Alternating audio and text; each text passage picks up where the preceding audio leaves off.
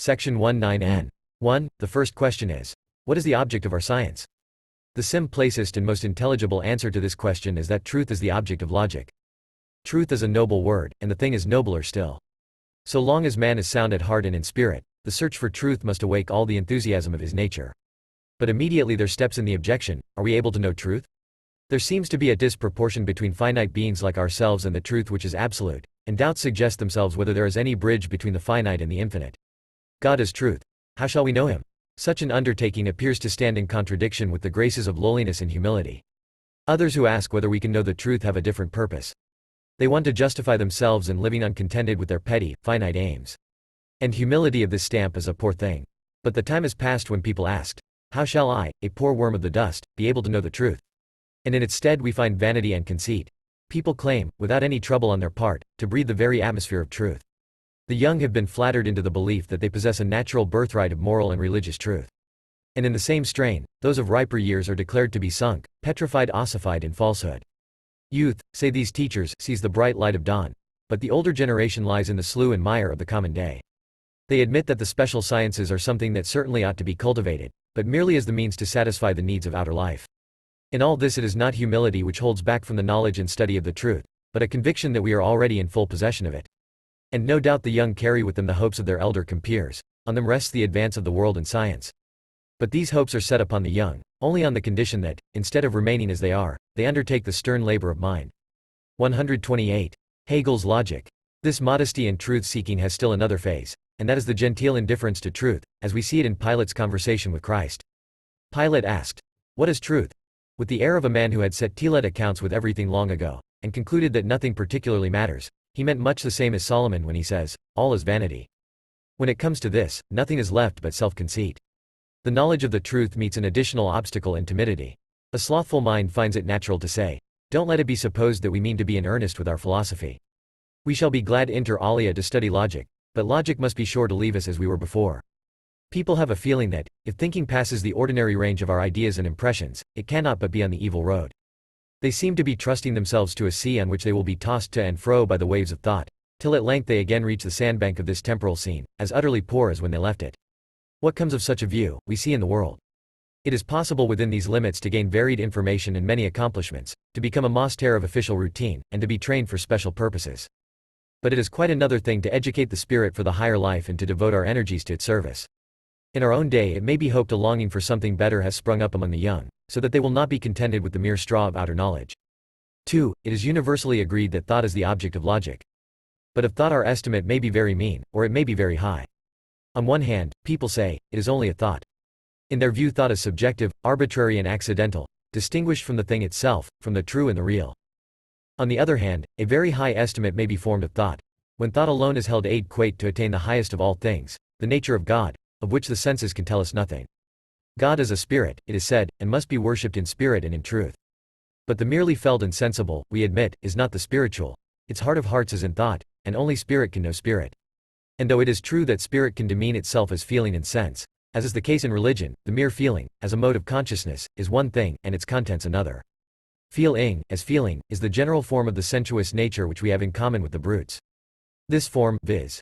Feeling, may possibly seize and appropriate the full organic truth, but the form has no real congruity with its contents. The form of feeling is the lowest in which spiritual truth can be expressed. The world of spiritual existences, God. Preliminary notion. 129. Himself, exists in proper truth, only in thought and as thought. If this be so, therefore, thought, far from being a mere thought, is the highest and, in strict accuracy, the sole mode of apprehending the eternal and absolute. As of thought, so also of the science of thought, a very high or a very low opinion may be formed. Any man, it is supposed, can think without logic, as he can digest without studying physiology. If he has studied logic, he thinks afterwards as he did before, perhaps more methodically, but with little alteration. If this were all, and if logic did no more than make men acquainted with the action of thought as the faculty of comparison and classification, it would produce nothing which had not been done quite as well before. And in point of fact logic hitherto had no other idea of its duty than this. Yet to be well informed about thought, even as a mere activity of the subject mind, is honorable and interesting for man. It is in knowing what he is and what he does that man is distinguished from the brutes. But we may take the higher estimate of thought, as what alone can get really in touch with the supreme and true. In that case, logic as the science of thought occupies a high ground. If the science of logic then considers thought in its action and its productions, and thought being no result less energy produces thoughts and the particular thought required, the theme of logic is in general the supersensible world, and to deal with that theme is to dwell for a while in that world. Mathematics is concerned with the abstractions of time and space. But these are still the object of sense, although the sensible is abstract and idealized. Thought bids adieu even to this last and abstract sensible. It asserts its own native independence, renounces the field of the external and internal sense, and puts away the interests and inclinations of the individual. When logic takes this ground, it is a higher science than we are in the habit of supposing. 3. The necessity of understanding logic in a deeper sense than as the science of the mere form of thought is enforced by the interests of religion and politics, of law and morality. In earlier days men meant no harm by thinking. They thought away freely and fearlessly. They thought about God, about nature, and the state. And they felt sure that a knowledge of the truth was obtainable through thought only, and not through the senses or any random ideas or opinions. But while they so thought, the principal ordinances of life began to be riotously affected by their conclusions. Thought deprived existing institutions of their force. Constitutions fell a victim to thought. Religion was assailed by thought. Firm religious beliefs which had been always looked upon as revelations were undermined, and in many. 130. Hegel's logic. Minds. The old faith was upset. The Greek philosophers, for example, became antagonists of the old religion, and destroyed its beliefs. Philosophers were accordingly banished or put to death, as revolutionists who had subverted religion and the state, two things which were inseparable. Thought, in short, made itself a power in the real world, and exercised enormous influence. The matter ended by drawing attention to the influence of thought, and its claims were submitted to a more rigorous scrutiny, by which the world professed to find that thought arrogated too much and was unable to perform what it had undertaken. It had not, people said, learned the real being of God, of nature and mind. It had not learned what the truth was. What it had done was to overthrow religion and the state. It became urgent therefore to justify thought, with reference to the results it had produced. And it is this examination into the nature of thought and this justification which in recent times has constituted one of the main problems of philosophy.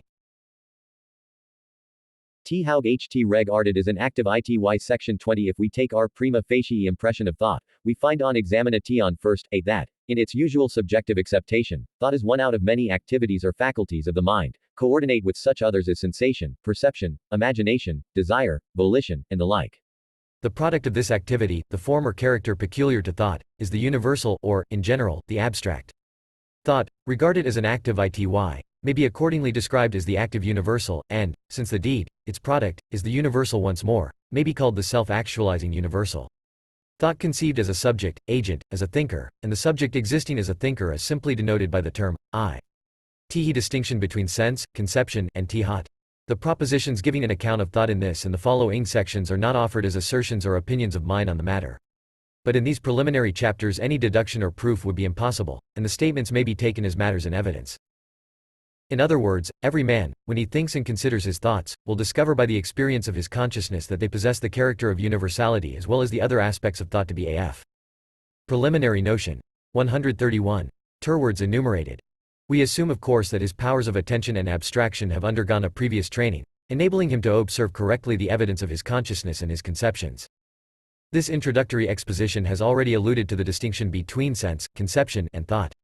As the distinction is of capital importance for understanding the nature and kinds of knowledge, it will help to explain matters if we here call attention to it. For the explanation of sense, the readiest method certainly is to refer to its external source, the organs of sense. But to name the organ does not help much to explain what is apprehended by it.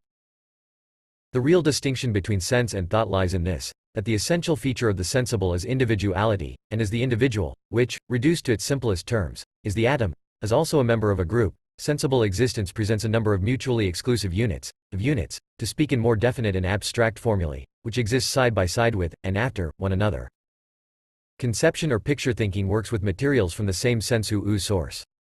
But these materials when conceived are expressly characterized as in me and therefore mine, and secondly, as universal, or simple, because only referred to self. Nor is sense the only source of materialized conception.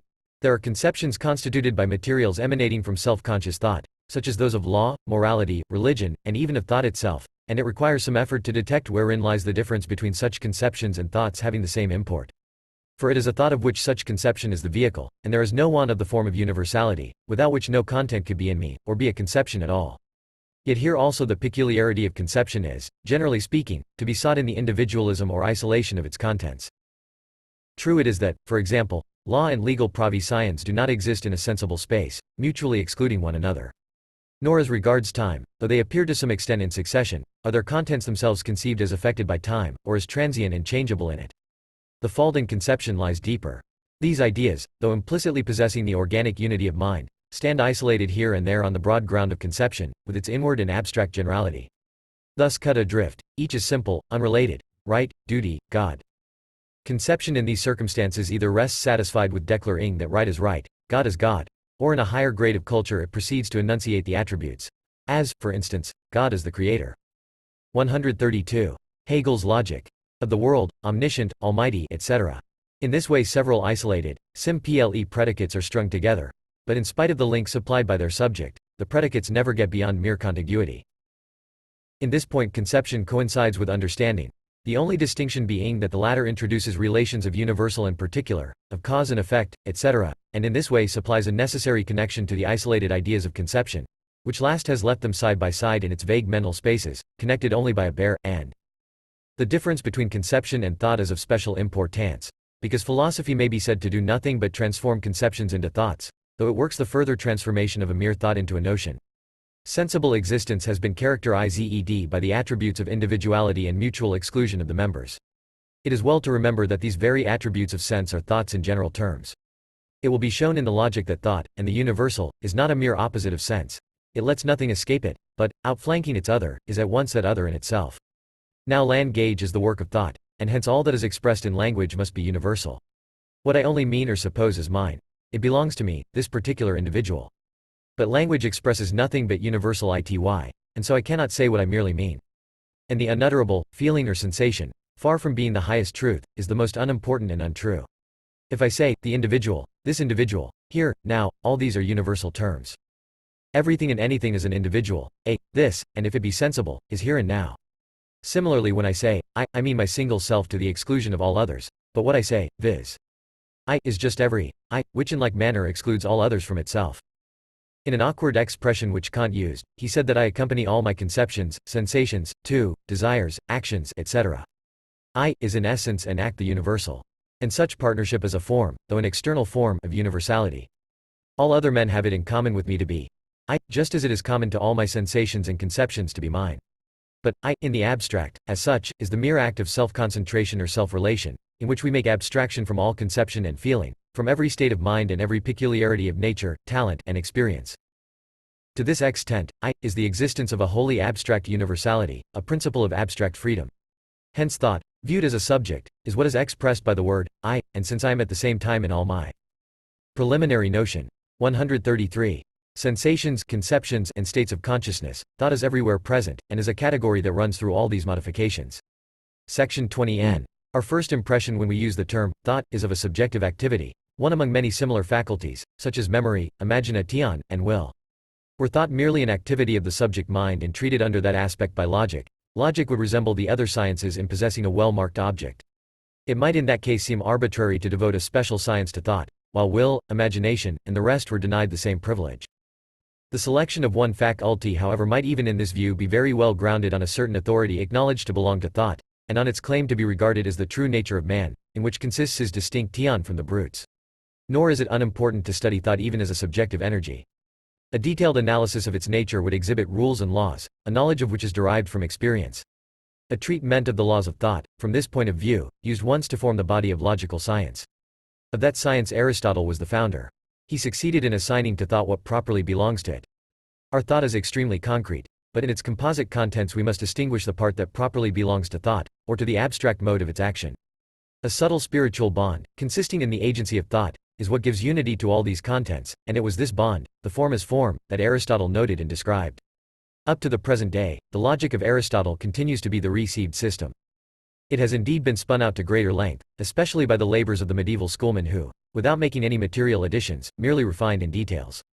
The moderns also have left their mark upon this logic, partly by omitting many points of logical doctrine due to Aristotle and the schoolmen, and partly by foisting in a quantity of psychological matter.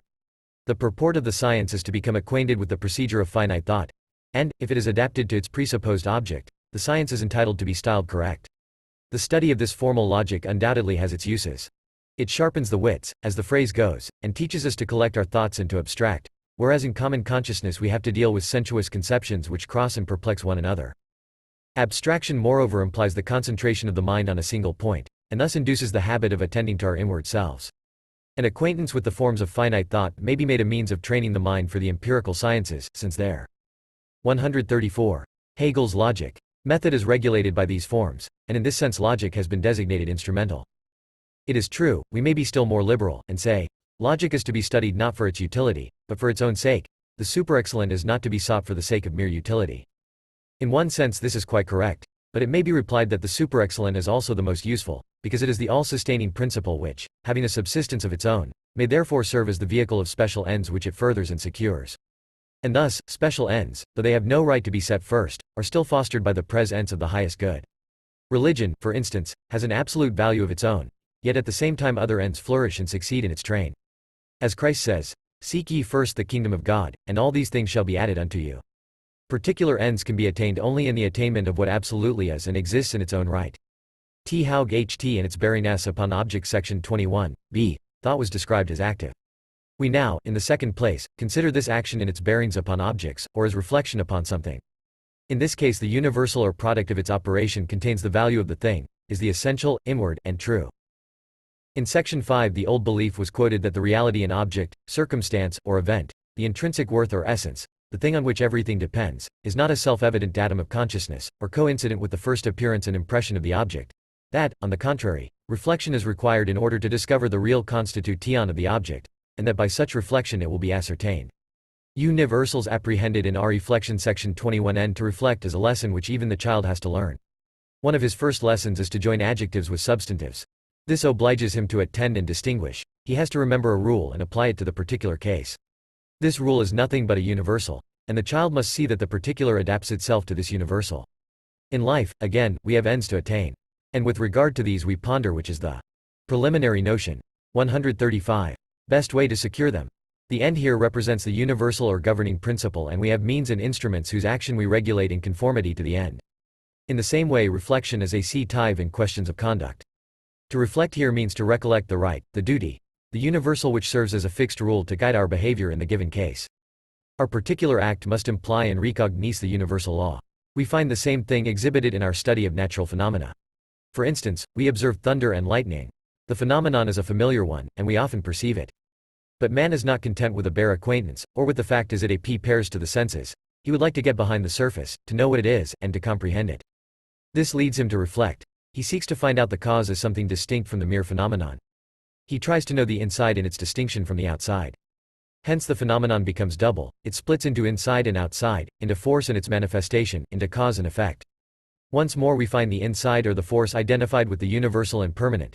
Not this or that flash of lightning, this or that plant, but that which continues the same in them all. The sensible appearance is individual and evanescent. The permanent in it is discovered by reflection. Nature shows us a countless number of individual forms and phenomena. Into this variety we feel a need of introducing unity. We compare, consequently, and try to find the universal of each single case. Individuals are born and perish. The species abides and recurs in them all, and its existence is only visible to reflection. Under the same head fall such laws as those regulating the motion of the heavenly bodies. Today we see the stars here, and tomorrow there, and our mind finds something incongruous in this chaos, something in which it can put no faith, because it believes in order and in a simple, constant, and universal law. Inspired by this belief, the mind has directed its reflection towards the phenomena, and learnt their laws. In other words, it has established the movement of the heavenly bodies to be in accordance with a universal law from which every change of position may be known and predicted. The case is the same with the influences which make themselves felt in the infinite complexity of human conduct. There, too, man has the belief in the sway of a general principle. From all these examples it may be gathered how reflection is always seeking for something fixed and permanent, definite in itself and governing the particulars. This universal which cannot be apprehended by the senses counts as the true and essential.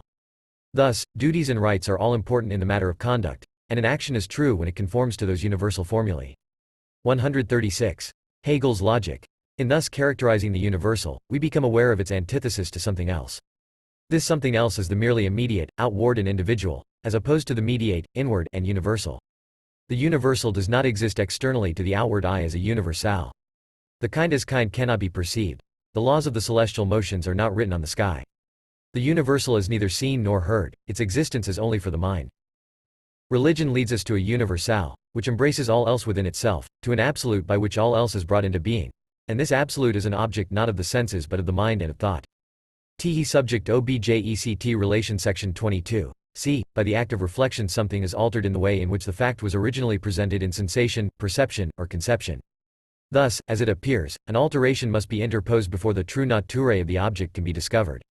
What reflection elicits is a product of our thought. Solon, for instance, produced out of his head the laws he gave to the Athenians. This is half of the truth, but we must not on that account forget that the universal, in Solon's case, the laws, is the very reverse of merely subjective, or fail to note that it is the essential, true, and objective being of things. To discover the truth in things, mere attention is not enough. We must call in the action of our own faculties to transform what is immediately before us. Now, at first sight, this seems an inverse scion of the natural order, calculated to thwart the very purpose on which knowledge is bent. But the method is not so irrational as it seems. It has been the conviction of every age that the only way of reaching the permanent substratum was to transmute the given phenomenon by means of reflection. In modern times a doubt has for the first time been raised on this point in connection with the difference alleged to exist between the products of our thought and the things in their own nature. This real nature of things, it is said, is very different from what we make out of them. Kantian skepticism. The divorce between thought and thing is mainly the work of the critical philosophy, and runs counter to the conviction of all previous ages, that their agreement was a matter of course. The antithesis between them is the hinge on which modern philosophy turns. Preliminary notion. 137. Meanwhile the natural belief of men gives the lie to it. In common life we reflect, without particularly reminding ourselves that this is the process of arriving at the truth, and we think without hesitation, and in the firm belief that thought coincides with thing. And this belief is of the greatest importance. It marks the diseased state of the age when we see it adopt the despairing creed that our knowledge is only subjective, and that beyond this subjective we cannot go. Whereas, rightly understood, truth is objective, and ought so to regulate the conviction of every one, that the conviction of the individual is stamped as wrong when it does not agree with this rule. Modem views, on the contrary, put great value on the mere fact of conviction, and hold that to be convinced is good for its own sake, whatever be the burden of our conviction, there being no standard by which we can measure its truth. We said above that, according to the old belief, it was the characteristic right of the mind to know the truth. If this be so, it also implies that everything we know both of outward and inward nature, in one word, the objective world, is in its own self the same as it is in thought, and that to think is to bring out the truth of our object, be it what it may. The business of philosophy is only to bring into explicit consciousness what the world in all ages has believed about thought. Philosophy therefore advances nothing new, and our present discussion has led us to a conclusion which agrees with the natural belief of mankind. Think for yourself. Section 23. D. The real nature of the object is brought to light in reflection, but it is no less true that this exertion of thought is my act. If this be so, the real nature is a product of my mind, in its character of thinking subject, generated by me in my simple universality, self-collected and removed from extraneous influences, in one word, in my freedom. Think for yourself, is a phrase which people often use as if it had some special significance. The fact is, no man can think for another, any more than he can eat or drink for him, and the expression is a pleonasm. To think is in fact ipso facto to be free, for thought is the action of the universal as an abstract relating of self to self, where, being at home with ourselves, and as regards our subjectivity utterly blank, our consciousness is, in the matter of its contents, only in the fact and its characteristics. If this be admitted, and if we apply the term humility or modesty to an attitude where our subjectivity is not allowed to interfere by act or quality, it 138. Hegel's logic is easy to appreciate the question touching the humility or modesty and pride of philosophy. For in point of contents, thought is only true in proportion as it sinks itself in the facts, and in point of form it is no private or particular state or act of the subject, but rather that attitude of consciousness where the abstract self, freed from all the special limitations to which its ordinary states or qualities are liable, restricts itself to that universal action in which it is identical with all individuals. In these circumstances philosophy may be acquitted of the charge of pride. And when Aristotle summons the mind to rise to the dignity of that attitude, the dignity he seeks is won by letting slip all our individual opinions and prejudices, and submitting to the sway of the fact. Objectivity of thought. Section 24. With these explanations and qualifications, thoughts may be termed objective thoughts, among which are also to be included the forms which are more especially discussed in the common logic, where they are usually treated as forms of conscious thought only. Logic therefore coincides with metaphysics, the science of things said and held in thoughts, thoughts accredited able to express the essential reality of things. An exposition of the relation in which such forms as notion, judgment, and syllogism stand to others, such as causality, is a matter for the science itself. But this much is evident beforehand. If thought tries to form a notion of things, this notion, as well as its proximate phases, the judgment and syllogism, cannot be composed of articles and relations which are alien and irrelevant to the things. Reflection, it was said above, conducts to the universal of things, which universal is itself one of the constituent factors of a notion. To say that reason or understanding is in the world, is equivalent in its import to the phrase, objective thought. The latter phrase however has the inconvenience that thought is usually confined to express what belongs to the mind or consciousness only, while objective is a term applied, at least primarily, only to the non-mental. Section 24N. 1. To speak of thought or objective thought as the heart and soul of the world, may seem to be ascribing consciousness to the things of Na. Preliminary notion. 139. 2. We feel a certain repugnance against making thought the inward function of things, especially as we speak of thought as marking the divergence of man from nature. It would be necessary, therefore, if we use the term thought at all, to speak of nature as the system of unconscious thought, or, to use Skelling's expression, a petrified intelligence. And in order to prevent misconception, thought form, or thought type, should be substituted for the ambiguous term thought.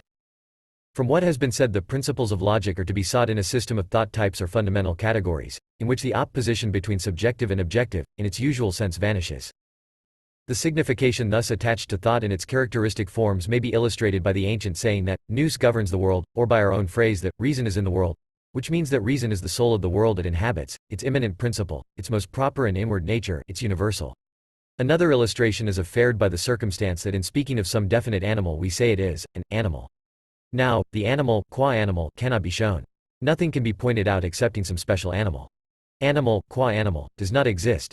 It is merely the universal nature of the individual animals, while each existing animal is a more concretely defined and particularized thing. But to be an animal, the law of kind, which is the universal in this case, is the property of the particular animal and constitutes its definite essence. Take away from the dog its animality, and it becomes impossible to say what it is. All things have a permanent inward nature, as well as an outward existence. They live and die, arise and pass away, but their essential and universal part is the kind. And this means much more than something common to them all. If thought is the constitutive substance of external things, it is also the universal substance of what is spiritual. In all human perception thought is present, so too thought is the universal in all the acts of conception and recollection, in short, in every mental activity, in willing, wishing, and the like. All these faculties are only further specializations of thought. When it is presented in this light, thought has a different part to play from what it has if we speak of a faculty of thought, one among a crowd of other faculties, such as perception, conception, and will, with which it stands on the same level. When it is seen to be the true universal of all that nature and mind contain, it extends its scope far beyond all these, and becomes the basis of everything. From this view of thought, in its objective meaning as nous, we may next pass to consider the subjective sense of the term. We say first, man is a being that thinks, but we also say at the same time, man is a being that perceives and wills. Man is a thinker, and is. 140. Hegel's logic. Universal, but he is a thinker only because he feels his own universality. The animal too is by implication universal, but the universal is not consciously felt by it to be universal, it feels only the individual. The animal sees a singular object, for instance, its food, or a man. For the animal all this never goes beyond an individual thing. Similarly, sensation has to do with nothing but singulars, such as this pain or this sweet taste. Nature does not bring its nous into consciousness. It is man who first makes himself double so as to be a universal for a universal. This first happens when man knows that he is, I, by the term, I mean myself, a single and altogether determinate person. And yet I really utter nothing peculiar to myself, for everyone else is an I, or ego, and when I call myself I, though I indubitably mean the single person myself, I express a thorough universal. I, therefore, is mere being for self, in which everything peculiar or marked is renounced and buried out of sight. It is as it were the ultimate and unanalyzable point of consciousness. We may say, I and thought are the same, or, more definitely, I is thought as a thinker. What I have in my consciousness is for me. I is the vacuum or receptacle for anything and everything, for which everything is and which stores up everything in itself. Every man is a whole world of conceptions, that lie buried in the night of the ego. It follows that the ego is the universal in which we leave aside all that is particular, and in which at the same time all the particulars have a latent existence. In other words, it is not a mere universality and nothing more, but the universality which includes in it everything. Commonly we use the word I without attaching much importance to it, nor is it an object of study except to philosophical analysis. In the ego, we have thought before us in its utter purity. While the brute cannot say, I, man can, because it is his nature to think. Now in the ego, there are a variety of contents, derived both from within and from without, and according to the nature of these contents our state may be described as perception, or conception, or reminiscence. But in all of them the I is found, or in them all thought is present. Man, therefore, is always thinking, even in his perceptions. If he observes anything, he always observes it as a universal, fixes on a single point which he places in relief, thus withdrawing his attention from other points, and takes it as abstract and universal, even if the universality be only in form. In the case of our ordinary conceptions, two things may happen. 8 There the contents are molded by thought, but not the form, or, the form belongs to thought and not the contents. In using such terms, for instance, as anger, rose, hope, I am speaking of things which I have. Preliminary notion. 141. Learn in the way of sensation, but I express these contents in a universal mode, that is, in the form of thought. I have left out much that is particular and given the contents in their generality, but still the contents remain sense-derived.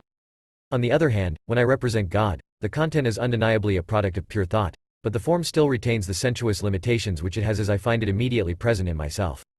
In these generalized images the content is not merely and simply sensible, as it is in a visual inspection, but either the content is sensuous and the form appertains to thought, or vice versa. In the first case the material is given to us, and our thought supplies the form. In the second case the content which has its source in thought is by means of the form turned into a something given, which accordingly reaches the mind from without. 2. Logic is the study of thought pure and simple, or the pure thought forms. In the ordinary sense of the term, by thought we generally represent to ourselves something more than simple and unmixed thought. We mean some thought, the material of which is from experience. Whereas in logic a thought is understood to include nothing else but what depends on thinking and what thinking has brought into existence. It is in these circumstances that thoughts are pure thoughts. The mind is then in its own home element and therefore free, for freedom means that the other thing with which you deal is a second self, so that you never leave your own ground but give the law to yourself. In the impulses or appetites the beginning is from something else, from something which we feel to be external. In this case then we speak of dependence. For freedom it is necessary that we should feel no presence of something else which is not ourselves. The natural man, whose motions follow the rule only of his appetites, is not his own master.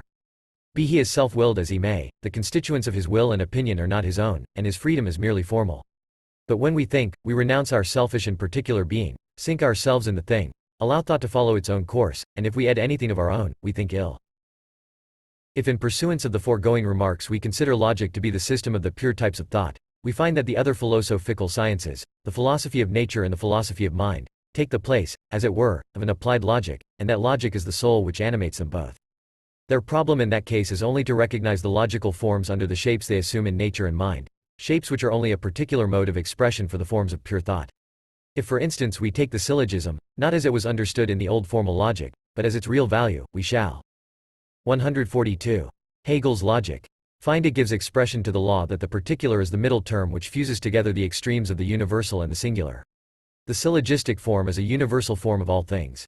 Everything that exists is a particular, which couples together the universal and the singular. But nature is weak and fails to exhibit the logical forms in their purity. Such a feeble exemplification of the syllogism may be seen in the magnet. In the middle or point of indifference of a magnet, its two poles, however they may be distinguished, are brought into one.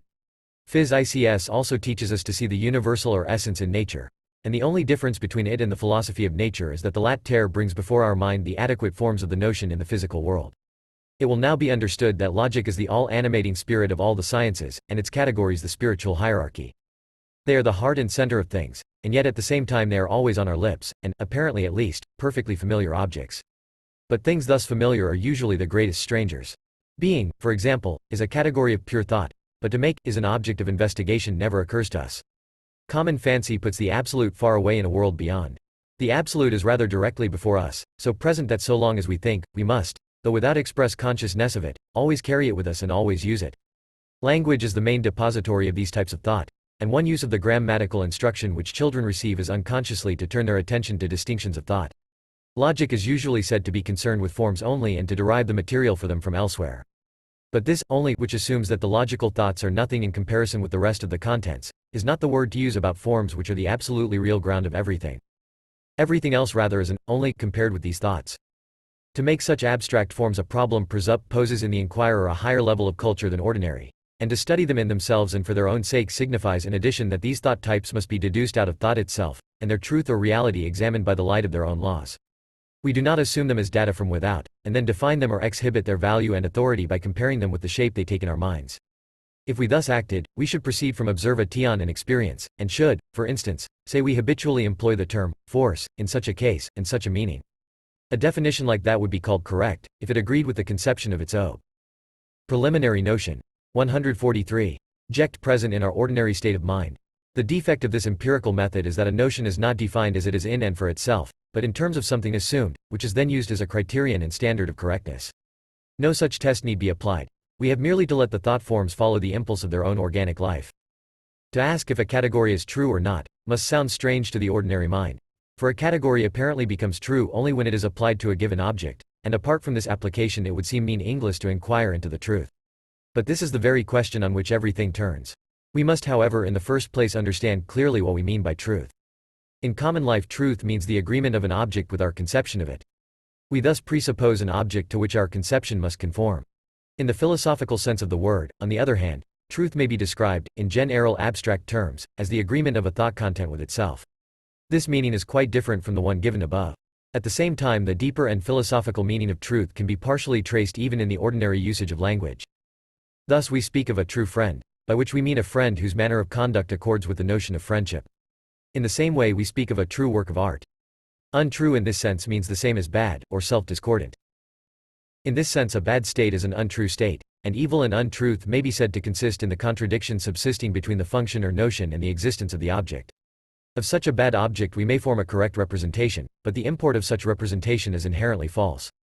Of these correctnesses, which are at the same time untruths, we may have many in our heads. God alone is the thorough harmony of notion and reality. All finite things involve an untruth.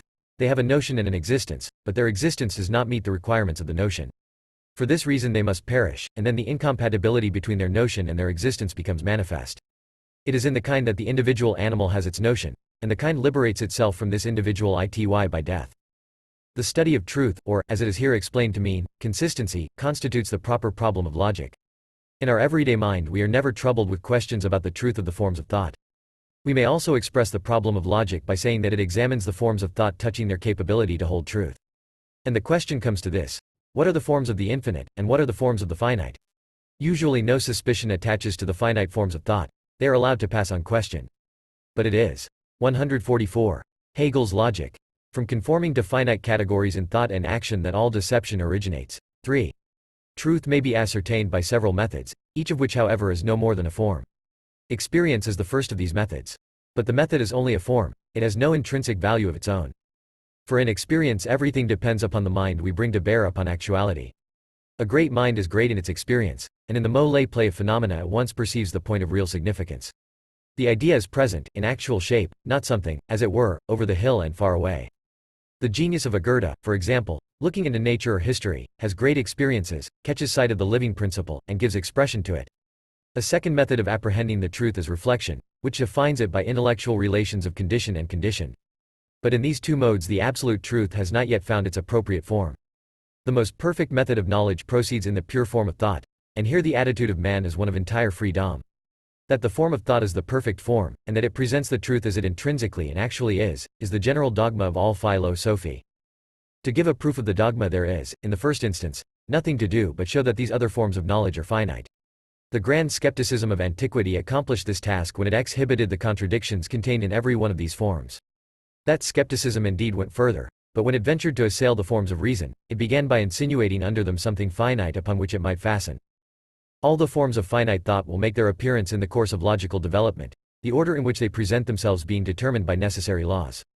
Here in the introduction they could only be unscientifically assumed as something given.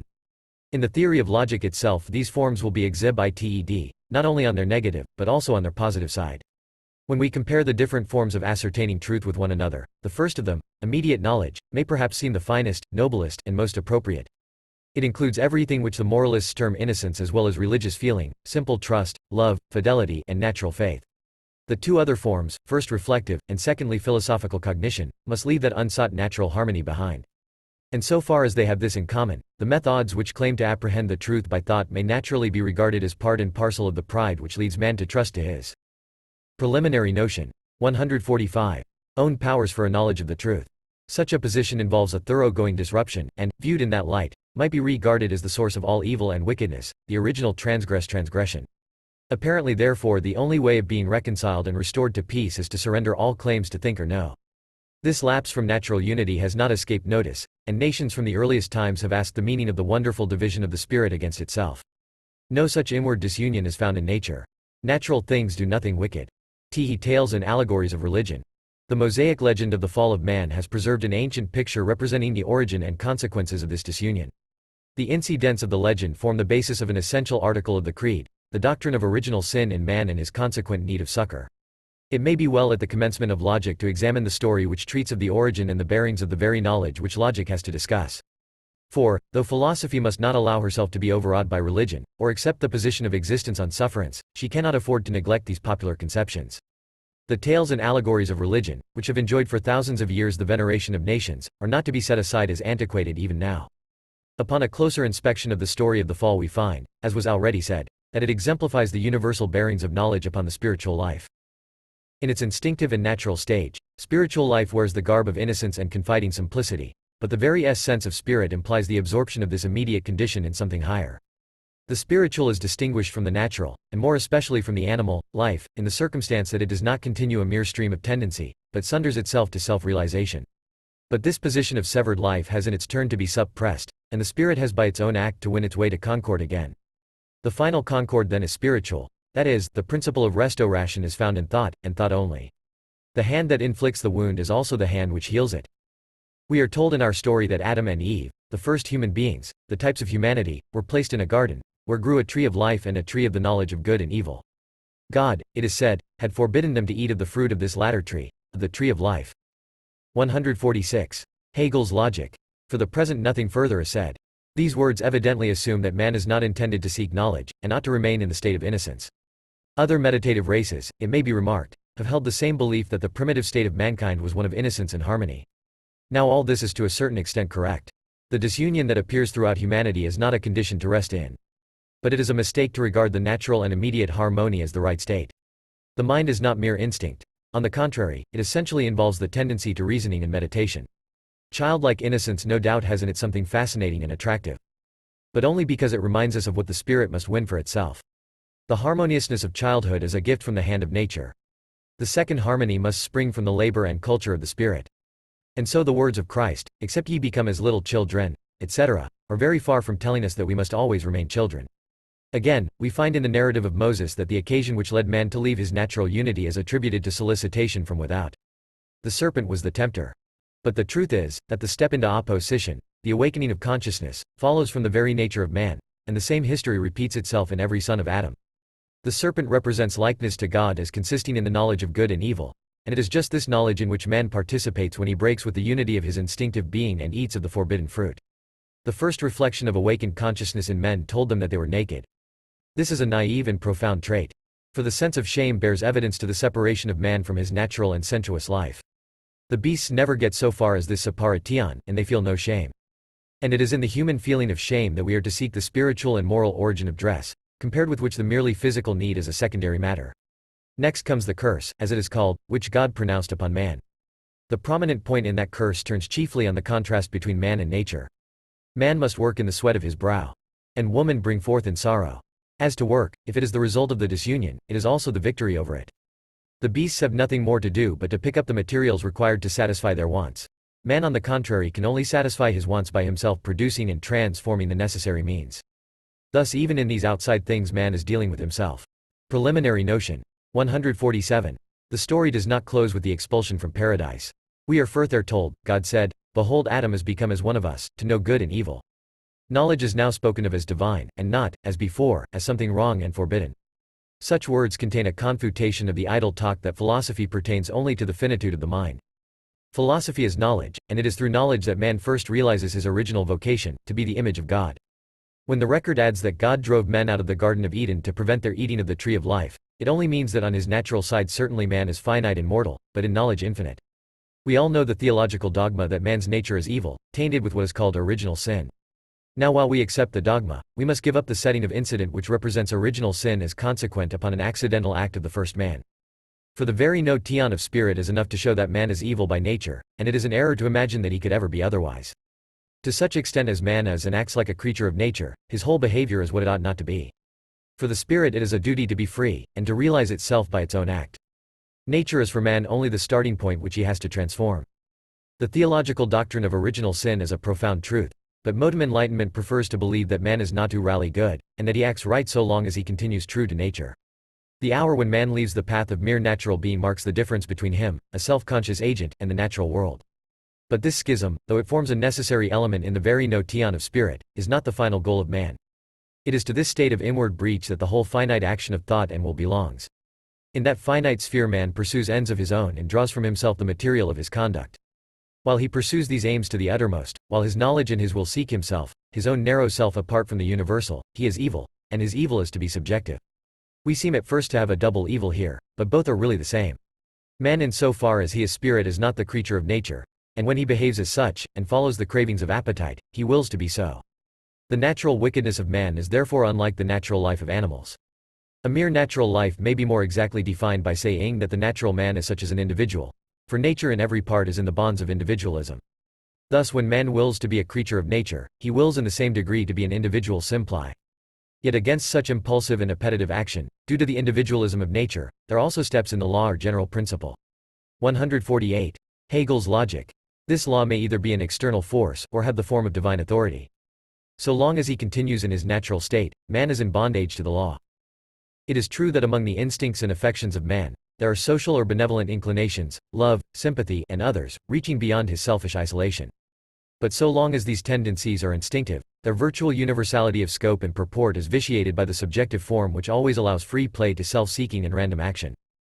T. Concrete Formations of Consciousness Section 25. The term, objective thoughts, indicates the truth which is to be the absolute object of philosophy, and not merely the goal at which it aims. But the very expression cannot fail to suggest an opposition, to characterize and appreciate which is the main motive of the philosophical attitude of the present time, and which forms the real problem of the question about truth and our means of ascertaining it. If the thought forms are vitiated by a fixed antithesis, i.e. if they are only of a finite character, they are unsuitable for the self-centered universe of truth, and truth can find no adequate receptacle in thought. Such thought, which can produce only limited and partial categories and proceed by their means, is what in the stricter sense of the word is termed understanding. The finitude, further, of these categories lies in 2 points. Firstly, they are only subjective, and the antithesis of an objective permanently clings to them. Secondly, they are always of restricted content, and so persist in antithesis to one another and still more to the absolute. In order more fully to explain the position and import here attributed to logic, the attitudes in which thought is supposed to stand to objectivity will next be examined by way of further introduction.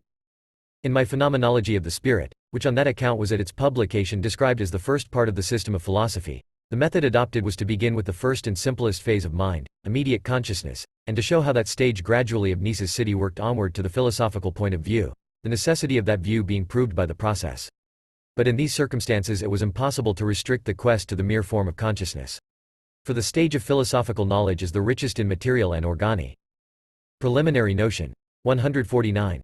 Sation, and therefore, as it came before us in the shape of a result, it presupposed the existence of the concrete formations of consciousness, such as individual and social morality, art and religion. In the development of consciousness, which at first sight appears limited to the point of form merely, there is thus at the same time included the development of the matter or of the objects discussed in the special branches of philosophy. But the latter process must, so to speak, go on behind consciousness, since those facts are the essential nucleus which is raised into consciousness. The exposition accordingly is rendered more intricate, because so much that properly belongs to the concrete branches is prematurely dragged into the introduction. The survey which follows in the present work has even more the inconvenience of being only historical and inferential in its method. But it tries especially to show how the questions men have proposed, outside the school, on the nature of knowledge, faith, and the like, questions which they imagine to have no connection with abstract thoughts, are really reducible to the simple categories, which first get cleared up in logic. 3. First attitude of thought to objectivity. Section 26. The first of these attitudes of thought is seen in the method which has no doubts and no sense of the contradiction in thought, or of the hostility of thought against itself. It entertains an unquestioning belief that reflection is the means of ascertaining the truth, and of bringing the objects before the mind as they really are. And in this belief it advances straight upon its objects, takes the materials furnished by sense and perception, and reproduces them from itself as facts of thought, and then, believing this result to be the truth, the method is content. Philosophy in its earliest stages, all the sciences, and even the daily action and movement of consciousness, live in this faith. Section 27. This method of thought has never become aware of the antithesis of subjective and objective, and to that extent there is nothing to prevent its statements from possessing a genuinely philosophical and speculative character, though it is just as possible that they may never get beyond finite categories, or the stage where the antithesis is still unresolved. In the present introduction the main question for us is to observe this attitude of thought in its extreme form, and we shall accordingly first of all examine its second and inferior aspect as a philosophic system. One of the clearest instances of it, and one lying nearest to ourselves, may be found in the metaphysic of the past as it subsisted among us previous to the philosophy of Kant. It is however only in reference to the history of philosophy that this metaphysic can be said to belong to the past. The thing is always and at all places to be found, as the view which the abstract understanding takes of the objects of reason. And it is in this point that the real and immediate good lies in a closer examination of its main scope and its modus operandi. Section 28. This metaphysical system took the laws and forms of thought to be the fundamental laws and forms of things. It assumed that to think a thing was the means of finding its very self and nature, and to that extent. First attitude to objectivity. 151. It occupied higher ground than the critical philosophy which succeeded it. But in the first instance, 1. These terms of thought were cut off from their connection, their solidarity. Each was believed valid by itself and capable of serving as a predicate of the truth. It was the general assumption of this metaphysic that a knowledge of the absolute was gained by assigning predicates to it. It neither inquired what the terms of the understanding specially meant or what they were worth, nor did it test the method which characterizes the absolute by the assignment of predicates. As an example of such predicates may be taken existence in the proposition, God has existence, finitude or infinity, as in the question, is the world finite or infinite? Simple and complex in the proposition, the soul is simple, or again, the thing is a unity, a whole, etc. Nobody asked whether such predicates had any intrinsic and independent truth, or if the propositional form could be a form of truth. The metaphysic of the past assumed, as unsophisticated belief always does, that thought apprehends the very self of things, and that things, to become what they truly are, require to be thought. For nature and the human soul are a very Proteus in their perpetual transformations. And it soon occurs to the observer that the first crude impression of things is not their essential being. This is a point of view the very reverse of the result arrived at by the critical philosophy, a result, of which it may be said, that it bade man go and feed on mere husks and chaff. We must look more closely into the procedure of that old metaphysic. In the first place, it never went beyond the province of the analytic understanding. Without preliminary inquiry, it adopted the abstract categories of thought and let them rank as predicates of truth. But in using the term thought, we must not forget the difference between finite or discursive thinking and the thinking which is infinite and rational. The categories, as they meet as prima facie and in isolation, are finite forms. But truth is always infinite, and cannot be expressed or presented to consciousness in finite terms. The phrase infinite thought may excite surprise, if we adhere to the modern conception that thought is always limited. But it is, speaking rightly, the very essence of thought to be infinite. The nominal explanation of calling a thing finite is that it has an end, that it exists up to a certain point only, where it comes into contact with, and is limited by, its other. The finite therefore subsists in reference to its other, which is its negation and presents itself as its limit. Now thought is always in its own sphere, its relations are with itself, and it is its own object. In having a thought. 152. Hegel's logic. For object, I am at home with myself. The thinking power, the I, is therefore infinite, because, when it thinks, it is in relation to an object which is itself. Generally speaking, an object means a something else, a negative confronting me. But in the case where thought thinks itself, it has an object which is at the same time no object. In other words, its objectivity is suppressed and transformed into an idea. Thought, as thought, therefore in its unmixed nature involves no limits. It is finite only when it keeps to limited categories, which it believes to be ultimate. Infinite or speculative thought, on the contrary, while it no less defines, does in the very act of limiting and defining make that defect vanish. And so infinity is not, as most frequently happens, to be conceived as an abstract away and away forever and ever, but in the simple manner previously indicated. The thinking of the old metaphysical system was finite. Its whole mode of action was regulated by categories, the limits of which it believed to be permanently fixed and not subject to any further negation. Thus, one of its questions was, has God existence? The question supposes that existence is an altogether positive term, a sort of ne plus ultra. We shall see however at a later point that existence is by no means a merely positive term, but one which is too low for the absolute idea and unworthy of God. A second question in these metaphysical systems was, is the world finite or infinite? The very terms of the question assume that the finite is a permanent contradictory to the infinite. And one can easily see that, when they are so opposed, the infinite, which of course ought to be the whole, only pairs as a single aspect and suffers restriction from the finite. But a restricted infinity is itself only a finite. In the same way it was asked whether the soul was simple or composite. Simpleness was, in other words, taken to be an ultimate characteristic, giving expression to a whole truth. Far from being so, simpleness is the expression of a half-truth, as one-sided and abstract as existence, a term of thought, which, as we shall hereafter see, is itself untrue and hence unable to hold truth. If the soul be viewed as merely and abstractly simple, it is characterized in an inadequate and finite way. It was therefore the main question of the pre-Kantian metaphysic to discover whether predicates of the kind mentioned were to be ascribed to its objects. Now these predicates are after all only limited formulae of the understanding which, instead of expressing the truth, merely impose a limit. More than this, it should be noted that the chief feature of the method lay in assigning, or attributing, predicates to the object that was to be cognized, for example, to God. But attribution is no first attitude to objectivity. 153. More than an external reflection about the object. The predicates by which the object is to be determined are supplied from the resources of picture thought, and are applied in a mechanical way. Whereas, if we are to have genuine cognition, the object must characterize its own self and not derive its predicates from without.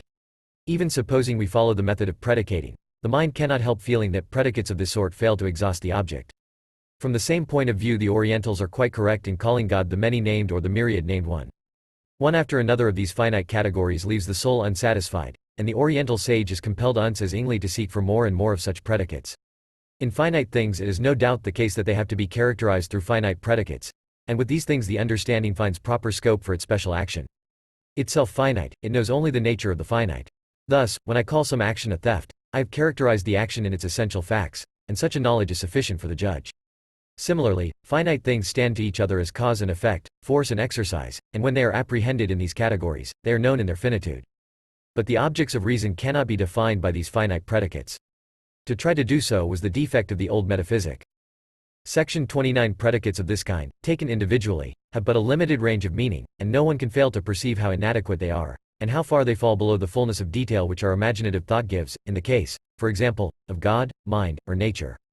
Besides, though the fact of their being all predicates of one subject supplies them with a certain connection, their several meanings keep them apart. And consequently each is brought in as a stranger in relation to the others. The first of these defects the Orientals sought to remedy, when, for example, they defined God by attributing to him many names.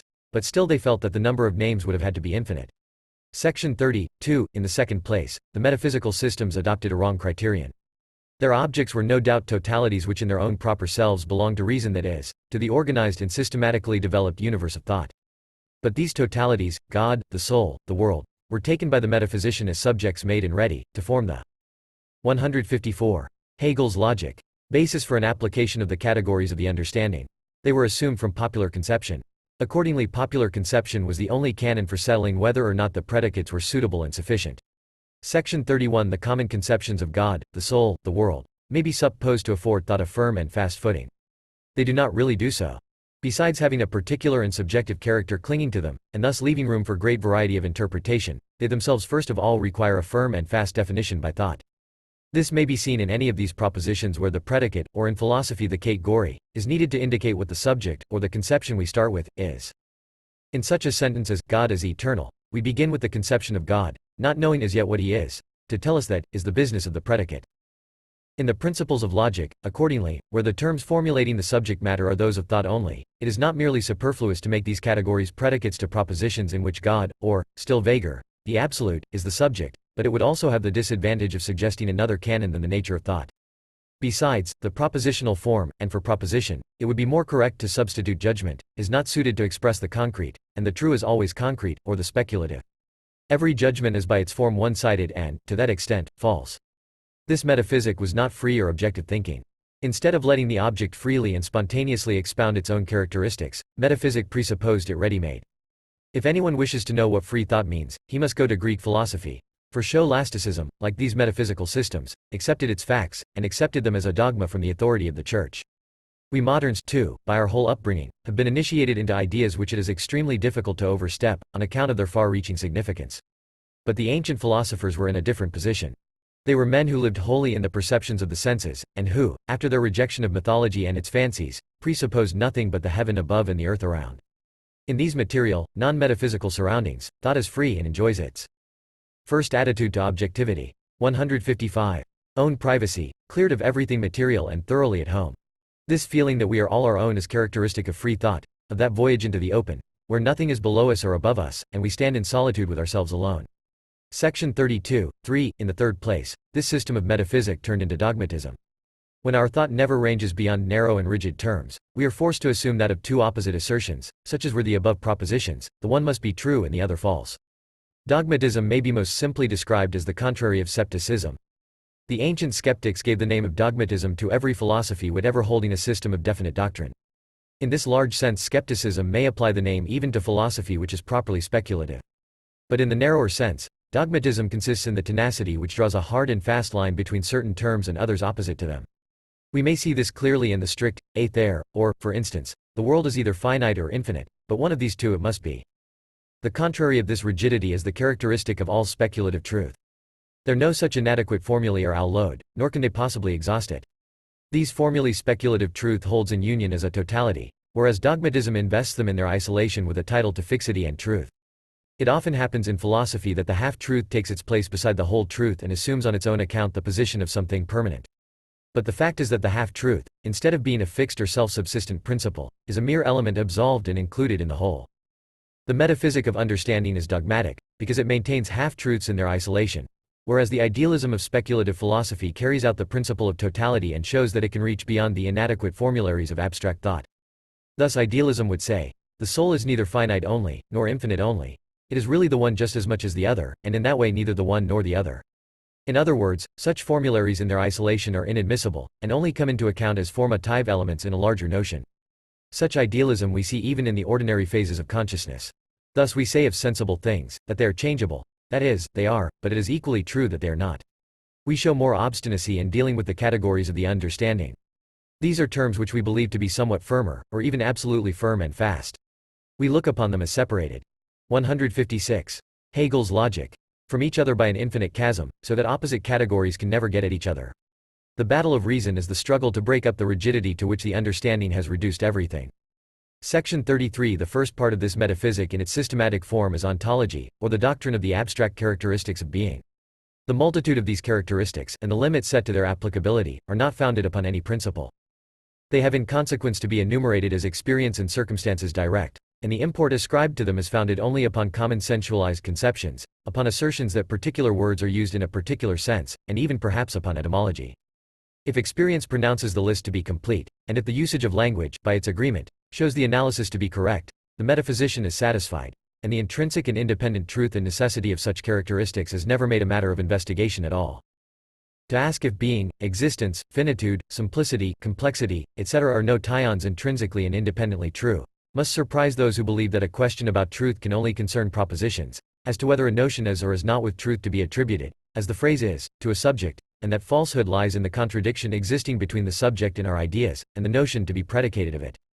Now as the notion is concrete, it and every character of it in general is essentially a self-contained unity of distinct characteristics. If truth then were nothing more than the absence of contradiction, it would be first of all necessary in the case of every notion to examine whether it, taken individually, did not contain this sort of intrinsic contradiction. Section 34. The second branch of the metaphysical system was rational psychology or pneumatology. It dealt with the metaphysical nature of the soul, that is, of the mind regarded as a thing. It expected to find immortality in a sphere dominated by the laws of composition, time, qualitative change, and quantitative increase or decrease. The name, rational, given to this species of psychology, served to contrast it with empirical modes of observing the phenomena of the soul. Rational psychology viewed the soul in its metaphysical nature, and first attitude to objectivity. 157. Through the categories supplied by abstract thought. The rationalists endeavored to ascertain the inner nature of the soul as it is in itself and as it is for thought. In philosophy at present we hear little of the soul, seal. The favorite term is now mind, spirit, Geist. The two are distinct, soul being as it were the middle term between body and spirit, or the bond between the two. The mind, as soul, is immersed in corporeity, and the soul is the animating principle of the body. The pre-Kantian metaphysic, we say, viewed the soul as a thing. Thing is a very ambiguous word. By a thing, we mean, firstly, an immediate existence, something we represent in sensuous form, and in this meaning the term has been applied to the soul. Hence the question regarding the seat of the soul. Of course, if the soul have a seat, it is in space and sensuously envisaged. So, too, if the soul be viewed as a thing we can ask whether the soul is simple or composite. The question is important as bearing on the immortality of the soul, which is supposed to depend on the absence of composition. But the fact is, that in abstract simplicity we have a category, which as little corresponds to the nature of the soul, as that of compositeness. One word on the relation of rational to empirical psychology. The former, because it sets itself to apply thought to cognize mind and even to demonstrate the result of such thinking, is the higher.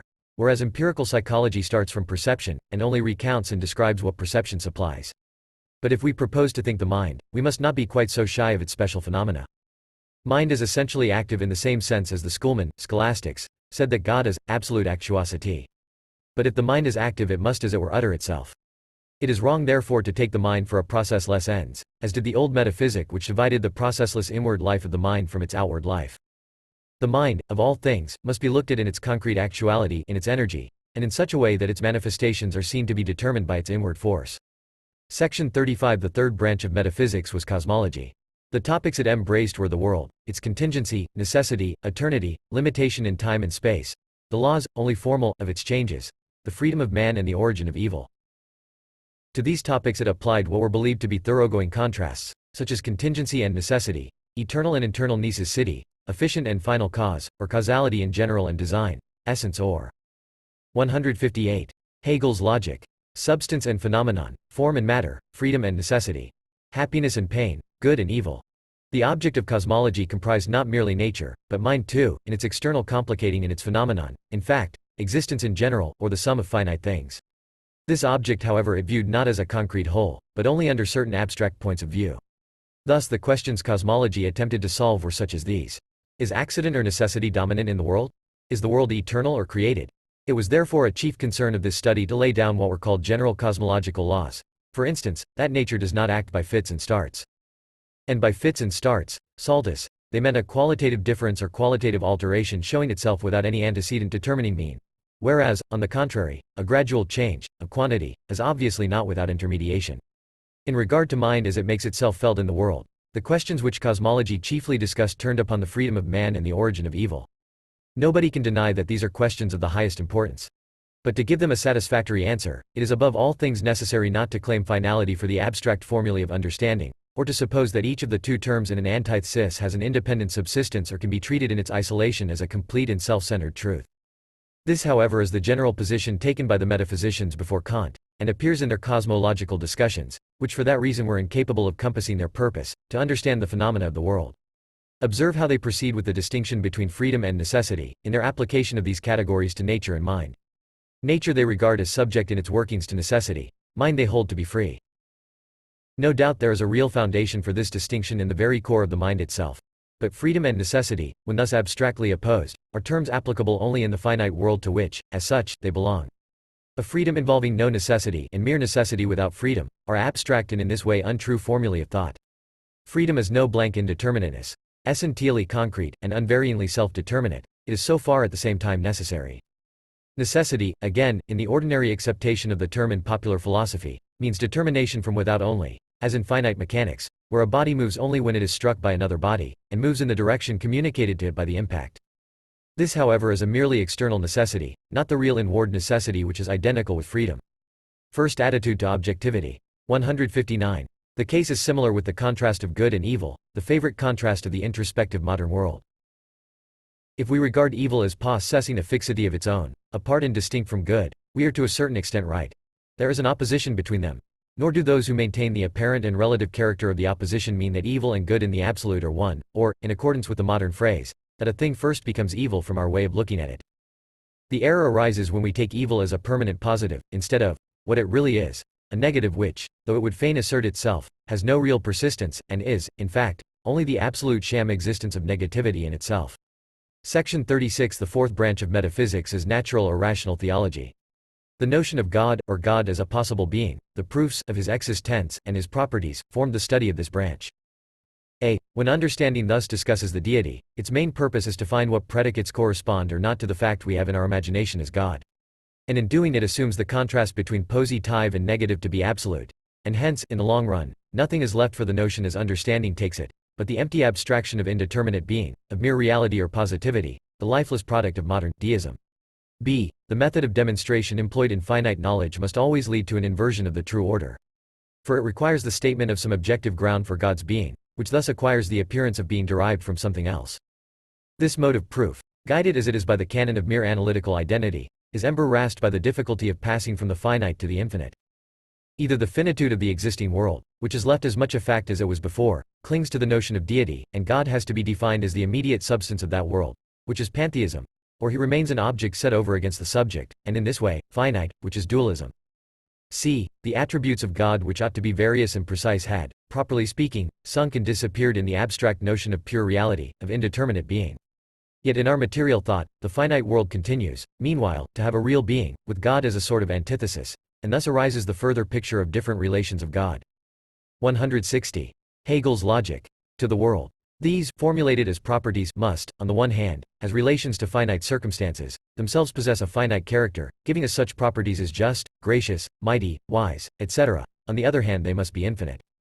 Now on this level of thought the only means, and a hazy one, of reconciling these opposing requirements was quantitative exaltation of the properties, forming them into indeterminateness, into the sensus eminentior. But it was an expedient which really destroyed the property and left a mere name.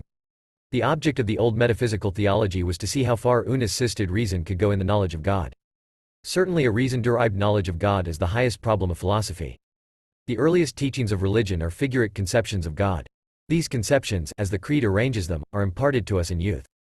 They are the doctrines of our religion, and insofar as the individual rests his faith on these doctrines and feels them to be the truth, he has all he needs as a Christian. Such is faith, and the science of this faith is theology. But until theology is something more than a bare enumeration and compilation of these doctrines ab extra, it has no right to the title of science. Even the method so much in vogue at present, the purely historical mode of treatment, which for example reports what has been said by this or the other father of the Church, does not invest theology with a scientific character. To get that, we must go on to comprehend the facts by thought, which is the business of philosophy. Genuine theology is thus at the same time a real philosophy of religion, as it was, we may add, in the Middle Ages. And now let us examine this rational theology more narrowly. It was a science which approached God not by reason but by understanding, and, in its mode of thought, employed the terms without any sense of their mutual limitations and connections. The notion of God formed the subject of discussion, and yet the criterion of our knowledge was derived from such an extraneous source as the materialized conception of God. Now thought must be free in its movements. It is no doubt to be remembered that the result of independent thought harmonizes with the import of the Christian religion, for the Christian religion is a revelation of reason. But such a harmony surpassed the efforts of rational theology. It proposed to define the figurate conception of God in terms of thought, but it resulted in a notion of God which was what we may call the abstract of positivity or reality, to the exclusion of all negation. God was accordingly defined to be the most real of all beings. Anyone can see however that this most real of beings, in which first attitude to objectivity, 161, negation forms no part, is the very opposite of what it ought to be and of what understanding supposes it to be. Instead of being rich and full above all measure, it is so narrowly conceived that it is, on the contrary, extremely poor and altogether empty. It is with reason that the heart craves a concrete body of truth. But without definite feature, that is, without negation, contained in the notion, there can only be an abstraction. When the notion of God is apprehended only as that of the abstract or most real being, God is, as it were, relegated to another world beyond, and to speak of a knowledge of him would be meaningless. Where there is no definite quality, knowledge is impossible. Mere light is mere darkness. The second problem of rational theology was to prove the existence of God. Now, in this matter, the main point to be noted is that demonstration, as the understanding employs it, means the dependence of one truth on another. In such proofs we have a presupposition something firm and fast, from which something else follows. We exhibit the dependence of some truth from an assumed starting point. Hence, if this mode of demonstration is applied to the existence of God, it can only mean that the being of God is to depend on other terms, which will then constitute the ground of his being. It is at once evident that this will lead to some mistake, for God must be simply and solely the ground of everything, and in so far not dependent upon anything else. And a perception of this danger has in modern times led some to say that God's existence is not capable of proof, but must be immediately or intuitively apprehended. Reason, however, and even sound common sense give demonstration a meaning quite different from that of the understanding. The demonstration of reason no doubt starts from something which is not God. But, as it advances, it does not leave the starting point a mere unexplained fact, which is what it was. On the contrary, it exhibits that point as derivative and called into being, and then God is seen to be primary, truly immediate, and self-subsisting, with the means of derivation wrapped up and absorbed in himself. Those who say, "Consider nature, and nature will lead you to God. You will find an absolute final cause," do not mean that God is something derivative. They mean that it is we who proceed to God himself from another, and in this way God, though the consequence, is also the absolute ground of the initial step. The relation of the two things is reversed, and what came as a consequence being shown to be an antecedent, the original antecedent is reduced to a consequence. This is always the way, moreover, whenever reason demonstrates. 162. Hegel's logic. If in the light of the present discussion we cast one glance more on the metaphysical method as a whole, we find its main characteristic was to make abstract identity its principle and to try to apprehend the objects of reason by the abstract and finite categories of the understanding. But this infinite of the understanding, this pure essence, is still finite. It has excluded all the variety of particular things, which thus limit and deny it. Instead of winning a concrete, this metaphysic stuck fast on an abstract identity. Its good point was the perception that thought alone constitutes the essence of all that is. It derived its materials from earlier philosophers, particularly the schoolmen. In speculative philosophy the understanding undoubtedly forms a stage, but not a stage at which we should keep forever standing. Plato is no metaphysician of this imperfect type, still less Aristotle, although the contrary is generally believed. IV. Second attitude of thought to objectivity I empiricism section 37 Under these circumstances a double want began to be felt. Partly it was the need of a concrete subject matter, as a counterpoise to the abstract theories of the understanding, which is unable to advance unaided from its generalities to specialization and determination. Partly, too, it was the demand for something fixed and secure, so as to exclude the possibility of proving anything and everything in the sphere, and according to the method of the finite formulae of thought. Such was the genesis of empirical philosophy, which abandons the search for truth in thought itself, and goes to fetch it from experience, the outward and the inward present.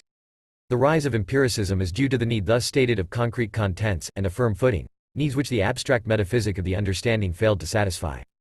Now by concreteness of contents it is meant that we must know the objects of consciousness as intrinsically determinate and as the unity of distinct characteristics. But, as we have already seen, this is by no means the case with the metaphysic of understanding, if it conform to its principle. With the mere understanding, thinking is limited to the form of an abstract universal, and can never advance to the particularization of this universal.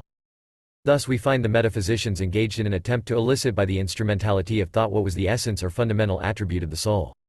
The soul, they said, is simple. The simplicity thus ascribed to the soul meant a mere and utter simplicity, from which difference is excluded, difference, or in other words composition, being made the fundamental attribute of body, or of matter in general. Clearly, in simplicity of this narrow type we have a very shallow category, quite incapable of embracing the wealth of the soul or of the mind. When it thus appeared that abstract metaphysical thinking was inadequate, it was felt that resource must be had to empirical psychology. The same happened in the case of rational physics. The current phrases there were, for instance, that space is infinite, that nature makes no leap, etc. Evidently this phraseology was wholly unsatisfactory in presence of the plenitude and life of nature. 164. Hegel's logic. Section 38 To some extent this source from which empiricism draws is common to it with metaphysic. It is in our materialized conceptions, i.e. in facts which emanate, in the first instance, from experience, that metaphysic also finds the guarantee for the correctness of its definitions, including both its initial assumptions and its more detailed body of doctrine. But, on the other hand, it must be noted that the single sensation is not the same thing as experience, and that the empirical school elevates the facts included under sensation, feeling, and perception into the form of general ideas, propositions, or laws. This, however, it does with the reservation that these general principles, such as force, are to have no further import or validity of their own beyond that taken from the sense impression, and that no connection shall be deemed legitimate except what can be shown to exist in phenomena. And on the subjective side empirical cognition has its stable footing in the fact that in a sensation consciousness is directly present and certain of itself. In empiricism lies the great principle that whatever is true must be in the actual world and present to sensation. This principle contradicts that, ought to be, on the strength of which, reflection, is vain enough to treat the actual present with scorn and to point to a scene beyond a scene which is assumed to have place and being only in the understanding of those who talk of it. No less than empiricism, philosophy, section 7, recognizes only what is, and has nothing to do with what merely ought to be and what is thus confessed not to exist. On the subjective side, too, it is right to notice the valuable principle of freedom involved in empiricism. For the main lesson of empiricism is that man must see for himself and feel that he is present in every fact of knowledge which he has to accept. When it is carried out to its legitimate consequences, empiricism being in its facts limited to the finite sphere denies the supersensible in general, or at least any knowledge of it which would define its nature. It leaves thought no powers except abstraction and formal universality and identity. But there is a fundamental delusion in all scientific empiricism. It employs the metaphysical categories of matter, force, those of one, many, generality, infinity, etc. Following the clue given by these categories it proceeds to draw conclusions, and in so doing presupposes and applies the syllogistic form. And all the while it is unaware that it contains metaphysics in wielding which, it makes use of those categories and their combinations in a style utterly thoughtless and uncritical. Empiricism. 165. From empiricism came the cry, stop roaming in empty abstractions, keep your eyes open, lay hold on man and nature as they are here before you, enjoy the present moment. Nobody can deny that there is a good deal of truth in these words. The everyday world, what is here and now, was a good exchange for the futile otherworld, for the rages and the chimeras of the abstract understanding. And thus was acquired an infinite principle, that solid footing so much missed in the old metaphysic. Finite principles are the most that the understanding can pick out, and these being essentially unstable and tottering, the structure they supported must collapse with a crash. Always the instinct of reason was to find an infinite principle. As yet, the time had not come for finding it in thought. Hence, this instinct seized upon the present, the here, the this, where doubtless there is implicit infinite form, but not in the genuine existence of that form. The external world is the truth, it could but know it, for the truth is actual and must exist. The infinite principle, the self-centered truth, therefore, is in the world for reason to discover, though it exists in an individual and sensible shape, and not in its truth. Besides, this school makes sense perception the form in which fact is to be apprehended, and in this consists the defect of empiricism. Sense perception as such is always individual, always transient. Not indeed that the process of knowledge stops short at sensation. On the contrary, it proceeds to find out the universal and permanent element in the individual apprehended by sense. This is the process leading from simple perception to experience. In order to form experiences, empiricism makes a special use of the form of analysis. In the impression of sense we have a concrete of many elements, the several attributes of which we are expected to peel off one by one, like the skins of an onion.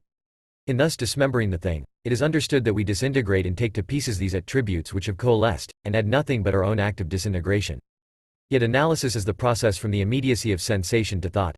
Those attributes, which the object analyzed contains in union, acquire the form of universality by being separated. Empiricism therefore labors under a delusion, if it supposes that, while analyzing the objects, it leaves them as they were. It really transforms the concrete into an abstract. And as a consequence of this change, the living thing is killed. Life can exist only in the concrete and one. Not that we can do without this division, if it be our intention to comprehend. Mind itself is an inherent division. The error lies in forgetting that this is only one half of the process, and that the main point is the reunion of what has been parted. And it is where analysis never gets beyond the stage of partition that the words of the poet are true. 166. Hegel's logic. In Cherischen Natura nens die Chemie, spotted ihrer Selbst, und weiss nicht, wie. Hat die Thiel in ihrer Hand, fällt leider nur das Geistesband. Circa F. Goethe, Faust, L. 1938–41. Then the parts in his hand he may hold and clasp, but the spiritual link is lost, alas. In Cherischen Natura, link of soul to body. This alchemy names, nor knows how herself she banters and blames.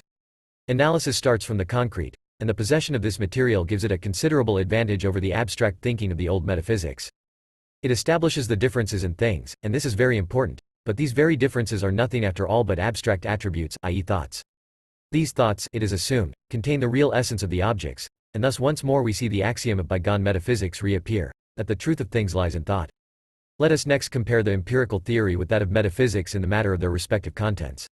We find the latter, as already stated, taking for its theme the universal objects of the reason, viz. God, the soul, and the world. And these themes, accepted from popular conception, it was the problem of philosophy to reduce into the form of thoughts. Another specimen of the same method was the scholastic philosophy, the theme presupposed by which was formed by the dogmas of the Christian Church, and it aimed at fixing their meaning and giving them a systematic arrangement through thought. The facts on which empiricism is based are of entirely different kind. They are the sensible facts of nature and the facts of the finite mind. In other words, empiricism deals with a finite material, and the old metaphysicians had an infinite, though, let us add, they made this infinite content finite by the finite form of the understanding. The same finitude of form reappears in empiricism, but here the facts are finite also. To this extent, then, both modes of philosophizing have the same method. Both proceed from data or assumptions, which they accept as ultimate. Generally speaking, empiricism finds the truth in the outward world, and even if it allow a supersensible world, it holds knowledge of that world to be impossible, and would restrict us to the province of sense perception. This doctrine when systematically carried out produces what has been latterly termed materialism. Materialism of this stamp looks upon matter, qua matter, as the genuine objective world. But with matter we are at once introduced to an abstraction, which as such cannot be perceived, and it may be maintained that there is no matter, because, as it exists, it is always something definite and concrete. Yet the abstraction we term matter is supposed to lie at the basis of the empiricism. 167. Whole world of sense, and expresses the sense world in its simplest terms as out-and-out individualization, and hence a congeries of points in mutual exclusion. So long then as this sensible sphere as in content ues to be for empiricism a mere datum, we have a doctrine of bondage, for we become free, when we are confronted by no absolutely alien world, but depend upon a fact which we ourselves are. Consistently with the empirical point of view, besides, reason and unreason can only be subjective. In other words, we must take what is given just as it is, and we have no right to ask whether and to what extent it is rational in its own nature. Section 39. Touching this principle, it has been justly observed that in what we call experience, as distinct from mere single perception of single facts, there are two elements. The one is the matter, infinite in its multiplicity, and as it stands a mere set of singulars. The other is the form, the characteristics of universality and necessity. Mere experience no doubt offers many, perhaps innumerable, cases of similar perceptions. But, after all, no multitude, however great, can be the same thing as universality.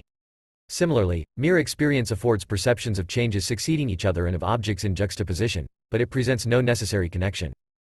If perception, therefore, is to maintain its claim to be the sole basis of what men hold for truth, universality and necessity appear something illegitimate. They become an accident of our minds, a mere custom, the content of which might be otherwise constituted than it is. It is an important corollary of this theory, that on this empirical mode of treatment legal and ethical principles and laws, as well as the truths of religion, are exhibited as the work of chance, and stripped of their objective character and inner truth. The skepticism of Hume, to which this conclusion was chiefly due, should be clearly marked off from Greek skepticism. Hume assumes the truth of the empirical element, feeling and sensation, and proceeds to challenge universal principles and laws, because they have no warranty from sense perception. So far was ancient skepticism from making feeling and sensation the canon of truth, that it turned against the deliverances of sense first of all. 2. The critical philosophy section 40. In common with empiricism, the critical philosophy assumes that experience affords the one sole foundation for cognitions, which however it does not allow to rank as truths, but only as knowledge of phenomena. The critical theory starts originally from the distinction of elements presented in the analysis of experience, viz. the matter of sense, and its universal relations. Taking into account Hume's criticism on this distinction as given in the preceding section, viz. that sensation does not explicitly apprehend more than an individual or more than a mere event, it insists at the same time on the fact that universality and necessity are seen to perform a function equally essential in constituting what is called experience. This element, not being derived from the empirical facts as such, must belong to the spontaneity of thought, in other words, it is a priori. The categories or notions of the understanding constitute the objectivity of experiential cognitions. In every case they involve a connective reference, and hence through their means are formed synthetic judgments a priori, that is, primary and underivative connections of opposites. Even Hume's skepticism does not deny that the characteristics of universality and necessity are found in cognition. And even in Kant this fact remains a presupposition after all. It may be said, to use the ordinary phraseology of the sciences, that Kant did no more than offer another explanation of the fact. Section 41. The critical philosophy proceeds to test the value of the categories employed in metaphysics, as well as in other sciences and in ordinary conception. This scrutiny however is not directed to the content of these categories, nor does it inquire into the exact relation they bear to one another, but simply considers them as affected by the contrast between subjective and objective. The contrast, as we are to understand it here, bears upon the distinction, see preceding section, of the two elements in experience. The name of objectivity is here given to the element of universality and necessity, i.e. to the categories themselves, or what is called the a priori constituent. The critical philosophy however widened. Critical philosophy. 169. The contrast in such a way, that the subjectivity comes to embrace the ensemble of experience, including both of the aforesaid elements, and nothing remains on the other side but the thing in itself. The special forms of the a priori element, in other words, of thought, which in spite of its objectivity is looked upon as a purely subjective act, present themselves as follows in a systematic order which, it may be remarked, is solely based upon psychological and historical grounds. 1. A very important step was undoubtedly made, when the terms of the old metaphysic were subjected to scrutiny. The plain thinker pursued his unsuspecting way in those categories which had offered themselves naturally. It never occurred to him to ask to what extent these categories had a value and authority of their own. If, as has been said, it is characteristic of free thought to allow no assumptions to pass unquestioned, the old metaphysicians were not free thinkers. They accepted their categories as they were, without further trouble, as an a priori datum, not yet tested by reflection. The critical philosophy reversed this. Kant undertook to examine how far the forms of thought were capable of leading to the knowledge of truth. In particular, he demanded a criticism of the faculty of cognition as preliminary to its exercise. That is a fair demand, if it mean that even the forms of thought must be made an object of investigation. Unfortunately, there soon creeps in the misconception of already knowing before you know. The error of refusing to enter the water until you have learned to swim. True, indeed, the forms of thought should be subjected to a scrutiny before they are used. Yet what is this scrutiny but ipso facto a cognition? So that what we want is to combine in our process of inquiry the actation of the forms of thought with a criticism of them. The forms of thought must be studied in their essential nature and complete development. They are at once the object of research and the action of that object. Hence they examine themselves. In their own action they must determine their limits, and point out their defects. This is that action of thought, which will hereafter be specially considered under the name of dialectic, and regarding which we need only at the outset observe that, instead of being brought to bear upon the categories from without, it is immanent in their own action. We may therefore state the first point in Kant's philosophy as follows. Thought must itself investigate its own capacity of knowledge. People in the present day have got over Kant and his philosophy. Everybody wants to get further. But there are two ways of going further, a backward and a forward. The light of criticism soon shows that many of our modern essays in philosophy are mere repetitions of the old. 170. Hegel's logic. Metaphysical method, an endless and uncritical thinking in a groove determined by the natural bent of each man's mind. 2. Kant's examination of the categories suffers from the grave defect of viewing them, not absolutely and for their own sake, but in order to see whether they are subjective or objective.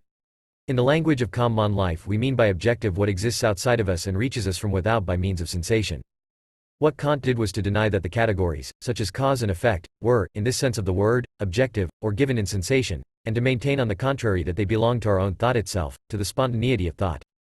To that extent therefore they were subjective. And yet in spite of this, Kant gives the name objective to what is thought, to the universal and necessary, while he describes as subjective whatever is merely felt.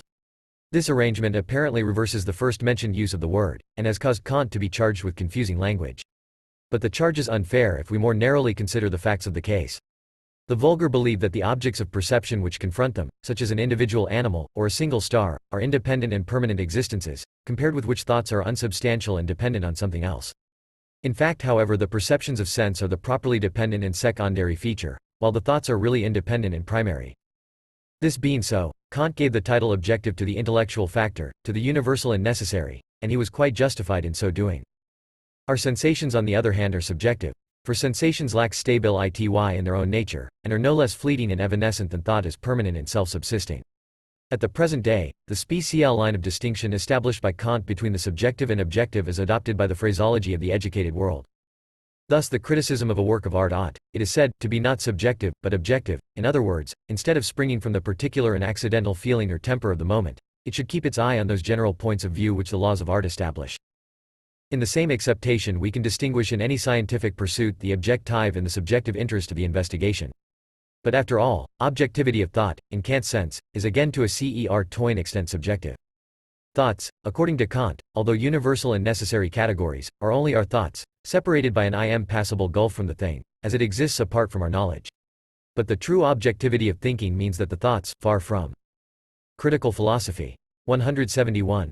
Being merely ours, must at the same time be the real essence of the things, and of whatever is an object to us. Objective and subjective are convenient expressions in current use, the employment of which may easily lead to confusion. Up to this point, the discussion has shown three meanings of objectivity. First, it means what has external existence, in distinction from which the subjective is what is only supposed, dreamed, and see.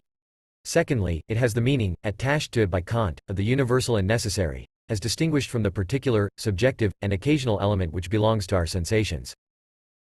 Thirdly, as has been just explained, it means the thought-apprehended essence of the existing thing, in contradistinction from what is merely our thought, and what consequently is still separated from the thing itself, as it exists in independent essence. Section 42. A. The theoretical faculty.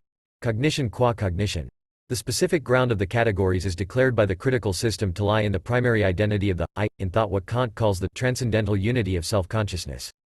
The impressions from feeling and perception are, if we look to their contents, a multiplicity or miscellany of elements. And the multiplicity is equally conspicuous in their form. For sense is marked by a mutual exclusion of members, and that under two aspects, namely space and time, which, being the forms, that is to say, the universal type of perception, are themselves a priori.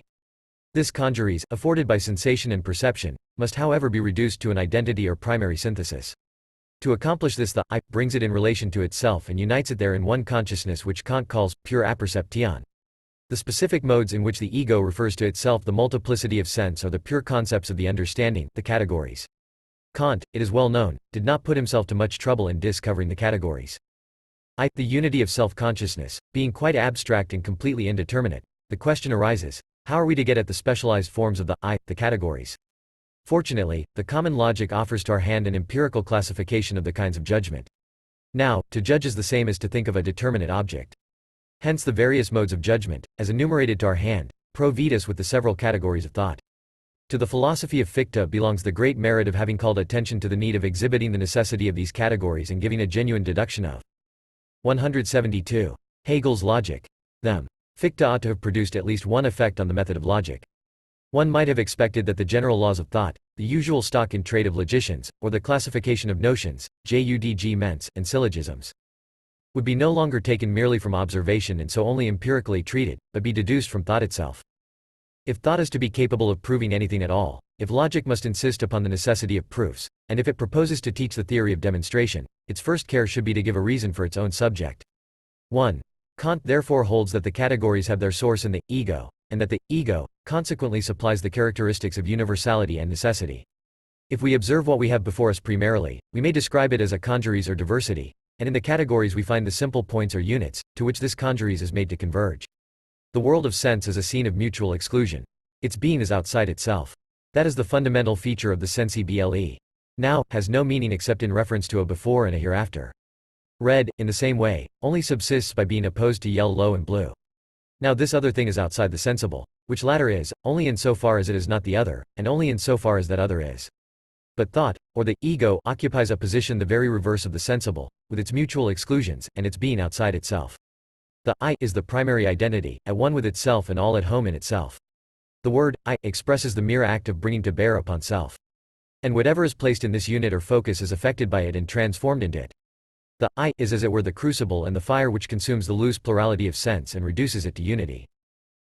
This is the process which Kant calls pure apperception in distinction from the common apperception, to which the plurality it receives is a plurality still, whereas pure apperception is rather an act by which the I makes the materials mine.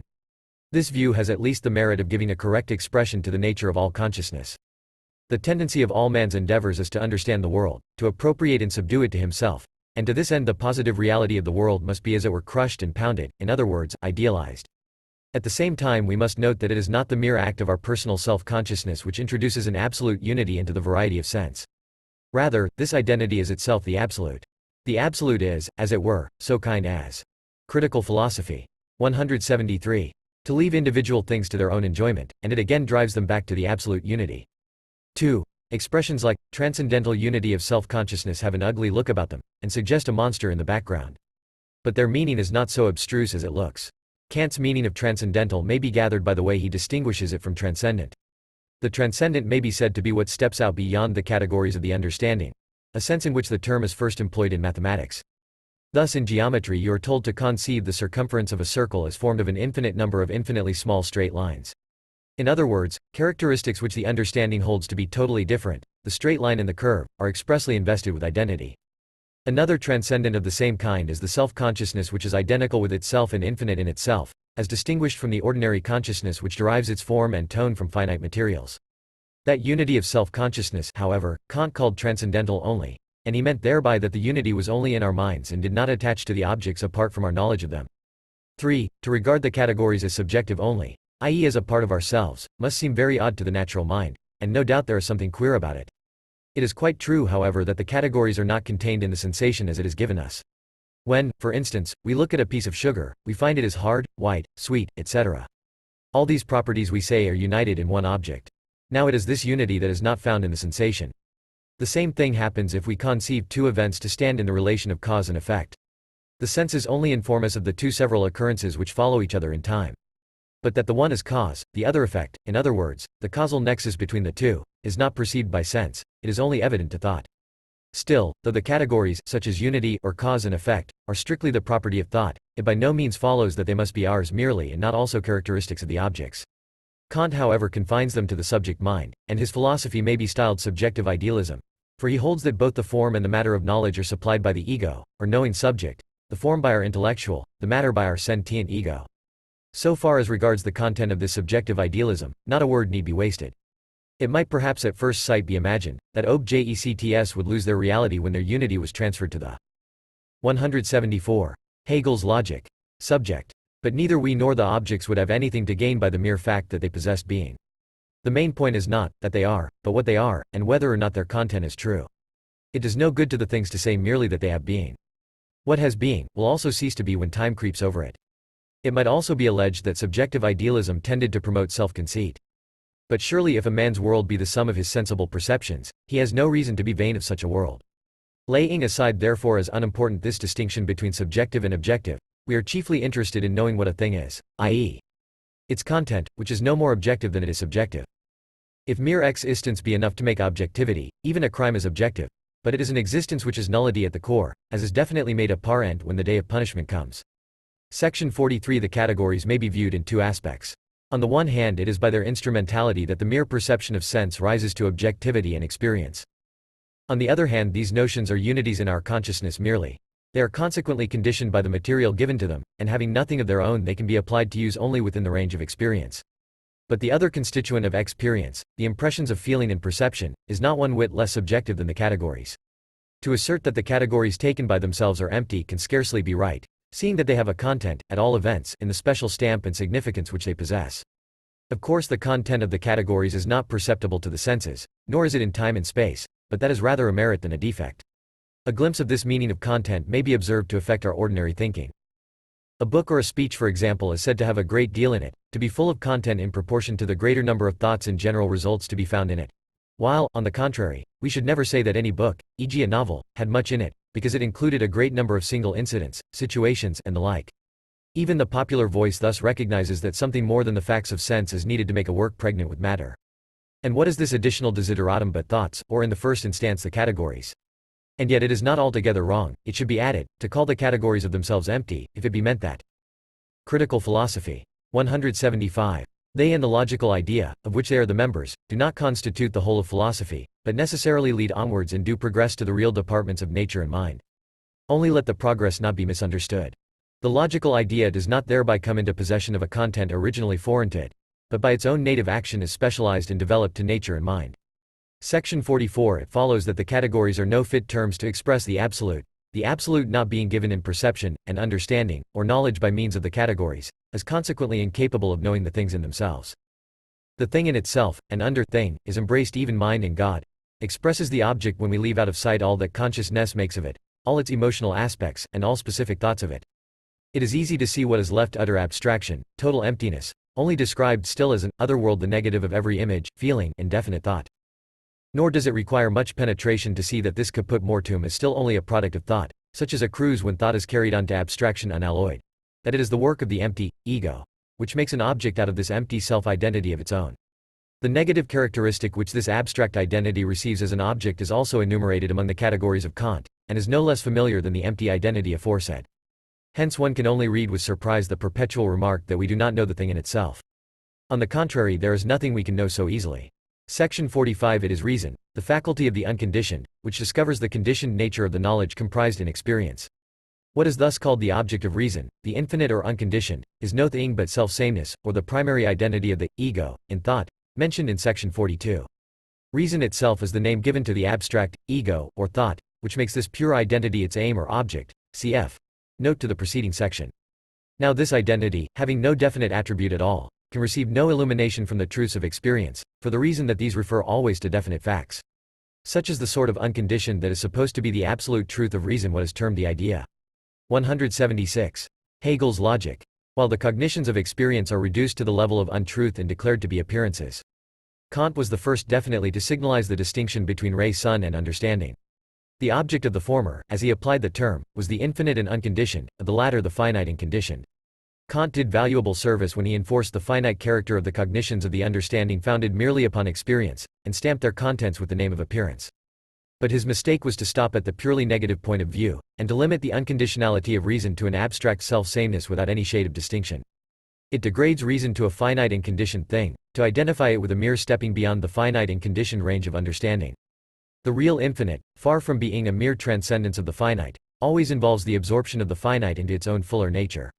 In the same way, Kant restored the idea to its proper dignity, vindicating it for reason, as a thing distinct from abstract analytic determinations or from the merely sensible conceptions which usually appropriate to themselves the name of ideas. But as respects the idea also, he never got beyond its negative aspect, as what ought to be but is not. The view that the objects of immediate consciousness, which constitute the body of experience, are mere appearances, phenomena, was another important result of the Kantian philosophy. Common sense, that mixture of sense and understanding, believes the objects of which it has knowledge to be severally independent and self-supporting, and when it becomes evident that they tend towards and limit one another, the interdependence of one upon another is reckoned something foreign to them and to their true nature. The very opposite is the truth. The things immediately known are mere appearances, in other words, the ground of their being is not in themselves but in something else. But then comes the important step of defining what this something else is. According to Kant, the things that we know about are to us appearances only, and we can never know their essential nature, which belongs to another world we cannot approach. Plain minds have not unreasonably taken exception to this subjective idealism, with its reduction of the facts of consciousness to a purely personal world, created by ourselves alone. For the true statement of the case is rather as follows. The things of which we have direct consciousness are mere phenomena, not for us only, but in their own nature. And the true and proper case of these things, finite as they are, is to have their existence founded not in themselves but in the universe. Critical philosophy. 177. Sal divine idea. This view of things, it is true, is as idealist as Kant's. But in contradistinction to the subjective idealism of the critical philosophy should be termed absolute idealism. Absolute idealism, however, though it is far in advance of vulgar realism, is by no means merely restricted to philosophy. It lies at the root of all religion, for religion too believes the actual world we see, the sum total of existence, to be created and governed by God. Section 46. But it is not enough simply to indicate the existence of the object of reason. Curiosity impels us to seek for knowledge of this identity, this empty thing in itself. Now knowledge means such an acquaintance with the object as apprehends its distinct and special subject matter. But such subject matter involves a complex interconnection in the object itself, and supplies a ground of connection with many other objects. In the present case, to express the nature of the features of the infinite or thing in itself, reason would have nothing except the categories, and in any endeavor so to employ them reason becomes oversoaring or transcendent. Here begins the second stage of the criticism of reason, which, as an independent piece of work, is more valuable than the first. The first part, as has been explained above, teaches that the categories originate in the unity of self-consciousness, that any knowledge which is gained by their means has nothing objective in it, and that the very objectivity claimed for them is only subjective. So far as this goes, the Kantian criticism presents a common type of idealism known as subjective idealism. It asks no questions about the meaning or scope of the categories, but simply considers the abstract form of subjectivity and objectivity, and that even in such a partial way that the former aspect, that of subjectivity, is retained as a final and purely affirmative term of thought. In the second part, however, when Kant examines the application, as it is called, which reason makes of the categories in order to know its objects, the content of the categories, at least in some points of view, comes in for discussion, or, at any rate, an opportunity presented itself for a discussion of the question. It is worthwhile to see what decision Kant arrives at on the subject of metaphysic, as this application of the categories to the unconditioned is called. His method of procedure we shall here briefly state and criticize. 178. Hegel's logic. Section 47, alpha, the first of the unconditioned entities which Kant examines as the soul, see above, section 34. In my consciousness, he says, I always find that I, 1, am the determining subject, 2, am singular or abstractly simple, 3, am identical, or one and the same, in all the variety of what I am conscious of, 4, distinguish myself as thinking from all the things outside me. Now the method of the old metaphysic, as Kant correctly states it, consisted in substituting for these statements of experience the corresponding categories or metaphysical terms. Thus arise these four new propositions. A. The soul is a substance. B. It is a simple substance. C. It is numerically identical at the various periods of existence. D. It stands in relation to space. Kant discusses this translation, and draws attention to the paralogism or mistake of confounding one kind of truth with another. He points out that empirical attributes have here been replaced by categories, and shows that we are not entitled to argue from the former to the latter, or to put the latter in place of the former. This criticism obviously but repeats the observation of Hume, section 39, that the categories as a whole, ideas of universality and necessity, are entirely absent from sensation, and that the empirical fact both in form and contents differs from its intellectual formulation. If the purely empirical fact were held to constitute the credentials of the thought, then no doubt it would be indispensable to be able precisely to identify the idea in the impression. And in order to make out, in his criticism of the metaphysical psychology, that the soul cannot be described as substantial, simple, self-same, and as maintaining its independence in intercourse with the mate real world, Kant argues from the single ground that the several attributes of the soul, which consciousness lets us feel in experience, are not exactly the same attributes as result from the action of thought thereon. But we have seen above that according to Kant all knowledge, even experience, consists in thinking our impressions, in other words, in transforming into intellectual categories the attributes primarily belonging to sensation. Unquestionably one good result of the Kantian criticism was that it emancipated mental philosophy from the soul thing, from the catego. Critical philosophy. 179. Rise, and, consequently, from questions about the simplicity, complexity, materiality, etc., of the soul. But even for the common sense of ordinary men, the true point of view, from which the inadmissibility of these forms best appears, will be not that they are thoughts, but that thoughts of such a stamp neither can nor do retain truth. If thought and phenomenon do not perfectly correspond to one another, we are free at least to choose which of the two shall be held the defaulter. The Kantian idealism, where it touches on the world of ray-sun, throws the blame on the thoughts, saying that the thoughts are defective, as not being exactly fitted to the sensations and to a mode of mind wholly restricted within the range of sensation, in which as such there are no traces of the presence of these thoughts. But as to the actual content of the thought, no question is raised. Section 47n. Paralogisms are a species of unsound syllogism, the especial vice of which consists in employing one and the same word in the two premises with a different meaning. According to Kant, the method adopted by the rational psychology of the old metaphysicians, when they assumed that the qualities of the phenomenal soul, as given in experience, formed part of its own real essence, was based upon such a paralogism. Nor can it be denied that predicates like simplicity, permanence, etc., are inapplicable to the soul. But their unfitness is not due to the ground assigned by Kant, that reason, by applying them, would exceed its appointed bounds. The true ground is that this style of abstract terms is not good enough for the soul, which is very much more than a mere simple or unchangeable sort of thing. And thus, for example, while the soul may be admitted to be simple self-sameness, it is at the same time active and institutes distinctions in its own nature. But whatever is merely or abstractly simple is as such also a mere dead thing. By his polemic against the metaphysic of the past, Kant discarded those predicates from the soul or mind. He did well, but when he came to state his reasons, his failure is apparent. Section 48, Beta, the second unconditioned object is the world, Section 35. In the attempt which reason makes to comprehend the unconditioned nature of the world, it falls into what are called antinomies. In other words, it maintains two opposite propositions about the same object, and in such a 180. Hegel's logic way that each of them has to be maintained with equal necessity. From this it follows that the body of cosmical fact, the specific statements descriptive of which run into contradiction, cannot be a self-subsistent reality, but only an appearance. The explanation offered by Kant alleges that the contradiction does not affect the object in its own proper sense, but attaches only to the reason which seeks to comprehend it. In this way the suggestion was broached that the contradiction is occasioned by the subject matter itself, or by the intrinsic quality of the categories. And to offer the idea that the contradiction introduced into the world of reason by the categories of understanding is inevitable and essential was to make one of the most important steps in the progress of modern philosophy. But the more important the issue thus raised, the more trivial was the solution.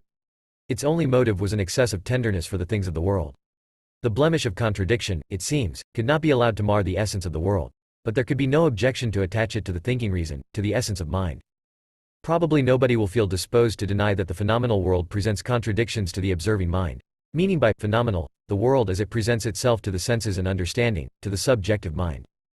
But if a comparison is instituted between the essence of the world and the essence of the mind, it does seem strange to hear how calmly and confidently the modest dogma has been advanced by one, and repeated by others, that thought or reason, and not the world, is the seat of contradiction. It is no escape to turn round and explain that reason falls into contradiction only by applying the categories. For this application of the categories is maintained to be necessary, and reason is not supposed to be equipped with any other forms but the categories for the purpose of cognition. But cognition is determining indeterminate thinking, so that, if reason be mere empty indeterminate thinking, it thinks nothing. And if in the end reason be reduced to mere identity without diversity, see next section, it will in the end also win a happy release from contradiction at the slight sacrifice of all its facets and contents. It may also be noted that his failure to make a more thorough study of antinomy was one of the reasons why Kant enumerated only 4 antinomies. These 4 attracted his notice, because, as may be seen in his discussion of the so-called paralogisms of reason, he assumed the list of the categories as a basis of his argument. Employing what has c. Critical philosophy. 181. Quaintly become a favorite fashion, he simply put the object under a rubric otherwise ready to hand, instead of deducing its characteristics from its notion. Further deficiencies in the treatment of the antinomies I have pointed out, as occasion offered, in my Science of Logic. Here it will be sufficient to say that the antinomies are not confined to the 4 special objects taken from cosmology. They appear in all objects of every kind, in all conceptions, notions, and ideas. To be aware of this and to know objects in this property of theirs makes a vital part in a philosophical theory. For the property thus indicated is what we shall afterwards describe as the dialectical influence in logic. The principles of the metaphysical philosophy gave rise to the belief that, when cognition lapsed into contradictions, it was a mere accidental aberration, due to some subjective mistake in argument and inference. According to Kant, however, thought has a natural tendency to issue in contradictions or antinomies, whenever it seeks to apprehend the infinite. We have in the latter part of the above paragraph referred to the philosophical importance of the antinomies of reason, and shown how the recognition of their existence helped largely to get rid of the rigid dogmatism of the metaphysic of understanding, and to direct attention to the dialectical movement of thought. But here too Kant, as we must add, never got beyond the negative result that the thing in itself is unknowable, and never penetrated to the discovery of what the antinomies really and positively mean. That true and positive meaning of the antinomies is this: that every actual thing involves a coexistence of opposed elements. Consequently, to know, or, in other words, to comprehend an object is equivalent to being conscious of it as a concrete unity of opposed determinations. The old metaphysic, as we have already seen, when it studied the objects of which it sought a metaphysical knowledge, went to work by applying categories abstractly and to the exclusion of their opposites. Kant, on the other hand, tried to prove that the statements issuing through this method could be met by other statements of contrary import with equal warrant and equal necessity. In the enumeration of these antinomies he narrowed his ground to the cosmology of the old metaphysical system, and in his discussion made out 4 antinomies, a number which rests upon the list of the categories. The first antinomy is on the question, whether we are or not to think the world limited in space and time. In the second antinomy we have a discussion of the dilemma. Matter must be conceived either as endlessly divisible, or as consisting of atoms. The third antinomy bears upon the antithesis. 182. Hegel's logic of freedom and necessity, to such extent as it is embraced in the case Tian, whether everything in the world must be supposed subject to the condition of causality, or if we can also assume free beings, in other words absolute initial points of action, in the world. Finally, the fourth antinomy is the dilemma. Either the world as a whole has a cause or it is uncaused. The method which Kant follows in discussing these antinomies is as follows. He puts the two propositions implied in the dilemma over against each other as thesis and antithesis, and seeks to prove both. That is to say, he tries to exhibit them as inevitably issuing from reflection on the question. He particularly protests against the charge of being a special pleader and of grounding his reasoning on illusions. Speaking honestly, however, the arguments which Kant offers for his thesis and antithesis are mere shams of demonstration. The thing to be proved is invariably implied in the assumption he starts from, and the speciousness of his proofs is only due to his prolix and apagogic mode of procedure. Yet it was, and still is, a great achievement for the critical philosophy when it exhibited these antinomies. For in this way it gave some expression, at first certainly subjective and unexplained, to the actual unity of those categories which are kept persistently separate by the understanding. The first of the cosmological antinomies, for example, implies a recognition of the doctrine that space and time present a discrete as well as a continuous aspect, whereas the old metaphysic, laying exclusive emphasis on the continuity, had been led to treat the world as unlimited in space and time. It is quite correct to say that we can go beyond every definite space and beyond every definite time. But it is no less correct that space and time are real and actual only when they are defined or specialized into here and now, a specialization which is involved in the very notion of them. The same observations apply to the rest of the antinomies. Take, for example, the antinomy of freedom and necessity. The main gist of it is that freedom and necessity as understood by abstract thinkers are not independently real, as these thinkers suppose, but merely ideal factors, moments, of the true freedom and the true necessity, and that to abstract and isolate either conception is to make it false. Section 49, Gamma, the third object of the reason is God. Section 36. He also must be known and defined in terms of thought. But in comparison with an unal-Lloyd identity, every defining term as such seems to the understanding to. Critical philosophy. 183. Be only a limit and a negation. Every reality accordingly must be taken as limitless, i.e. undefined. Accordingly God, when he is defined to be the sum of all realities, the most real of beings, turns into a mere abstract. And the only term under which that most real of real things can be defined is that of being itself the height of abstraction. These are two elements, abstract identity, on one hand, which is spoken of in this place as the notion, and being on the other which reason seeks to unify. And their union is the ideal of reason. Section 50. To carry out this unification two ways or two forms are admissible. Either we may begin with being and proceed to the abstractum of thought, or the movement may begin with the abstraction and end in being. We shall, in the first place, start from being. But being, in its natural aspect, presents itself to view as a being of infinite variety, a world in all its plenitude. And this world may be regarded in two ways.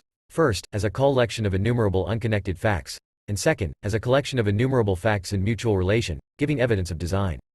The first aspect is emphasized in the cosmological proof, the latter in the proofs of natural theology. Suppose now that this fullness of being passes under the agency of thought. Then it is stripped of its isolation and unconnectedness, and viewed as a universal and absolutely necessary being which determines itself and acts by general purposes or laws. And this necessary and self-determined being, different from the being at the commencement, is God. The main force of Kant's criticism on this process attacks it for being a syllogizing, i.e. a transition. Perceptions, and that aggregate of perceptions we call the world, exhibit as they stand no traces of that universality which they afterwards receive from the purifying act of thought. The empirical conception of the world therefore gives no warrant for the idea of universality. And so any attempt on the part of thought to ascend from the empirical conception of the world to God is checked by the argument of Hume, as in the paralogisms, section 47, according to which we have no right to think sensations, that is, to elicit universality and necessity from them. Man is essentially a thinker, and therefore sound common sense, as well as philosophy, will not yield up their right of rising to God from and. 184. Hegel's logic. Out of the empirical view of the world.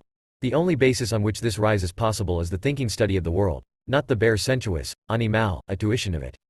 Thought and thought alone has eyes for the essence, substance, universal power, and ultimate design of the world. And what men call the proofs of God's existence are, rightly understood, ways of describing and analyzing the native course of the mind, the course of thought thinking the data of the senses. The rise of thought beyond the world of sense, its passage from the finite to the infinite, the leap into the supersensible which it takes when it snaps asunder the chain of sense, all this transition is thought and nothing but thought. Say there must be no such passage, and you say there is to be no thinking. And in sooth, animals make no such transition. They never get further than sensation and the perception of the senses, and in consequence they have no religion. Both on general grounds and in the particular case, there are two remarks to be made upon the criticism of this exaltation in thought. The first remark deals with the question of form.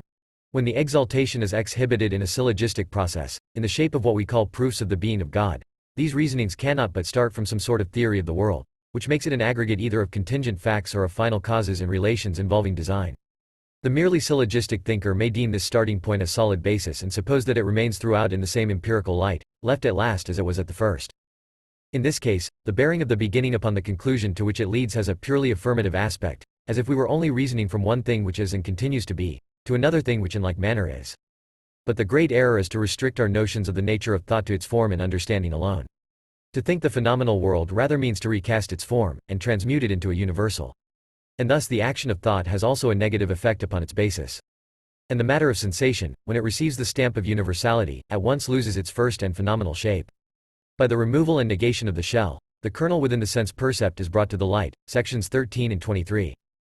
And it is because they do not, with sufficient prominence, express the negative features implied in the exaltation of the mind from the world to God that the metaphysical proofs of the being of a God are defective interpretations and descriptions of the process.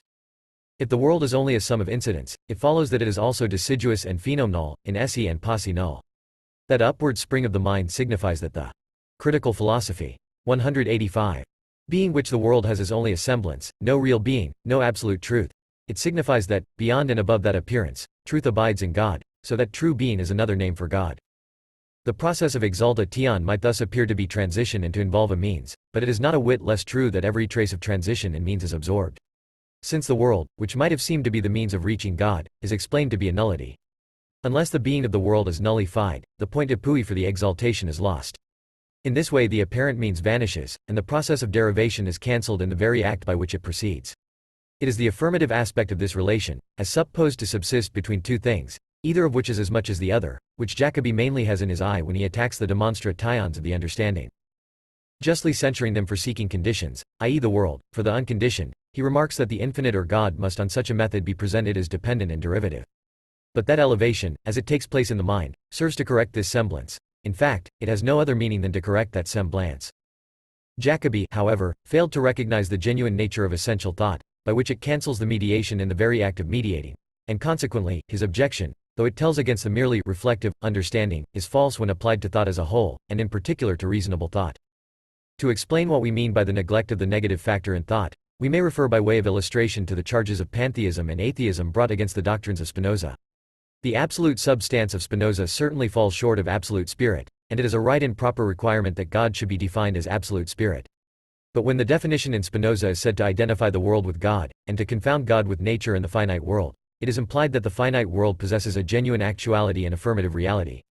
If this assumption be admitted, of course a union of God with the world renders God completely finite, and degrades him to the bare finite and adventitious congeries of existence. But there are two objections to be noted. In the first place, Spinoza does not define God as the unity of God with the world, but as the union of thought with extension, that is, with the material world. And secondly, even if we accept this awkward popular statement as to this unity, it would still be true that the system of Spinoza was not atheism but acosmism, defining the world to be an appearance. 186. Hegel's logic.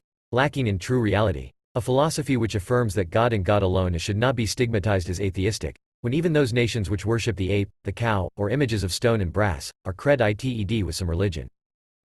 But as things stand, the imagination of ordinary men feels a vehement reluctance to surrender its dearest conviction, that this aggregate of finitude, which it calls a world, has actual reality, and to hold that there is no world as a way of thinking they are fain to believe impossible, or at least much less possible than to entertain the idea that there is no God. Human nature, not much to its credit, is more ready to believe that a system denies God, than that it denies the world. A denial of God seems so much more intelligible than a denial of the world. The second remark bears on the criticism of the material propositions to which that elevation in thought in the first instance leads. If these propositions have for their predicate such terms as substance of the world, its necessary essence, cause which regulates and directs it according to design, they are certainly inadequate to express what is or ought to be understood by God. Yet apart from the trick of adopting a preliminary popular conception of God, and criticizing a result by this assumed standard, it is certain that these characteristics have great value, and are necessary factors in the idea of God. But if we wish in this way to bring before thought the genuine idea of God, and give its true value and expression to the central truth, we must be careful not to start from a subordinate level of facts. To speak of the merely contingent things of the world is a very inadequate description of the premises. The organic structures and the evidence they afford of mutual adaptation belong to a higher province, the province of animated nature. But even without taking into consideration the possible blemish which the study of animated nature and of the other teleological aspects of existing things may contract from the pettiness of the final causes, and from poor ill instances of them and their bearings, merely animated nature is, at the best, incapable of supplying the material for a truthful expression to the idea to God.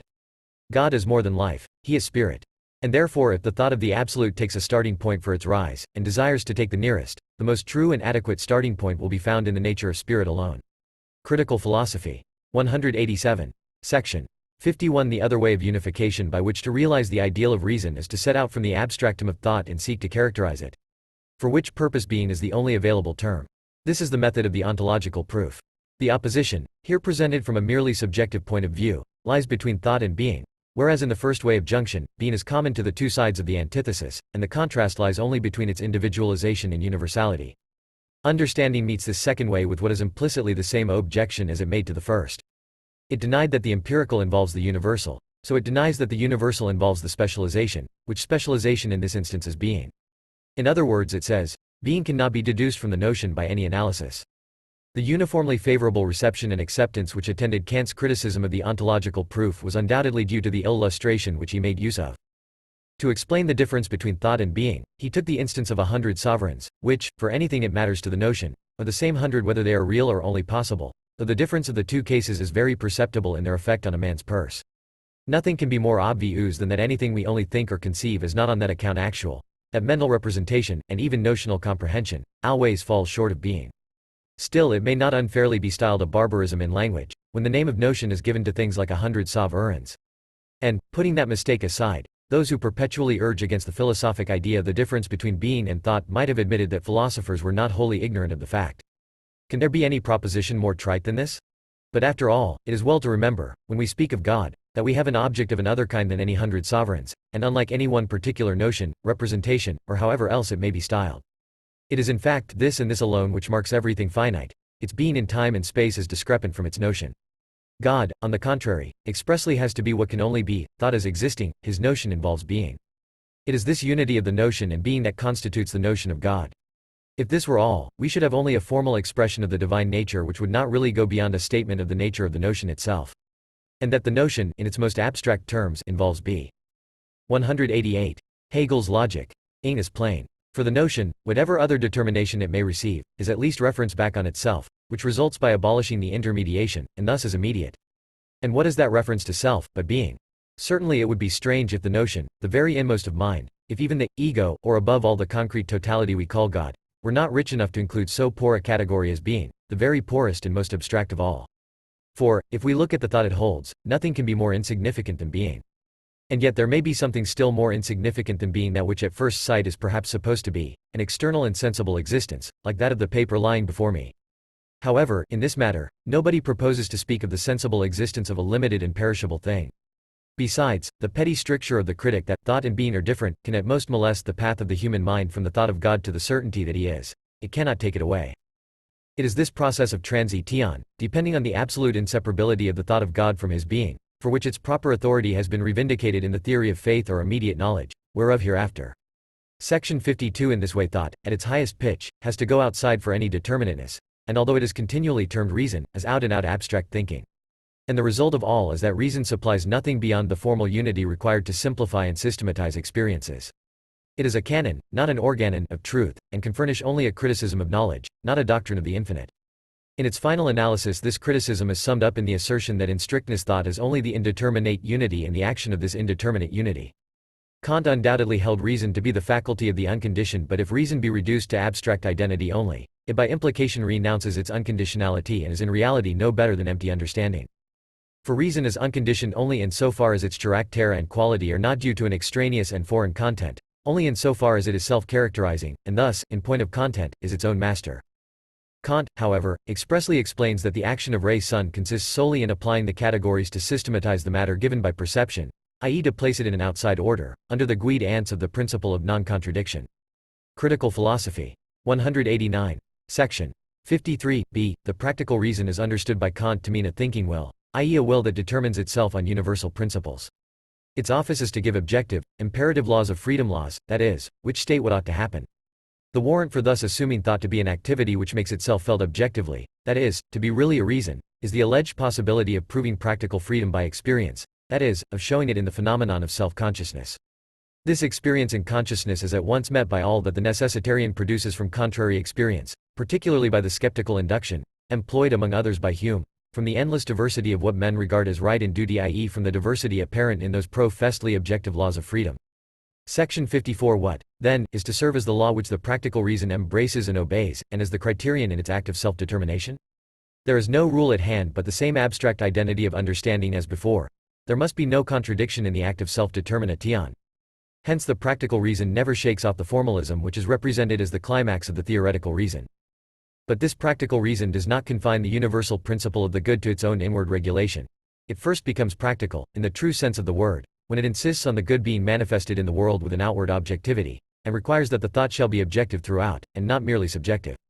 We shall speak of this postulate of the practical reason afterwards. The free self-determination which Kant denied to the speculative, he has expressly vindicated for the practical reason. To many minds this particular aspect of the Kantian philosophy made it welcome, and that for good reasons.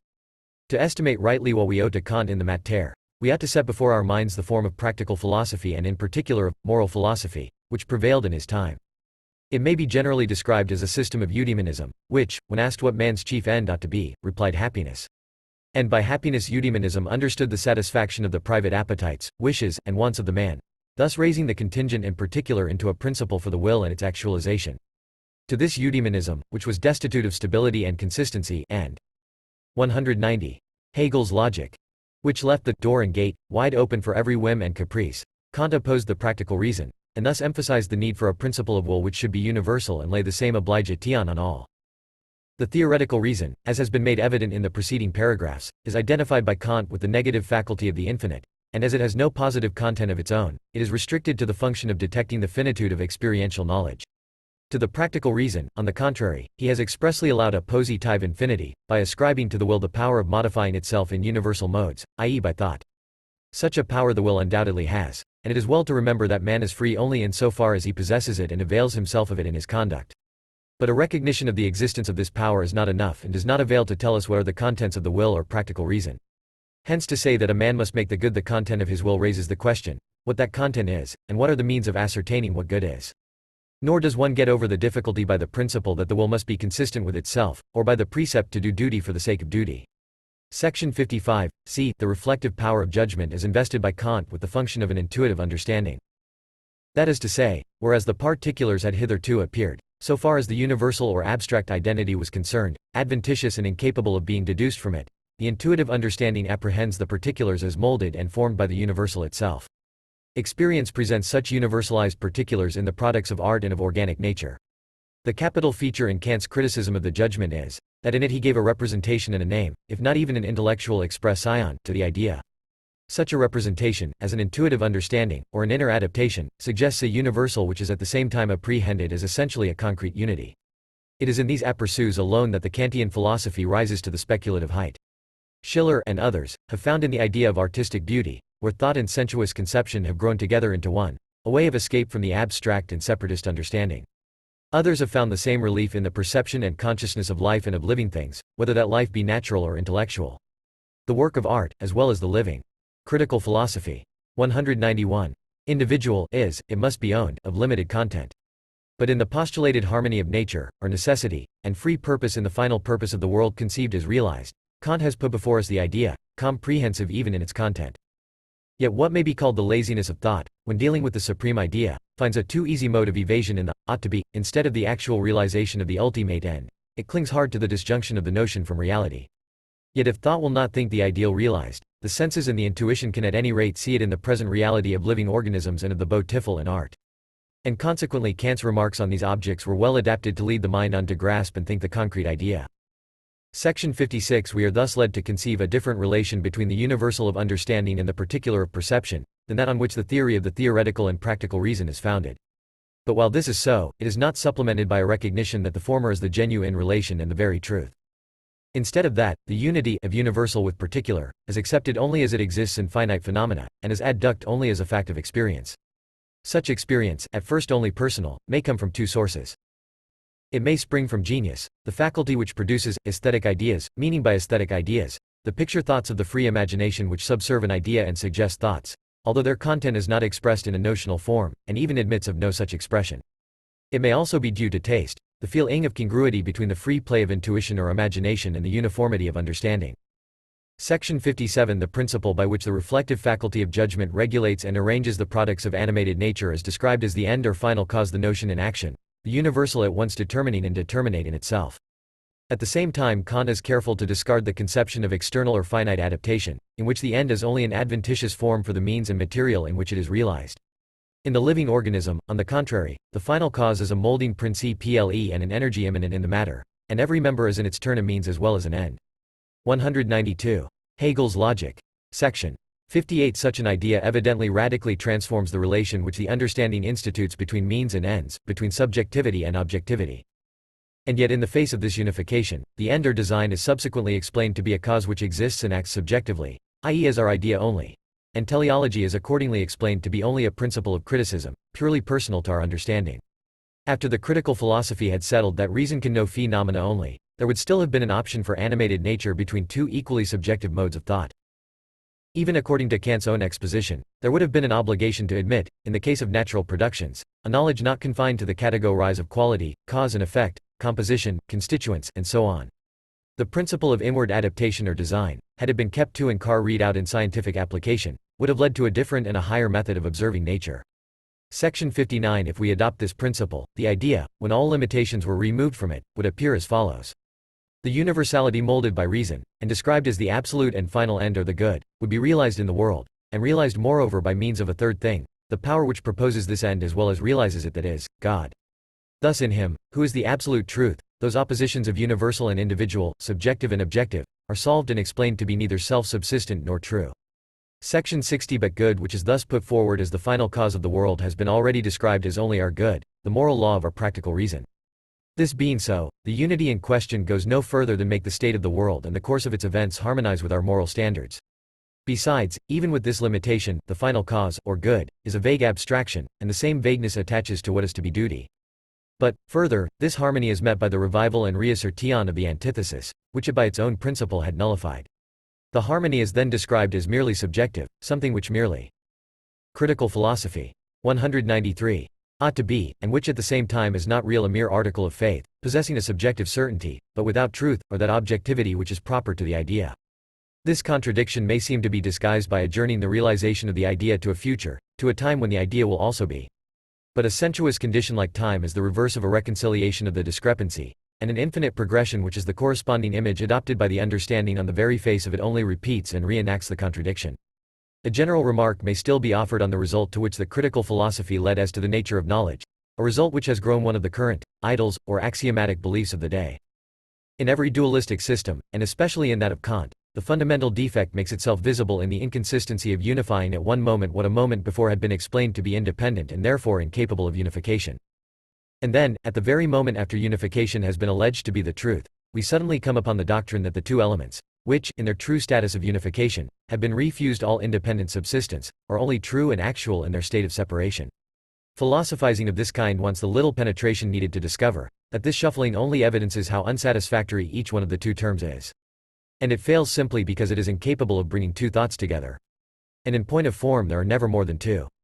It argues an utter want of consistency to say, on the one hand, that the understanding only knows phenomena, and, on the other, assert the absolute character of this knowledge, by such statements as, cognition can go no further, here is the natural and absolute limit of human knowledge.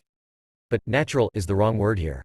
The things of nature are limited and are natural things only to such extent as they are not aware of their universal limit, or to such extent as their mode or quality is a limit from our point of view, and not from their own. No one knows, or even feels, that anything is a limit or defect, until he is at the same time above and beyond it. Living beings, for example, possess the privilege of pain which is denied to the inanimate. Even with living beings, a single mode or quality passes into the feeling of a negative. For living beings as such possess within them a universal vitality, which overpasses and includes the single mode. And thus, as they maintain themselves in the negative of themselves, they feel the contradiction to exist within them. But the contradiction is within them only in so far as 194. Hegel's logic. One and the same subject includes both the universality of their sense of life, and the individual mode which is in negation with it. This illustration will show how limit or imperfection in knowledge comes to be termed a limit or imperfection, only when it is compared with the actually present idea of the universal, of a total and perfect. A very little consideration might show that to call a thing finite or limited proves by implication the very presence of the infinite and unlimited, and that our knowledge of a limit can only be when the unlimited is on this side in consciousness. The result, however, of Kant's view of cognition suggests a second remark. The philosophy of Kant could have no influence on the method of the sciences. It leaves the categories and method of ordinary knowledge quite unmolested. Occasionally, it may be, in the first sections of a scientific work of that period, we find propositions borrowed from the Kantian philosophy, but the course of the treatise renders it apparent that these propositions were superfluous decoration, and that the few first pages might have been omitted without producing the least change in the empirical contents. We may next institute a comparison of Kant with the metaphysics of the empirical school. Natural plane empiricism, though it unquestionably insists most upon sensuous perception, still allows a supersensible world or spiritual reality, whatever may be its structure and constitution, and whether derived from intellect, or from imagination, etc. So far as form goes, the facts of this supersensible world rest on the authority of mind, in the same way as the other facts embraced in empirical knowledge rest on the authority of external perception. But when empiricism becomes reflective and logically consistent, it turns its arms against this dualism in the ultimate and highest species of fact. It denies the independence of the thinking principle and of a spiritual world which develops itself in thought. Materialism or naturalism, therefore, is the consistent and thorough-going system of empiricism. In direct opposition to such an empiricism, Kant asserts the principle of thought and freedom, and attaches himself to the first-mentioned form of empirical doctrine, the general principles of which he never departed from. There is a dualism in his philosophy also. On one side stands the world of sensation and of the understanding which reflects upon it. This world, it is true, he alleges to be a world of appearances. But that is only a title or formal description, for the source, the facts, and the modes of observation continue. Critical philosophy. 195. Quite the same as in empiricism. On the other side in independent stands a self-apprehending thought, the principle of freedom, which Kant has in common with ordinary and bygone metaphysic, but emptied of all that it held, and without his being able to infuse into it anything new. For, in the critical doctrine, thought, or, as it is there called, reason, is divested of every specific form, and thus bereft of all authority. The main effect of the Kantian philosophy has been to revive the consciousness of reason, or the absolute inwardness of thought. Its abstractness indeed prevented that inwardness from developing into anything, or from originating any special forms, whether cognitive principles or moral laws, but nevertheless it absolutely refused to accept or indulge anything possessing the character of an externality. Henceforth the principle of the independence of reason, or of its absolute self-subsistence, is made a general principle of philosophy, as well as a foregone conclusion of the time. 1. The critical philosophy has one great negative merit.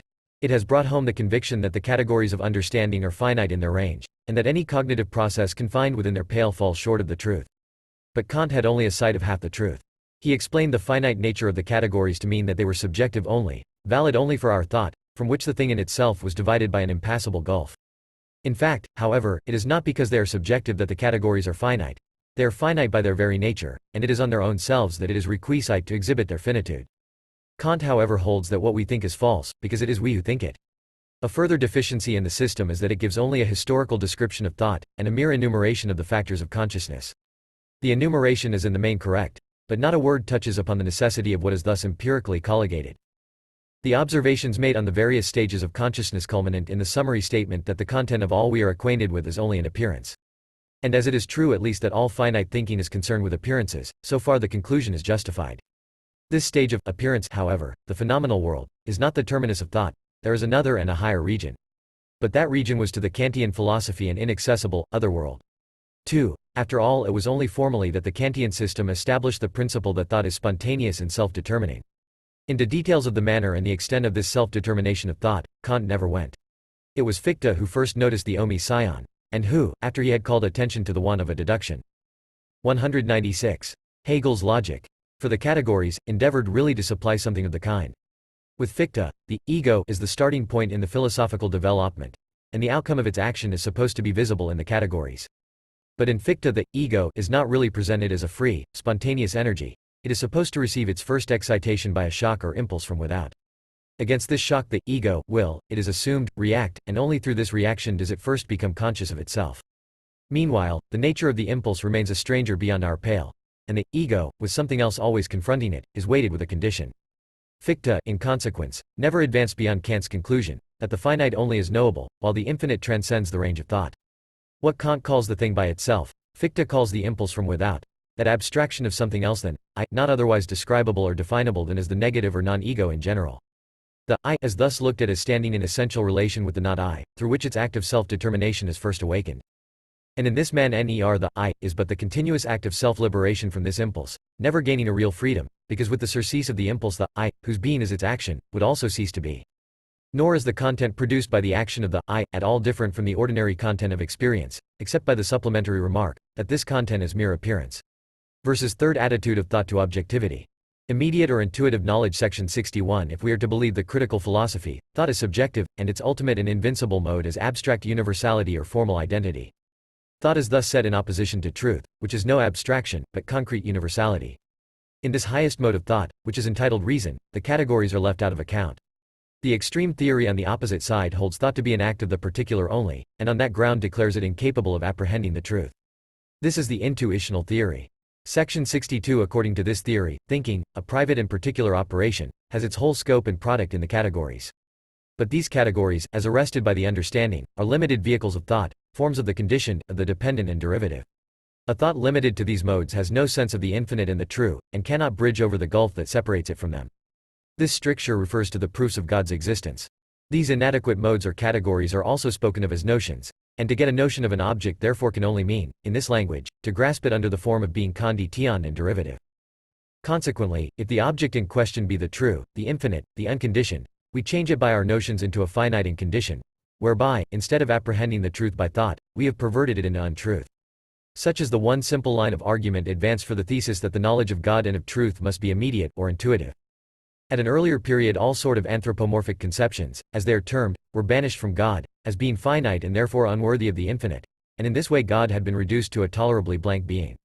But in those days the thought forms were in general not supposed to come under the head of anthropomorphism. Thought was believed rather to strip finitude from the conceptions of the absolute, in agree. 198. Hegel's logic. Meant with the above-mentioned conviction of all ages, that reflection is the only road to truth. But now, at length, even the thought forms are pronounced anthropomorphic, and thought itself is described as a mere faculty of unitization.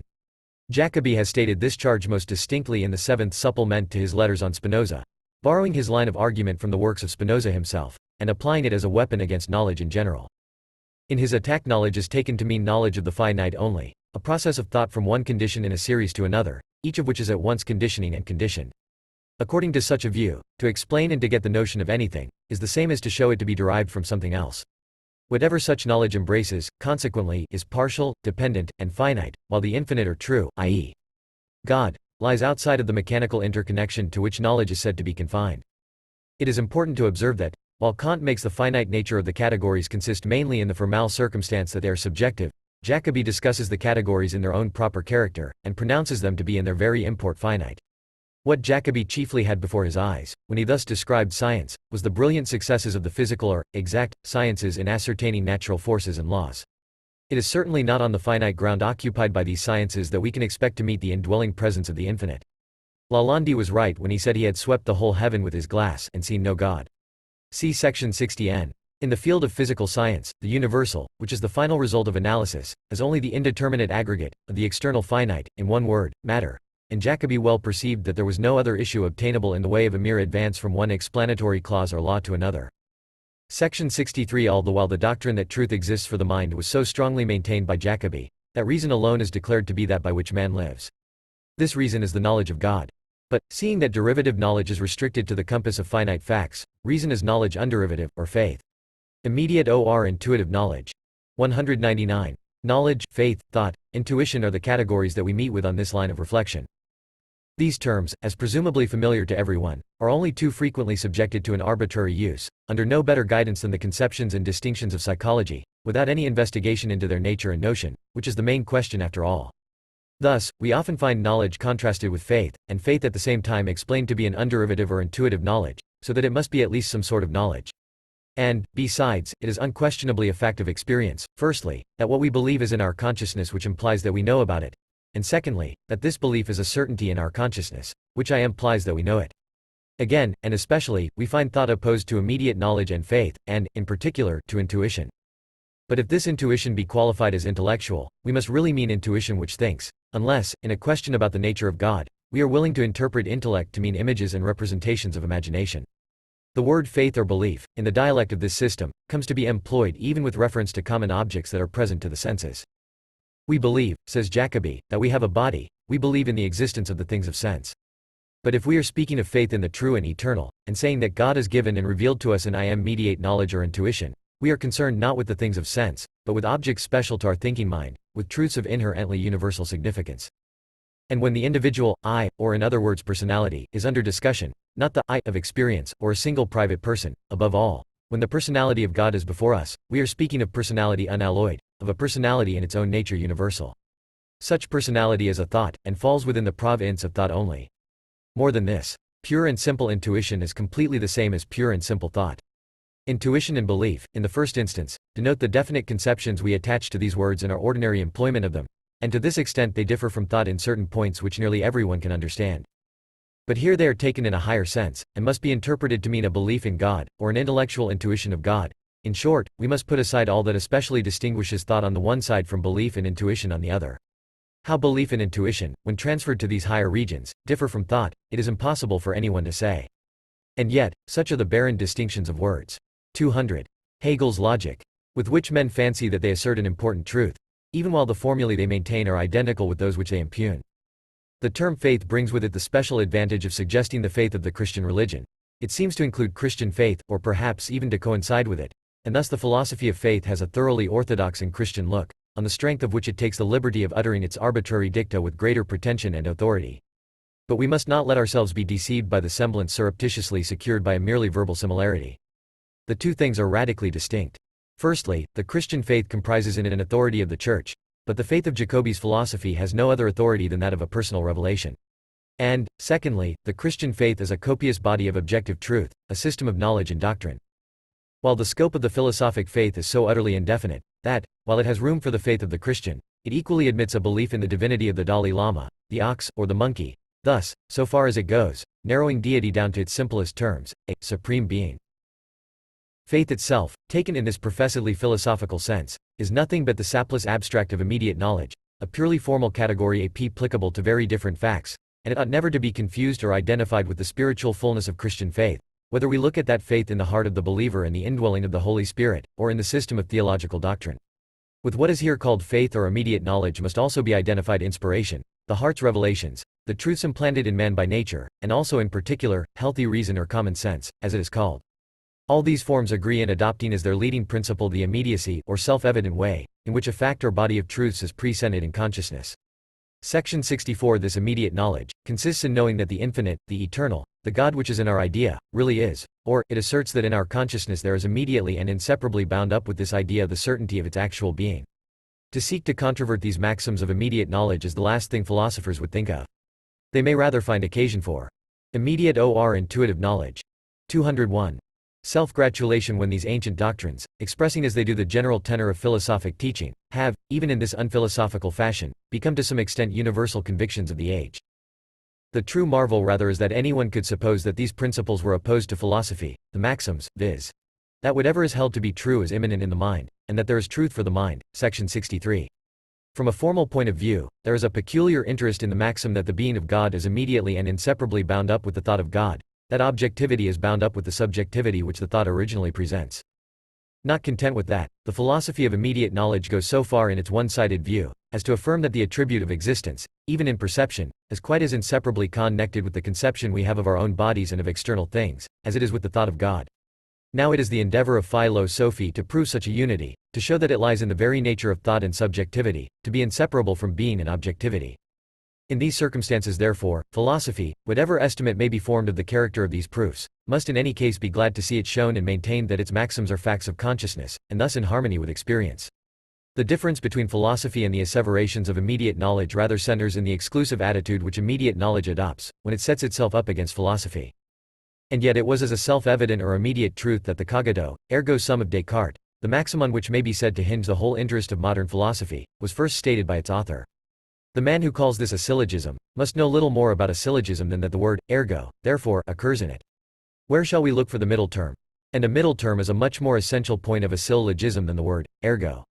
If we try to justify the name, by calling the combination of ideas in Descartes an immediate syllogism, this superfluous variety of syllogism is a mere name for an utterly unmediated synthesis of distinct terms of thought. That being so, the synthesis of being with our ideas, as stated in the maxim of immediate knowledge, has no more and no less claim to the title of syllogism than the axiom of Descartes has. From Hotho's Dissertation on the Cartesian Philosophy, published 1826, I borrow the quotation in which Descartes himself distinctly declares that the maxim cogito, ergo sum is no syllogism. The passages are 202. Hegel's Logic. Responds. Ad 2 object. De Methodo IV. EP. I. 118. From the first passage I quote the words more immediately to the point.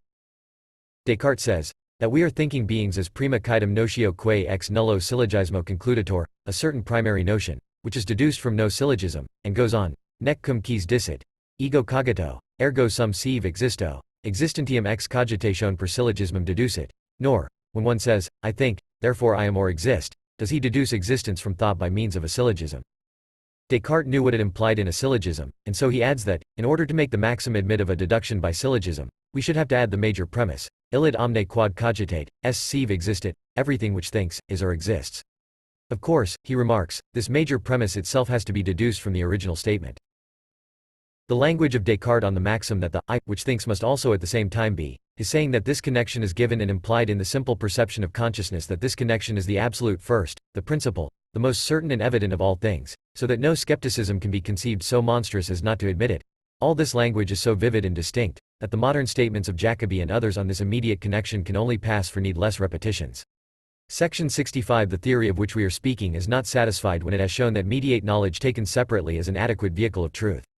Its distinctive doctrine is that immediate knowledge alone, to the total exclusion of mediation, can possess a content which is true. This exclusiveness is enough to show that the theory is a relapse into the metaphysical understanding, with its catchwords, either or.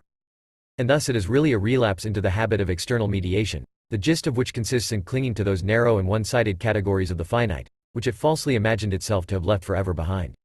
This point, however, we shall not at present discuss in detail. An exclusively immediate knowledge is asserted as a fact only, and in the present introduction we can only study it from this external point of view. The real significance of such knowledge will be explained when we come to the logical question of the opposition between mediate and immediate. But it is characteristic of the view before us to decline to examine the nature of immediate or intuitive knowledge. 203. The fact, that is, the notion of it, for such an examination would itself be a step towards mediation and even towards knowledge. The genuine discussion on logical ground, therefore, must be deferred till we come to the proper province of logic itself.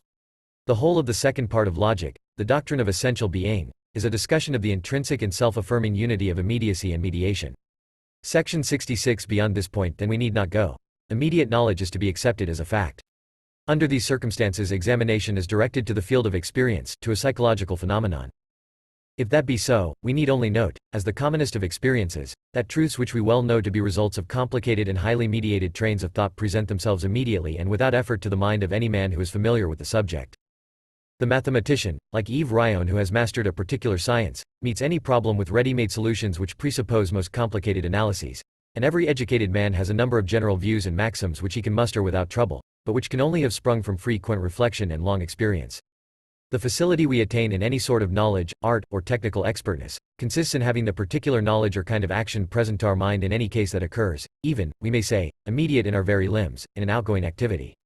In all these instances, immediacy of knowledge is so far from excluding mediation, that the two things are linked together, immediate knowledge being actually the product and result of mediated knowledge. It is no less obvious that immediate existence is bound up with its mediation. The seed and the parents are immediate and initial existences in respect of the offspring which they generate. But the seed and the parents, though they exist and are therefore immediate, are yet in their turn generated. And the child, without prejudice to the mediation of its existence, is immediate, because it is. The fact that I am in Berlin, my immediate presence here, is mediated by my having made the journey hither. 204. Hegel's Logic. Section 67. One thing may be observed with reference to the immediate null edge of God, of legal and ethical principles, including under the head of immediate knowledge what is otherwise termed instinct, implanted or innate ideas, common sense, natural reason, or whatever form, in short, we give to the original spontaneity. It is a matter of general experience that education or development is required to bring out into consciousness what is therein contained. It was so even with the Platonic reminiscence, and the Christian rite of baptism, although a sacrament, involves the additional obligation of a Christian upbringing. In short, religion and morals, however much they may be faith or immediate knowledge, are still on every side conditioned by the mediating process which is termed development, education, training. The adherents, no less than the assailants, of the doctrine of innate ideas have been guilty throughout of the like exclusiveness and narrowness as is here noted. They have drawn a hard and fast line between the essential and immediate union, as it may be described, of certain universal principles with the soul, and another union which has to be brought about in an external fashion, and through the channel of given objects and conceptions. There is one objection, borrowed from experience, which was raised against the doctrine of innate ideas. All men, it was said, must have these ideas. They must have, for example, the maxim of contradiction present in the mind. They must be aware of it, for this maxim and others like it were included in the class of innate ideas. The objection may be set down to misconception, for the principles in question, though innate, need not on that account have the form of ideas or conceptions of something we are aware of. Still, the objection completely meets and overthrows the crude theory of immediate knowledge, which expressly maintains its formulae in so far as they are in consciousness. Another point calls for notice. We may suppose it admitted by the intuitive school, that the special case of religious faith involves supplementing by a Christian or religious education and development. In that case it is acting capriciously when it seeks to ignore this admission when speaking about faith, or it betrays a want of reflection not to know, that, if the necessity of education be once admitted, mediation is pronounced indispensable. The reminiscence of ideas spoken of by Plato is equivalent to saying that ideas implicitly exist in man, instead of being, as the sophists as immediate or intuitive knowledge. 205. Cert. A foreign importation into his mind. But to conceive knowledge as reminiscence does not interfere with, or set aside as useless, the development of what is implicitly in man, which development is another word for mediation. The same holds good of the innate ideas that we find in Descartes and the Scotch philosophers. These ideas are only potential in the first instance, and should be looked at as being a sort of mere capacity in man. Section 68. In the case of these experiences, the appeal turns upon something that shows itself bound up with immediate consciousness. Even if this combination be in the first instance taken as an external and empirical connection, still, even for empirical observation, the fact of its being constant shows it to be essential and inseparable. But, again, if this immediate consciousness, as exhibited in experience, be taken separately, so far as it is a consciousness of God and the divine nature, the state of mind which it implies is generally described as an exaltation above the finite, above the senses, and above the instinctive desires and affections of the natural heart, which exaltation passes over into, and terminates in, faith in God and a divine order. It is apparent, therefore, that, though faith may be an immediate knowledge and certainty, it equally implies the interposition of this process as its antecedent and condition. It has been already observed, that the so-called proofs of the being of God, which start from finite being, give an expression to this exaltation. In that light they are no inventions of an oversubtle reflection, but the necessary and native channel in which the movement of mind runs. Though it may be that, in their ordinary form, these proofs have not their correct and adequate expression. Section 69. It is the passage, section 64, from the subjective idea to being which forms the main concern of the doctrine of immediate knowledge. A primary and self-evident interconnection is declared to exist between our idea and being. Yet precisely this central point of transition, utterly irrespective of any connections which show in experience, clearly involves a mediation. And the mediation is of no imperfect or unreal kind, where the mediation takes place with and through something external, but one comprehending both antecedent and conclusion. 206. Hegel's logic. Section 74. What this theory asserts is that truth lies neither in the idea as a merely subjective thought, nor in mere being on its own account, that mere being per se, a being that is not of the idea, is the sensible finite being of the world. Now all this only affirms, without demonstration, that the idea has truth only by means of being, and being has truth only by means of the idea. The maxim of immediate knowledge rejects an indefinite empty immediacy, and such as abstract being, or pure unity taken by itself, and affirms in its stead the unity of the idea with being. And it acts rightly in so doing. But it is stupid not to see that the unity of distinct terms or modes is not merely a purely immediate unity, i.e. unity empty and indeterminate, but that, with equal emphasis, the one term is shown to have truth only as mediated through the other, or, if the phrase be preferred, that either term is only mediated with truth through the other. That the quality of mediation is involved in the very immediacy of intuition is thus exhibited as a fact, against which understanding, conformably to the fundamental maxim of immediate knowledge that the evidence of consciousness is infallible, can have nothing to object. It is only ordinary abstract understanding which takes the terms of mediation and immediacy, each by itself absolutely, to represent an inflexible line of distinction, and thus draws upon its own head the hopeless task of reconciling them. The difficulty, as we have shown, has no existence in the fact, and it vanishes in the speculative notion. Section 71. The one-sidedness of the intuitional school has certain characteristics attending upon it, which we shall proceed to point out in their main featurish, now that we have discussed the fundamental principle. The first of these corollaries is as follows.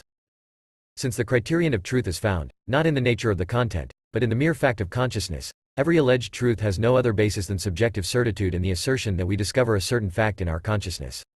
What I discover in my consciousness is thus exaggerated into a fact of the consciousness of all, and even passed off for the very nature of consciousness. Among the so-called proofs of the existence of God, there used to stand the consensus gentium, to which appeal is made as early as Cicero. The consensus gentium is a weighty authority, and the transition is easy and not to. Immediate or intuitive knowledge. 207. Rall. From the circumstance that a certain fact is found in the consciousness of everyone to the conclusion that it is a necessary element in the very nature of consciousness. In this category of general agreement there was latent the deep-rooted perception, which does not escape even the least cultivated mind, that the consciousness of the individual is at the same time particular and accidental. Yet unless we examine the nature of this consciousness itself, stripping it of its particular and accidental elements and, by the toilsome operation of reflection disclosing the universal in its entirety and purity, it is only a unanimous agreement upon a given point that can authorize a decent presumption that that point is part of the very nature of consciousness. Of course, if thought insists on seeing the necessity of what is prescinded as a fact of general occurrence, the consensus gentium is certainly not sufficient. Yet even granting the universality of the fact to be a satisfactory proof, it has been found impossible to establish the belief in God on such an argument, because experience shows that there are individuals and nations without any such faith. In order to judge of the greater or less extent to which experience shows cases of atheism or of the belief in God, it is all important to know if the mere general conception of deity suffices, or if a more definite knowledge of God is required. The Christian world would toinly refuse the title of God to the idols of the Hindus and the Chinese, to the fetishes of the Africans, and even to the gods of Greece themselves. If so, a believer in these idols would not be a believer in God. If it were contended, on the other hand, that such a belief in idols implies some sort of belief in God, as the species implies the genus, then idolatry would argue not faith in an idol merely, but faith in God. The Athenians took an opposite view. The poets and philosophers who explained Zeus to be a cloud, and maintained that there was only one God, were treated as atheists at Athens. The danger in these questions lies in looking at what the mind may make out of an object, and not what that object actually and explicitly is. If we fail to note this distinction, the commonest perceptions of men's senses will be religion, for every such perception, and indeed every act of mind, implicitly contains the principle which, when it is purified and developed, rises to religion. But to be capable of religion is one thing, to have it another. And religion yet implicit is only a city or a possibility. Thus in modern times, travelers have found tribes, as Captains Ross and Perry found the Esquimaux, which, as they tell us, have not even. 208. Hegel's logic. That small modicum of religion possessed by African sorcerers, the ghosts of Herodotus. On the other hand, an Englishman, who spent the first months of the last Jubilee at Rome, says, in his account of the modern Romans, that the common people are bigots, whilst those who can read and write are atheists to a man. The charge of atheism is seldom heard in modern times, principally because the facts and the requirements of religion are reduced to a minimum. See section 73. But there can be nothing shorter and more convenient than to have the bare assertion to make, that we discover a fact in our consciousness, and are certain that it is true, and to declare that this certainty, instead of proceeding from our particular mental constitution only, belongs to the very nature of the mind. Section 72. A second corollary which results from holding immediacy of consciousness to be the criterion of truth is that all superstition or idolatry is allowed to be truth, and that an apology is prepared for any contents of the will, however wrong and immoral. It is because he believes in them, and not from the reasoning and syllogism of what is termed mediate knowledge, that the Hindu finds God in the cow, the monkey, the Brahmin, or the Lama. But, the natural desires and affections spontaneously carry and deposit their interests in consciousness, where also immoral aims make themselves naturally at home. The good or bad character would thus express the definite being of the will, which would be known, and that most immediately, in the interests and aims. Section 73. Thirdly and lastly, the immediate consciousness of God goes no further than to tell us that he is. To tell us what he is would be an act of cognition, involving mediation. So that God as an object of religion is expressly narrowed down to the indeterminate supersensible, God in general, and the significance of religion is reduced to a minimum. If it were really needful to win back and secure the bare belief that there is a God, or even to create it, we might well wonder at the poverty of the age which can see a gain in the merest pittance of religious consciousness, and which in its church has sunk so low as to worship at the altar that stood in Athens long ago, dedicated to the unknown God. Immediate or intuitive knowledge. 209. Section 74. We have still briefly to indicate the general nature of the form of immediacy. For it is the essential one-sidedness of the category which makes whatever comes under it one-sided and, for that reason, finite. And, first, it makes the universal no better than an abstraction external to the particulars, and God a being without determinate quality. But God can only be called a spirit when he is known to be at once the beginning and end, as well as the mean, in the process of mediation. Without this unification of elements he is neither concrete, nor living, nor a spirit. Thus the knowledge of God as a spirit necessarily implies mediation. The form of immediacy, secondly, invests the particular with the character of independent or self-centered being. But such predicates contradict the very essence of the particular, which is to be referred to something else outside. They thus invest the finite with the character of an absolute. But, besides, the form of immediacy is altogether abstract. It has no preference for one set of contents more than another, but is equally susceptible of all. it may as well sanction what is idolatrous and immoral as the reverse. Only when we discern that the content, the particular, is not self-subsistent, but derivative from something else, are its finitude and untruth shown in their proper light. Such discernment, where the content we discern carries with it the ground of its dependent nature, is a knowledge which involves mediation. The only content which can be held to be the truth is one not mediated with something else, not limited by other things, or, otherwise expressed, it is one mediated by itself, where mediation and immediate reference to self coincide. The understanding that fancies it has got clear of finite knowledge, the identity of the analytical metaphysicians and the old, rationalists, abruptly takes again as principle and criterion of truth that immediacy which, as an abstract reference to self, is the same as abstract identity. Abstract thought, the scientific form used by reflective metaphysic, and abstract intuition, the form used by immediate knowledge, are one and the same. The stereotyped opposition between the form of immediacy and that of mediation gives to the former a half-ness and inadequacy that affects every content which is brought under it. Immediacy means, upon the whole, an abstract reference to self, that is, an abstract identity or abstract universality. Accordingly, the essential and real universal, when taken merely in its immediacy, is a mere abstract universal, and from this point of view God is conceived as a being altogether without determinate quality. To call God spirit is in that case only a phrase. 4. 210. Hegel's logic. The consciousness and self-consciousness which spirit implies are I am possible without a distinguishing of it from itself and from something else, i.e. without mediation. Section 75. It was impossible for us to criticize this, the third attitude which thought has been made to take towards objective truth, in any other mode than what is naturally indicated and admitted in the doctrine itself. The theory asserts that immediate knowledge is a fact. It has been shown to be untrue in fact to say that there is an immediate knowledge, a null edge without mediation either by means of something else or in itself. It has also been explained to be false in fact to say that thought advances through finite and conditioned categories only, which are always mediated by a something else, and to forget that in the very act of mediation the mediation itself vanishes. And to show that, in point of fact, there is a knowledge which advances neither by unmixed immediacy nor by unmixed mediation, we can point to the example of logic in the whole of philosophy.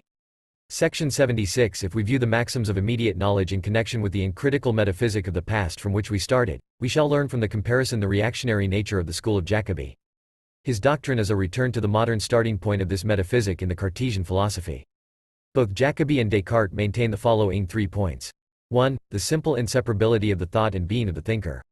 Cogito, ergo sum is the same doctrine as that the being, reality, and existence of the ego is immediately revealed to me in consciousness. Descartes, in fact, is careful to state that by thought he means consciousness in general. Princip. Phil. I. 9. This inseparability is the absolutely first and most certain knowledge, not mediated or demonstrated. 2. The inseparability of existence from the conception of God. The former is necessarily implied in the latter, or the conception never can be without the attribute of existence, which is thus necessary and eternal. Descartes, Princip. Phil. I. 15. The reader will be more disposed to believe that there exists a being supremely perfect, if he notes that in the immediate or intuitive knowledge. 211. Case of nothing else is there found in him an idea, in which he notices necessary existence to be contained in the same way. He will see that that idea exhibits a true and unchangeable nature, a nature which cannot but exist, since necessary existence is contained in it.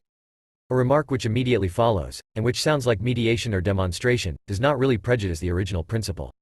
In Spinoza we come upon the same statement that the essence or abstract conception of God implies existence.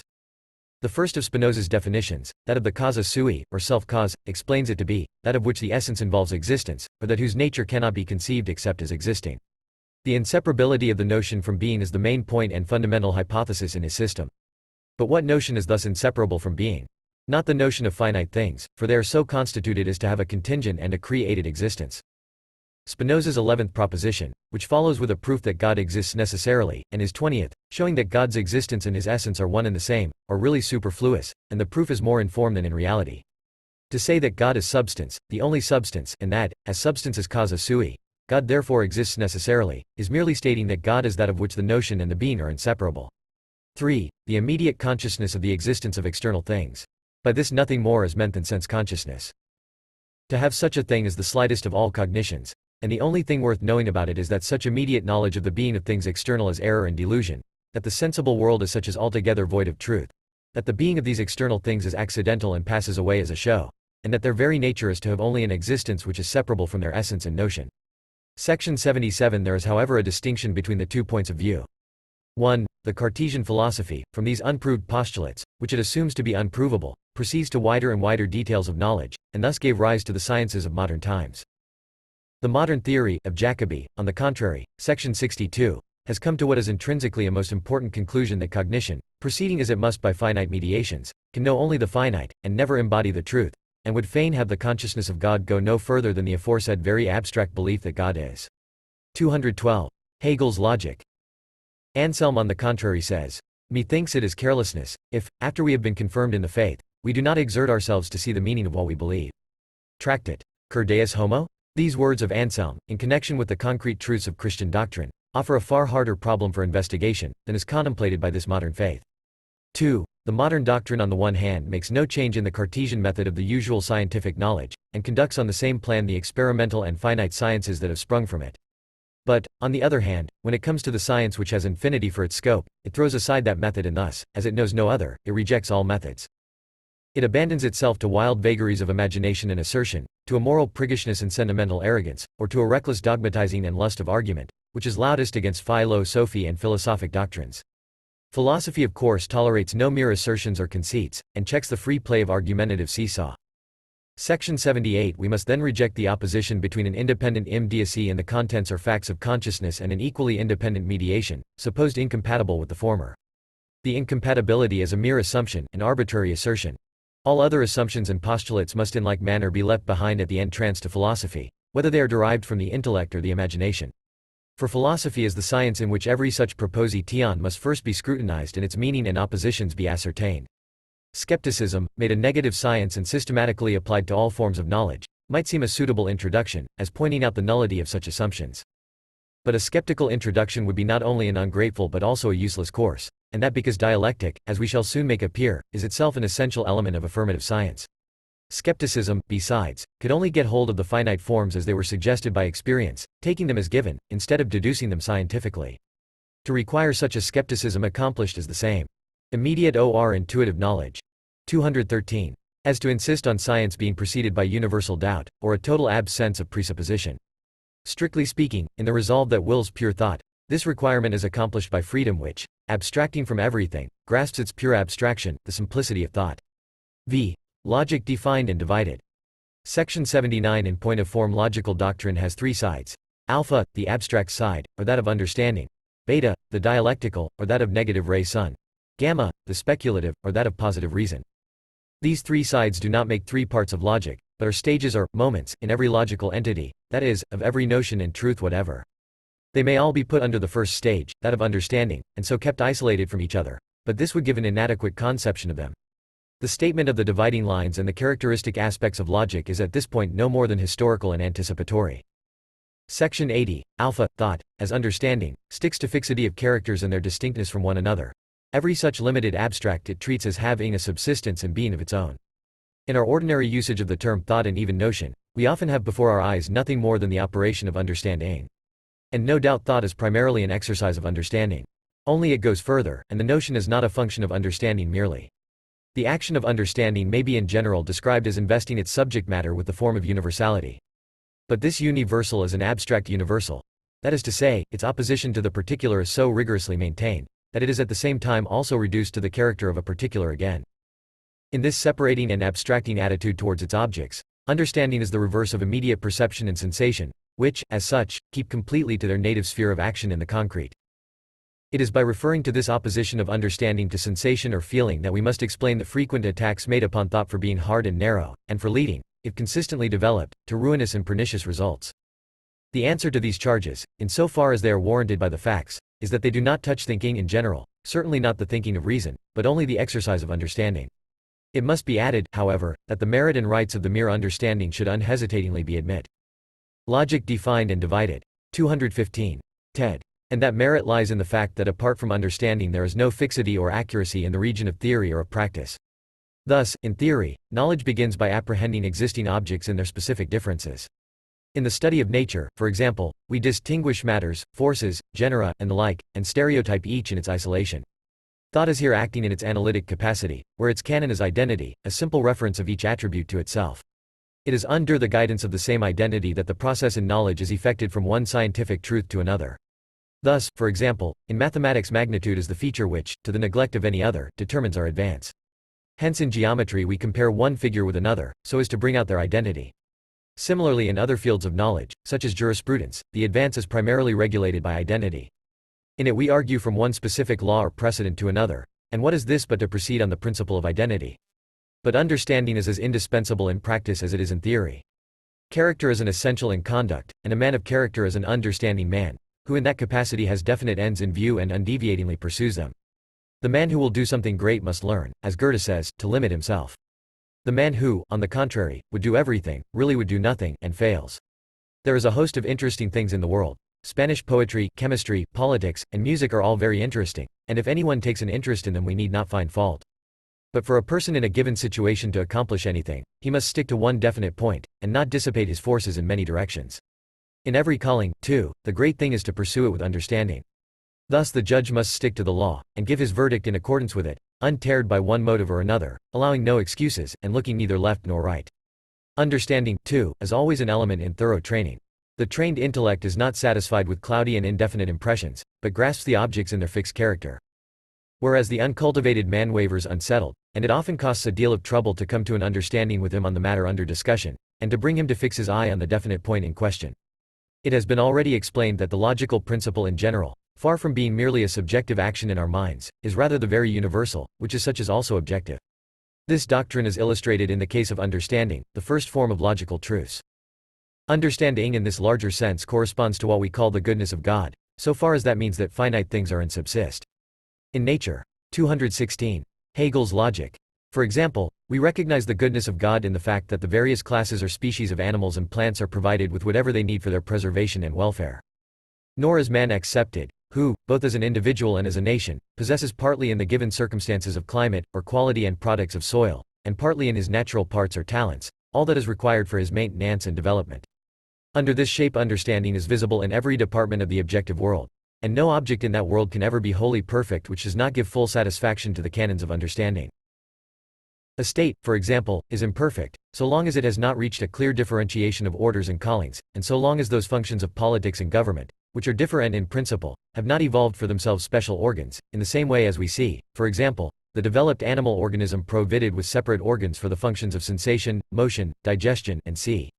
The previous course of the discussion may serve to show that understanding is indispensable even in those spheres and regions of action which the popular fancy would deem furthest from it, and that in proportion as understanding is absent from them, imperfection is the result. This particularly holds good of art, religion, and philosophy. In art, for example, understanding is visible where the forms of beauty, which differ in principle, are kept distinct and exhibited in their purity. The same thing holds good also of single works of art. It is part of the beauty and perfection of a dramatic poem that the characters of the several persons should be closely and faithfully maintained, and that the different aims and interests involved should be plainly and decidedly exhibited. Or again, take the province of religion. The superiority of Greek over Northern mythology, apart from other differences of subject matter and conception, mainly consists in this, that in the former the individual gods are fashioned into forms of sculpture-like distinctness of outline, while in the latter the figures fade away vaguely and hazily into one another. Lastly comes philosophy. That philosophy never can get on without the understanding hardly calls for special remark after what has been said. Its foremost requirement is that every thought shall be grasped in its full precision, and nothing allowed to remain vague and indefinite. It is usually added that understanding must not go too far. Which is so far correct, that understanding is not an ultimate, but on the contrary finite, and so constituted that when carried to extremes it veers round to its opposite. It is the fashion of youth to dash about in abstractions. Logic defined and divided. 217. But the man who has learnt to know life steers clear of the abstract, either or, and keeps to the concrete.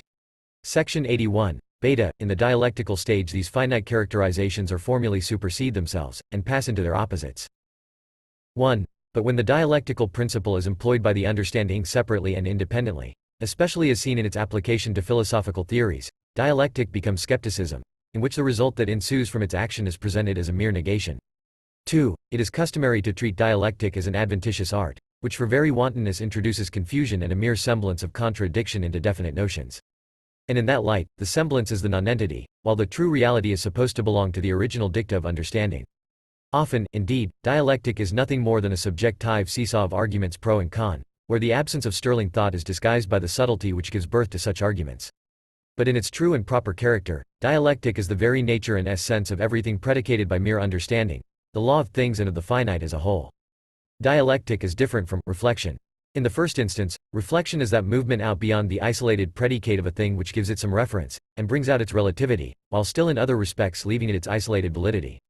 But by dialectic is meant the indwelling tendency outwards by which the one-sidedness and limitation of the predicates of understanding is seen in its true light, and shown to be the negation of them. For anything to be finite is just to suppress itself and put itself aside. Thus understood, the dialectical principle constitutes the life and soul of scientific progress, the dynamic which alone gives immanent connection and necessity to the body of science, and, in a word, is seen to constitute the real and true, as opposed to the external, exaltation above the finite. Noteto section 81, 1, DALE Court IC. It is of the highest importance to ascertain and understand rightly the nature of dialectics. Wherever there is movement, wherever there is life, wherever anything is carried into effect in the actual world, their dialectic is at work. It is also the soul of all knowledge which is truly. 218. Hegel's logic. Scientific. In the popular way of looking at things, the refusal to be bound by the abstract deliverances of understanding appears as fairness, which, according to the proverb, live and let live, demands that each should have its turn. We admit one, but we admit the other also. But when we look more closely, we find that the limitations of the finite do not merely come from without, that its own nature is the cause of its abrogation, and that by its own act it passes into its counterpart.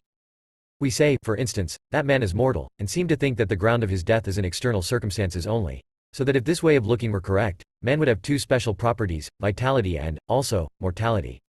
But the true view of the matter is that life is life, involves the germ of death, and that the finite, being radically self-contradictory, involves its own self-suppression. Nor, again, is dialectic to be confounded with mere sophistry. The essence of sophistry lies in giving authority to a partial and abstract principle, in its isolation, as may suit the interest and particular situation of the individual at the time. For example, a regard to my existence, and my having the means of existence, is a vital motive of conduct, but if I exclusively emphasize this consideration or motive of my welfare, and draw the conclusion that I may steal or betray my country, we have a case of sophistry.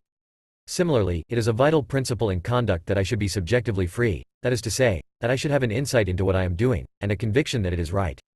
But if my pleading insists on this principle alone, I fall into sophistry, such as would overthrow all the principles of morality. From this sort of party pleading, dialectic is wholly different. Its purpose is to study things in their own being and movement, and thus to demonstrate the finitude of the partial categories of understanding. Dialectic, it may be added, is no novelty in philosophy. Among the ancients, Plato is termed the inventor of dialectic, and his right to the name rests on the fact that the Platonic philosophy first gave the free scientific, and thus at the same time the objective, form to dialectic. Socrates, as we should expect from the general character of his philosophizing, has the dialectical element in a predominantly subjective shape, that of irony. He used to turn dialectic, first against ordinary consciousness, and then especially against the sophists. In his conversations he used to simulate the wish for some clearer knowledge about the subject under discussion, and after putting all sorts of questions. Logic defined and divided. 219. With that intent, he drew those with whom he conversed to the opposite of what their first impressions had pronounced correct. If, for instance, the sophists claimed to be teachers, Socrates by a series of questions forced the sophist Protagoras to confess that all learning is only recollection. In his more strictly scientific dialogues, Plato employs the dialectical method to show the finitude of all hard and fast terms of understanding. Thus in the Parmenides he deduces the many from the one. In this grand style did Plato treat dialectic. In modern times it was, more than any other, Kant who resuscitated the name of dialectic, and restored it to its post of honor. He did it, as we have seen, by working out the antinomies of the reason. The problem of these antinomies is no mere subjective piece of work oscillating between one set of grounds and another.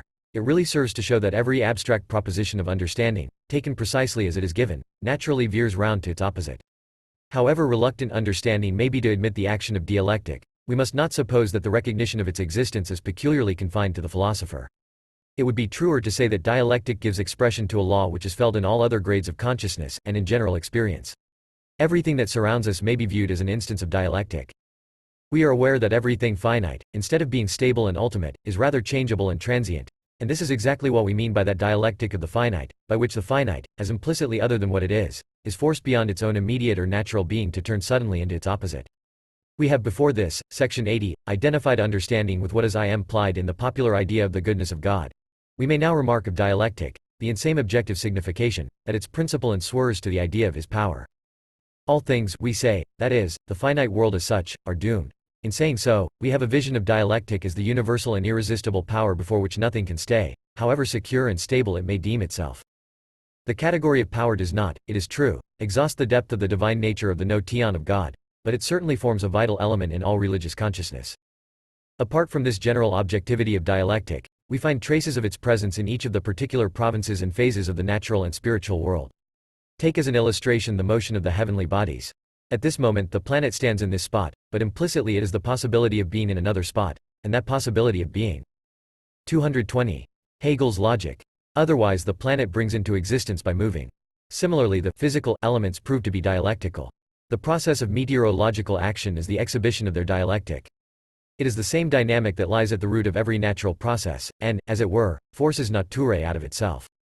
To illustrate the presence of dialectic in the spiritual world, especially in the provinces of law and morality, we have only to recollect how general experience shows us the extreme of one state or action suddenly into its opposite. A dialectic which is recognized in many ways in common proverbs. The summum jus summa injuria, which means that to drive an abstract right to its extremity is to do a wrong. In political life, as everyone knows, extreme anarchy and extreme despotism naturally lead to one another. The perception of dialectic in the province of individual ethics is seen in the well-known adages. Pride comes before a fall, too much wit outwits itself. Even feeling, bodily as well as mental, has its dialectic. Everyone knows how the extremes of pain and pleasure pass into each other. The heart overflowing with joy seeks relief in tears, and the deepest melancholy will at times betray its presence by a smile. Noteto Section 81, 2, SCEPTICSM. Skepticism should not be looked upon merely as a doctrine of doubt. It would be more correct to say that the skeptic has no doubt of his point, which is the nothingness of all finite existence. He who only doubts still clings to the hope that his doubt may be resolved, and that one or other of the definite views, between which he wavers, will turn out solid and true. Skepticism properly so called is a very different thing. It's his complete hopelessness about all which understanding counts stable, and the feeling to which it gives birth is one of unbroken calmness and inward repose. Such at least is the noble skepticism of antiquity, especially as exhibited in the writings of Sextus Empiricus, when in the later times of Rome it had been systematized as a complement to the dogmatic systems of Stoic and Epicurean.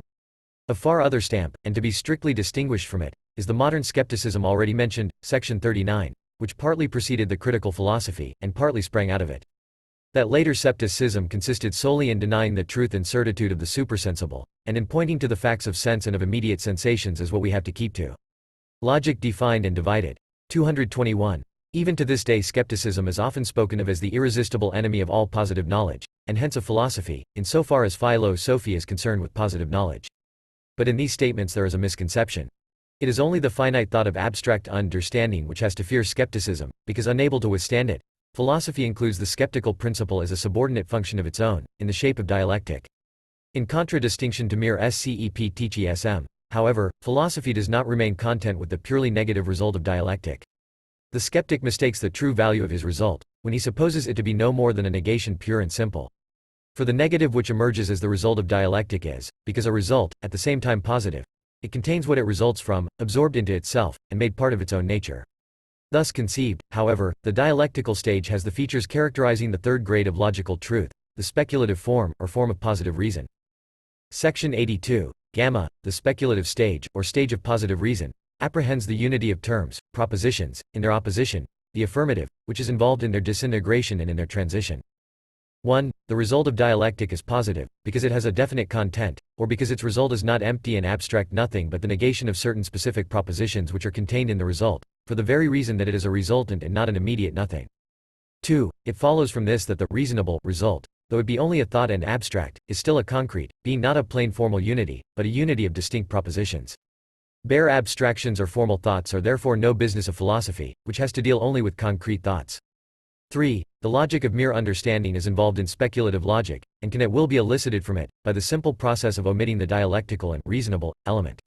When that is done, it becomes what the common logic is, a descriptive collection of sundry thought forms and rules which, finite though they are taken to be something infinite. If we consider only what it contains, and not how it contains it, the true reason world, so far from being the exclusive property of philosophy, is the right of every human being on whatever grade of culture or mental growth he may stand, which would justify man's end. 222. Hegel's logic. Scient title of rational being. The general mode by which experience first makes us aware of the reasonable order of things is by accepted and unreasoned belief, and the character of the rational, as already noted, section 45, is to be unconditioned, self-contained, and thus to be self-determining. In this sense man above all things becomes aware of the reasonable order of things when he knows of God, and knows him to be the completely self-determined. Similarly, the consciousness a citizen has of his country and its laws is a perception of reason world, so long as he looks up to them as unconditioned and likewise universal powers, to which he must subject his individual will. And in the same sense, the knowledge and will of the child is rational, when he knows his parents' will and wills it. Now, to turn these rational, of course positively rational, realities into speculative principles, the only thing needed is that they be thought. The expression speculation in common life is often used with a very vague and at the same time secondary sense, as when we speak of a matrimonial or a commercial speculation. By this we only mean two things. First, that what is the subject matter has to be past and left behind. And secondly, that the subject matter of such speculation, though in the first place only subjective, must not remain so, but be realized or translated into objectivity. What was some time ago remarked respecting the idea may be applied to this common usage of the term, speculation, and we may add that people who rank themselves among the educated expressly speak of speculation even as if it were something purely subjective. A certain theory of some conditions and circumstances of nature or mind may be, say these people, very fine and correct as a matter of speculation, but it contradicts experience and nothing of the sort is admissible in reality. To this the answer is, that the speculative is in its true signification, neither preliminary nor even definitively, something merely subjective. That, on the contrary, it expressly rises above such oppositions as that between subjective and objective, which the understanding cannot get over, and absorbing them in itself, evinces its own concrete and all-embracing nature. A one-sided proposition therefore can never even give expression to a speculative truth. If we say, for example, that the absolute is the unity of subjective and objective, we are undoubtedly in the right, but so far one-sided, as we enunciate the unity only and lay the accent upon it, forgetting that in reality the subjective and objective are not merely identical but also distinct. Logic defined and divided. 223. Speculative truth, it may also be noted, means very much the same as what, in special connection with religious experience and doctrines, used to be called mysticism. The term mysticism is at present used, as a rule, to designate what is mysterious and incomprehensible, and in proportion as their general culture and way of thinking vary, the epithet is applied by one class to denote the real and the true, by another to name everything connected with superstition and deception. On which we first of all remark that there is mystery in the mystical, only however for the understanding which is ruled by the principle of abstract identity, whereas the mystical, as synonymous with the speculative, is the concrete unity of those propositions which understanding only accepts in their separation and opposition. And if those who recognize mysticism as the highest truth are content to leave it in its original utter mystery, their conduct only proves that for them too, as well as for their antagonists, thinking means abstract identification, and that in their opinion, therefore truth can only be won by renouncing thought, or as it is frequently expressed, by leading the reason captive. But, as we have seen, the abstract thinking of understanding is so far from being either ultimate or stable, that it shows a perpetual tendency to work its own dissolution and swing round into its opposite. Raisonnableness, on the contrary, just consists in embracing within itself these opposites as unsubstantial elements. Thus the reason world may be equally styled mystical, not however because thought cannot both reach and comprehend it, but merely because it lies beyond the compass of understanding. 224. Hegel's logic. Subdivision of Logic section 83. Logic is subdivided into three parts. I. The doctrine of being. 2. The doctrine of essence. 3. The doctrine of notion and idea. That is, the theory of thought in I. Its immediacy, the notion implicit and in germ. 2. Its reflection and mediation, the being for self and show of the notion. 3. Its return into self, and its developed abiding by itself, the notion in and for itself. The division of logic now given, as well as the whole of the previous discussion on the nature of thought, is anticipatory, and the justification, or proof of it, can only result from the detailed treatment of thought itself. For in philosophy, to prove means to show how the subject by and from itself makes itself what it is. The relation in which these three leading grades of thought, or the logical idea, stand to each other must be conceived as follows. Truth comes only with the notion, or, more precisely, the notion is the truth of being and essence, both of which, when separately maintained in their isolation, cannot but be untrue, the former because it is exclusively immediate, the latter because it is exclusively mediate. Why then, it may be asked, begin with false and not at once with the true? To which we answer that truth, to deserve the name, must authenticate its own truth, which authentication, here within the sphere of logic, is given, when the notion demonstrates itself to be what is mediated by and with itself, and thus at the same time to be truly immediate. This relation between the three stages of the logical idea appears in a real and concrete shape thus. God, who is the truth, is known by us in his truth, that is, as absolute spirit, only in so far as we at the same time recognize that the world which he created, nature and the finite spirit, are, in their difference from God, untrue. 7. First subdivision of the logic. The doctrine of being section 84. Being is the notion implicit only. Its special forms have the predicate is, when they are distinguished they are each of them an other, and the shape which dialectic takes in them, i.e. their further specialization, is a passing over into another. This further determination, or specialization, is at once a forth putting and in that way a disengaging of the notion I am implicit in being, and at the same time the withdrawing of being inwards, its sinking deeper into itself. Thus the explication of the notion in the sphere of being does two things. It brings out the totality of being, and it abolishes the immediacy of being, or the form of being as such. Section 85. Being itself and the special subcategories of it which follow, as well as those of logic in general, may be looked upon as definitions of the a-flat solute, or metaphysical definitions of God. At least the first and third category in every triad may. The first, where the thought form of the triad is formulated in its simplicity, and the third, being the return from differentiation to a simple self-reference. For a metaphysical definition of God is the expression of his nature and thoughts as such, and logic embraces all thoughts so long as they continue in the thought form. The second subcategory in each triad, where the grade of thought is in its differentiation, gives, on the other hand, a definition of the finite. The objection to the form of definition is that it implies a something in the mind's eye on which these predicates may fasten. Thus even the absolute, though it purports to express God in the style and character of thought, in comparison with its predicate, which really and distinctly expresses in thought what the subject is not, as yet only an inchoate pretended thought, the indeterminate subject of predicates yet to come. The thought, which is here the matter of sole importance, is contained only in the predicate, and hence the propositional form, like the said subject, viz. The absolute, is a mere superfluity. 226. Hegel's logic. Quantity. Qualityandemeas. Each of the three spheres of the logical idea proves to be a systematic whole of thought terms and a phase of the absolute. This is the case with being, containing the three grades of quality, quantity and measure. Quality is, in the first place, the character identical with being, so identical that a thing ceases to be what it is, if it loses its quality. Quantity, on the contrary, is the character external to being, and does not affect the being at all. Thus, e.g. a house remains what it is, whether it be greater or smaller, and red remains red, whether it be brighter or darker. Measure, the third grade of being, which is the unity of the first two, is a qualitative quantity. All things have their measure, i.e. the quantitative terms of their existence, their being so or so great, does not matter within certain limits, but when these limits are exceeded by an additional more or less, the things cease to be what they were. From measure follows the advance to the second subdivision of the idea, essence. The three forms of being here mentioned, just because they are the first, are also the poorest, i.e. the most abstract. Immediate, sensible, consciousness, insofar as it simultaneously includes an intellectual element, is especially restricted to the abstract categories of quality and quantity.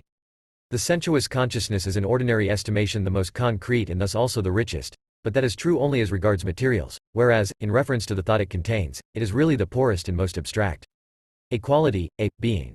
Pure being. Section 86. Pure being makes the beginning, because it is on the one hand pure thought, and on the other immediacy itself, simple and indeterminate. And the first beginning cannot be mediated by anything, or be further determined.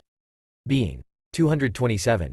All doubts and admonitions, which might be brought against beginning the science with abstract empty being, will disappear if we only perceive what a beginning naturally implies.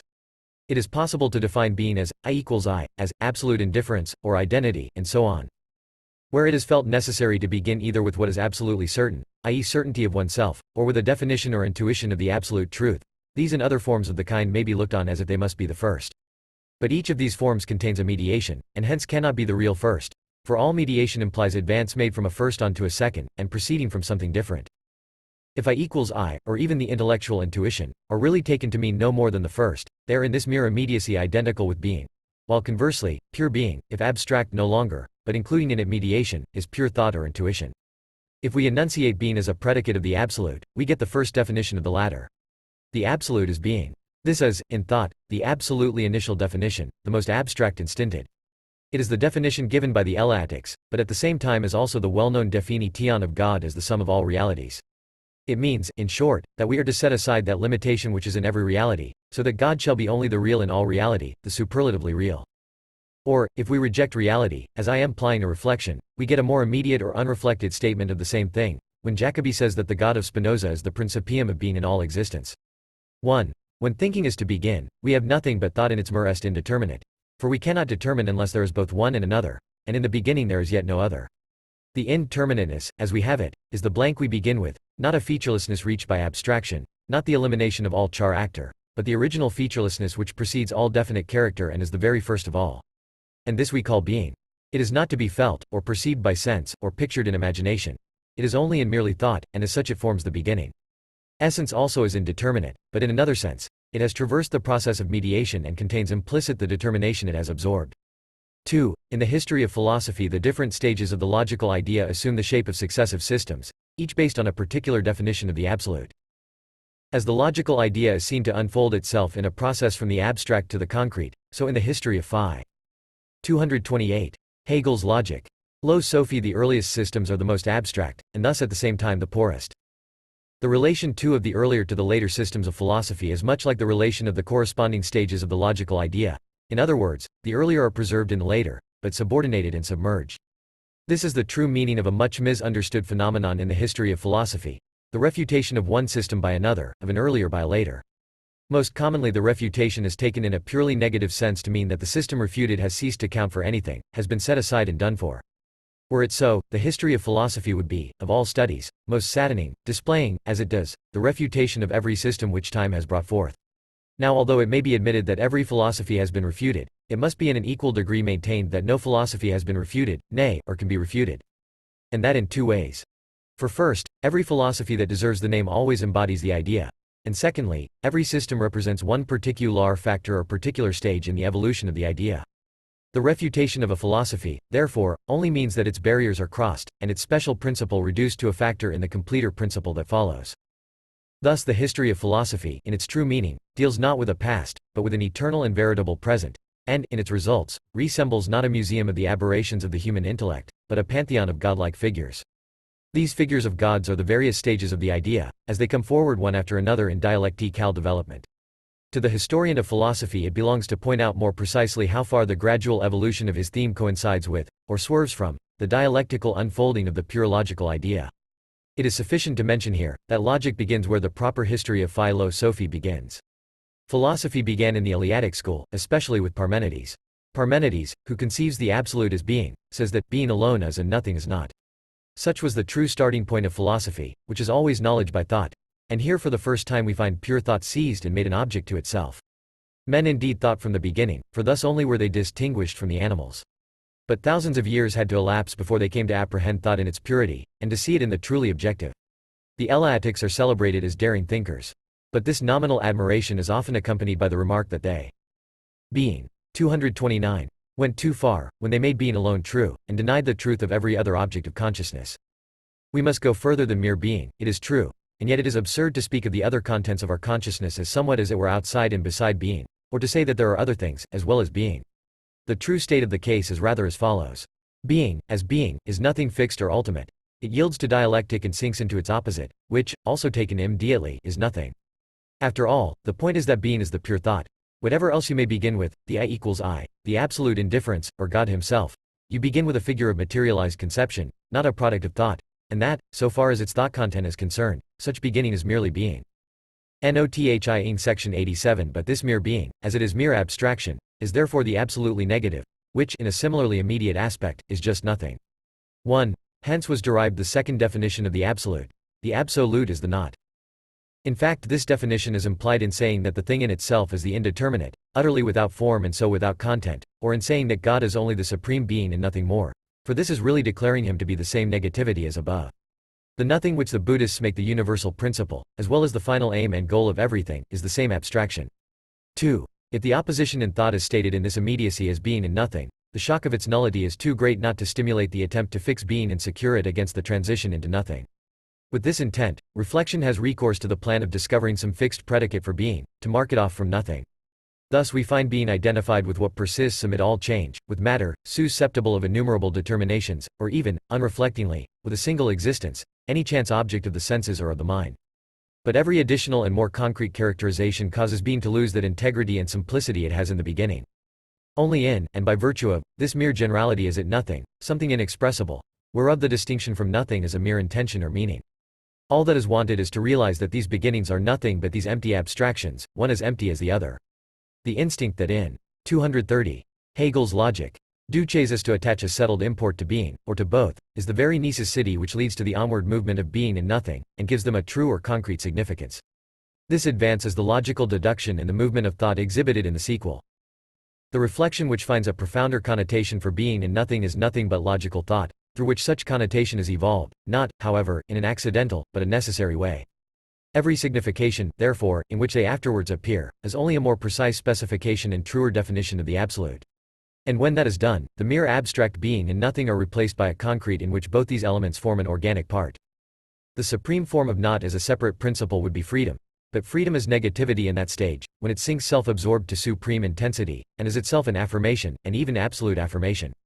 The distinction between being and not is, in the first place, only implicit, and not yet actually made. They only ought to be distinguished. A distinction of course implies two things, and that one of them possesses an attribute which is not found in the other.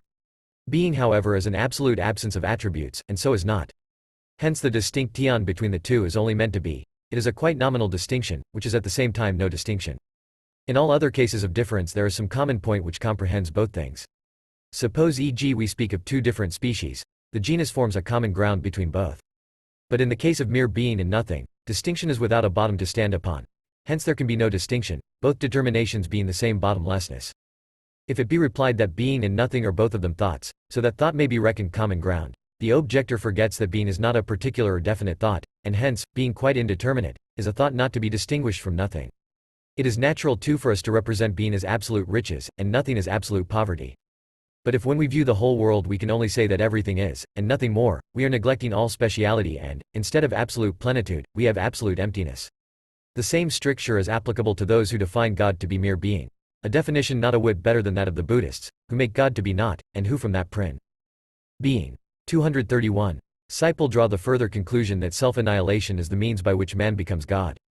B. Ecoming section 88 Nothing, if it be thus immediate and equal to itself, is also conversely the same as being is. The truth of being and of nothing is accordingly the unity of the two, and this unity is becoming. 1. The proposition that being and nothing is the same seems so paradoxical to the imagination or understanding, that it is perhaps taken for a joke. And indeed it is one of the hardest things thought expects itself to do.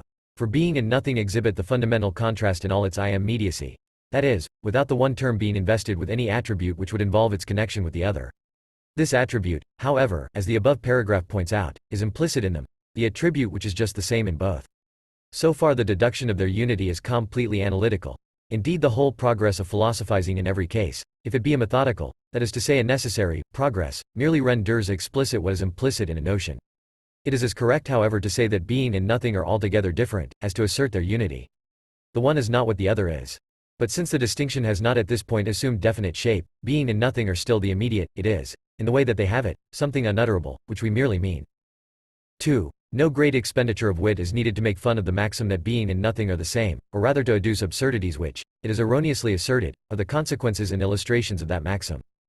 If being and not are identical, say these objectors, it follows that it makes no difference whether my home, my property, the air I breathe, this city, the sun, the law, mind, God, are or not. Now in some of these cases the objectors foist in private aims, the utility a thing has for me, and then ask, whether it be all the same to me if the thing exist and if it do not. For that matter indeed, the teaching of philosophy is precisely what frees man from the endless crowd of finite aims and intentions, by making him so insensible to them that their existence or non-existence is to him a matter of indifference. But it is never to be forgotten that, once mention something substantial, and you thereby create a connection with. 232. Hegel's logic. Other existences and other purposes which are ex hypothesi worth having. And on such hypothesis it comes to depend whether the being and not being of a determinate subject are the same or not. A substantial distinction is in these cases secretly substituted for the empty distinction of being and not. In others of the cases referred to, it is virtually absolute existences and vital ideas and aims, which are placed under the mere category of being or not being. But there is no more to be said of these concrete objects, than that they merely are or not. Barren abstractions, like being and nothing, the initial categories which, for that reason, are the scantiest anywhere to be found, are utterly inadequate to the nature of these objects. Substantial truth is something far above these abstractions and their oppositions. And always when a concrete existence is disguised under the name of being and not being, empty-headedness makes its usual mistake of speaking about, and having in mind an image of, something else than what is in question, and in this place the question is about abstract being and nothing. 3. It may perhaps be said that nobody can form a notion of the unity of being and not. As for that, the notion of the unity is stated in the section preceding, and that is all. Apprehend that, and you have comprehended this unity. What the objector really means by comprehension, by a notion, is more than his language properly implies. He wants a richer and more complex state of mind, a pictorial conception which will propound the notion as a concrete case and one more familiar to the ordinary operations of thought. And so long as incomprehensibility means only the want of habituation for the effort needed to grasp an abstract thought, free from all sensuous admixture, and to seize a speculative truth, the reply to the criticism is that philosophical knowledge is undoubtedly distinct in kind from the mode of knowledge best known in common life, as well as from that which reigns in the other sciences. But if to have no notion merely means that we cannot represent in imagination the oneness of being and not, the statement is far from being true, for everyone has countless ways of envisaging this unity. To say that we have no such conception can only mean that in none of these images do we recognize the notion in question, and that we are not aware that they exemplify it. The readiest example of it is becoming. Everyone has a mental idea of becoming, and will even allow that it is one idea, he. Being. 233. Will further allow that, when it is analyzed, it involves the attribute of being, and also what is the very reverse of being, viz. Nothing.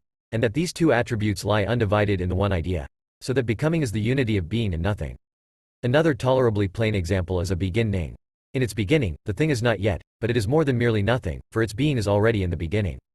Beginning is itself a case of becoming. Only the former term is employed with an eye to the further advance. If we were to adopt logic to the more usual method of the sciences, we might start with the representation of a beginning as abstractly thought, or with beginning as such, and then analyze this representation. And perhaps people would more readily admit, as a result of this analysis, that being and nothing present themselves as undivided in unity. 4. It remains to note that such phrases as being and nothing are the same, or the unity of being and nothing, like all other such unities, that of subject and object, and others, give rise to reasonable objection. They misrepresent the facts, by giving an exclusive prominence to the unity, and leaving the difference which undoubtedly exists in it, because it is being and nothing, for example, the unity of which is declared, without any express mention or notice. It accordingly seems as if the diversity had been unduly put out of court and neglected.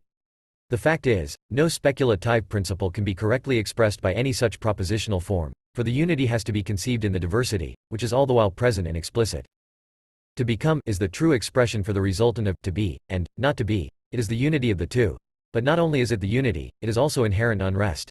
The unity, which is no mere reference to self and therefore without movement, but which, through the diversity of being and nothing that is in it, is at war within itself.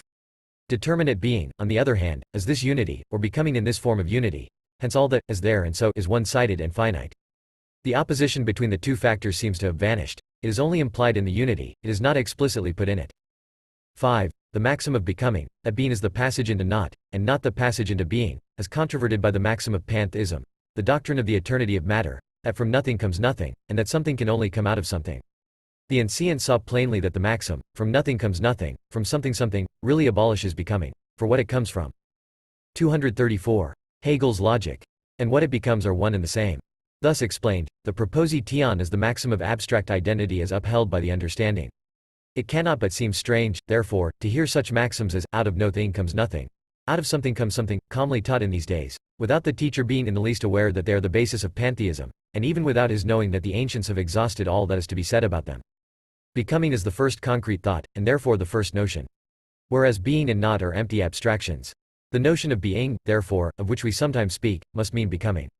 Not the mere point of being, which is empty nothing, any more than nothing, which is empty being.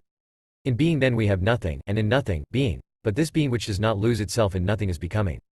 Nor must we omit the distinction, while we emphasize the unity of becoming. Without that distinction we should once more return to abstract being. Becoming is only the explicit statement of what being is in its truth. We often hear it maintained that thought is opposed to being. Now in the face of such a statement, our first question ought to be, what is meant by being? If we understand being as it is defined by reflection, all that we can say of it is that it is what is wholly identical and affirmative. And if we then look at thought, it cannot escape us that thought also is at least what is absolutely identical with itself. Both therefore, being as well as thought, have the same attribute. This identity of being and thought is not however to be taken in a concrete sense, as if we could say that a stone, so far as it has being, is the same as a thinking man. A concrete thing is always very different from the abstract category as such. And in the case of being, we are speaking of nothing concrete, for being is the utterly abstract. So far then the question regarding the being of God, a being which is in itself concrete above all measure, is of slight importance. As the first concrete thought term, becoming is the first adequate vehicle of truth. In the history of philosophy, this stage of the logical idea finds its analogue in the system of Heraclitus. When Heraclitus says, all is flowing, he enunciates becoming as the fundamental feature of all existence, whereas the Eleatics, as already remarked, saw only truth in being, rigid processless being. Glancing at the principle of the Eleatics, Heraclitus then goes on to say, being no more is than not being. A statement expressing the negativity of abstract being, and its identity with not being, as made explicit in Being. 235. Becoming. Both abstractions being alike untenable. This may be looked at as an instance of the real refutation of one system by another. To refute a philosophy is to exhibit the dialectical movement in its principle, and thus reduce it to a constituent member of a higher concrete form of the idea. Even becoming, however, taken at its best on its own ground, is an extremely poor term. It needs to grow in depth and weight of meaning. Such deep in force we find e.g. in life. Life is a becoming, but that is not enough to exhaust the notion of life. A still higher form is found in mind. Here too is becoming, but richer and more intensive than mere logical becoming. The elements whose unity constitute mind are not the bare abstracts of being and of not, but the system of the logical idea and of nature. Being determinate. Section 89. In becoming, the being which is one with nothing, and the nothing which is one with being, are only vanishing factors. They are and they are not. Thus by its inherent contradiction becoming collapses into the unity in which the two elements are absorbed. This result is accordingly being determinate, being there and so. In this first example we must call to mind, once for all, that the only way to secure any growth and progress in knowledge is to hold results fast in their truth. There is absolutely nothing whatever in which we cannot and must not point to contradictions or opposite attributes, and the abstraction made by understanding therefore means a forcible insistence on a single aspect, and a real effort to obscure and remove all consciousness of the other attribute which is involved. Whenever such contradiction, then, is discovered in any object or notion, the usual inference is, hence this object is nothing. Thus Zeno, who first showed the contradiction native to motion, concluded that there is no motion, and the ancients, who recognized origin and decease, the two species of becoming, as untrue categories, made use of the expression that the one or absolute neither arises not per issues. Such a style of dialectic looks only at the negative aspect of its result, and fails to notice what is at the same time really present, the definite result, in the present case a pure nothing, but a nothing which includes being, and, in like manner, a being which includes nothing. 236. Hegel's logic. Hence being determinate as 1. The unity of being and nothing, in which we get rid of the immediacy in these determinations, and their contradiction vanishes in their mutual connection, the unity in which they are only constituent elements. And 2. Since the result is the abolition of the contradiction, it comes in the shape of a simple unity with itself. That is to say, it also is being with negation or determinateness. It is becoming expressly put in the form of one of its elements, viz. Being. Even our ordinary conception of becoming implies that somewhat comes out of it, and that becoming therefore has a result. But this conception gives rise to the question, how becoming does not remain mere becoming, but has a result. The answer to this question follows from what becoming has already shown itself to be. Becoming always contains being and nothing in such a way, that these two are always changing into each other, and reciprocally cancelling each other. Thus becoming stands before us in utter restlessness, unable however to maintain itself in this abstract restlessness. For, since being and nothing vanish in becoming, and that is the very notion of becoming, the latter must vanish also. Becoming is as it were a fire, which dies out in itself, when it consumes its material. The result of this process however is not empty nothing, but being identical with the negation, what we call being determinate, being then and there, the primary import of which evidently is that it has become. Qulity section 90, alpha, determinate being is being with a character or mode, which simply is, and such unmediated character is quality. And as reflected into itself in this its character or mode, determinate being is a somewhat, as existent. The categories, which issue by a closer analysis of determinate being, need only be mentioned briefly. Quality may be described as the determinate mode immediate and identical with being, as distinguished from quantity, to come afterwards, which, although a mode of being, is no longer immediately identical with being, but a mode indifferent and external to it. A something is what it is in virtue of its quality, and losing its quality it ceases to be what it is. Quality, moreover, is completely a category only of the finite, and for that reason too it has its proper place in nature, not in the world of being. 237. The mind. Thus, for example, in nature what are styled elementary bodies, oxygen, nitrogen, etc., should be regarded as existing qualities. But in the sphere of mind, quality appears in a subordinate way only, and not as if its qualitativeness could exhaust any specific aspect of mind. If, for example, we consider the subjective mind, which forms the object of psychology, we may describe what is called moral and mental character, as in logical language identical with quality. This however does not mean that character is a mode of being which pervades the soul and is immediately identical with it, as is the case in the natural world with elementary bodies before mentioned. Yet a more distinct manifestation of quality as such, in mind even, is found in the case of besotted or morbid conditions, especially in states of passion and when the passion rises to derangement. The state of mind of a deranged person, being one mass of jealousy, fear, etc., may suitably be described as quality. Rality, being, fora no thr and bangfor, slf section 91 quality, as determinateness which is, as contrasted with the negation which is involved in it but distinguished from it, is reality. Negation is no longer an abstract nothing, but, as a determinate being and somewhat, as only a form of such being, it is as otherness. Since this otherness, though a determination of quality itself, is in the first instance distinct from it, quality is being for another, an expansion of the mere point of determinate being, or of somewhat. The being is such of quality, contrasted with this reference to somewhat else, is being for self. The foundation of all determinateness is negation.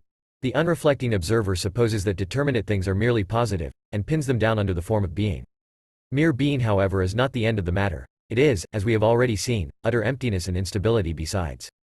Still, when abstract being is confused in this way with being modified and determinate, it implies some perception of the fact that, though in determinate being there is involved an element of negation, this element is at first wrapped up, as it were, and only comes to the front and receives its due in being for self.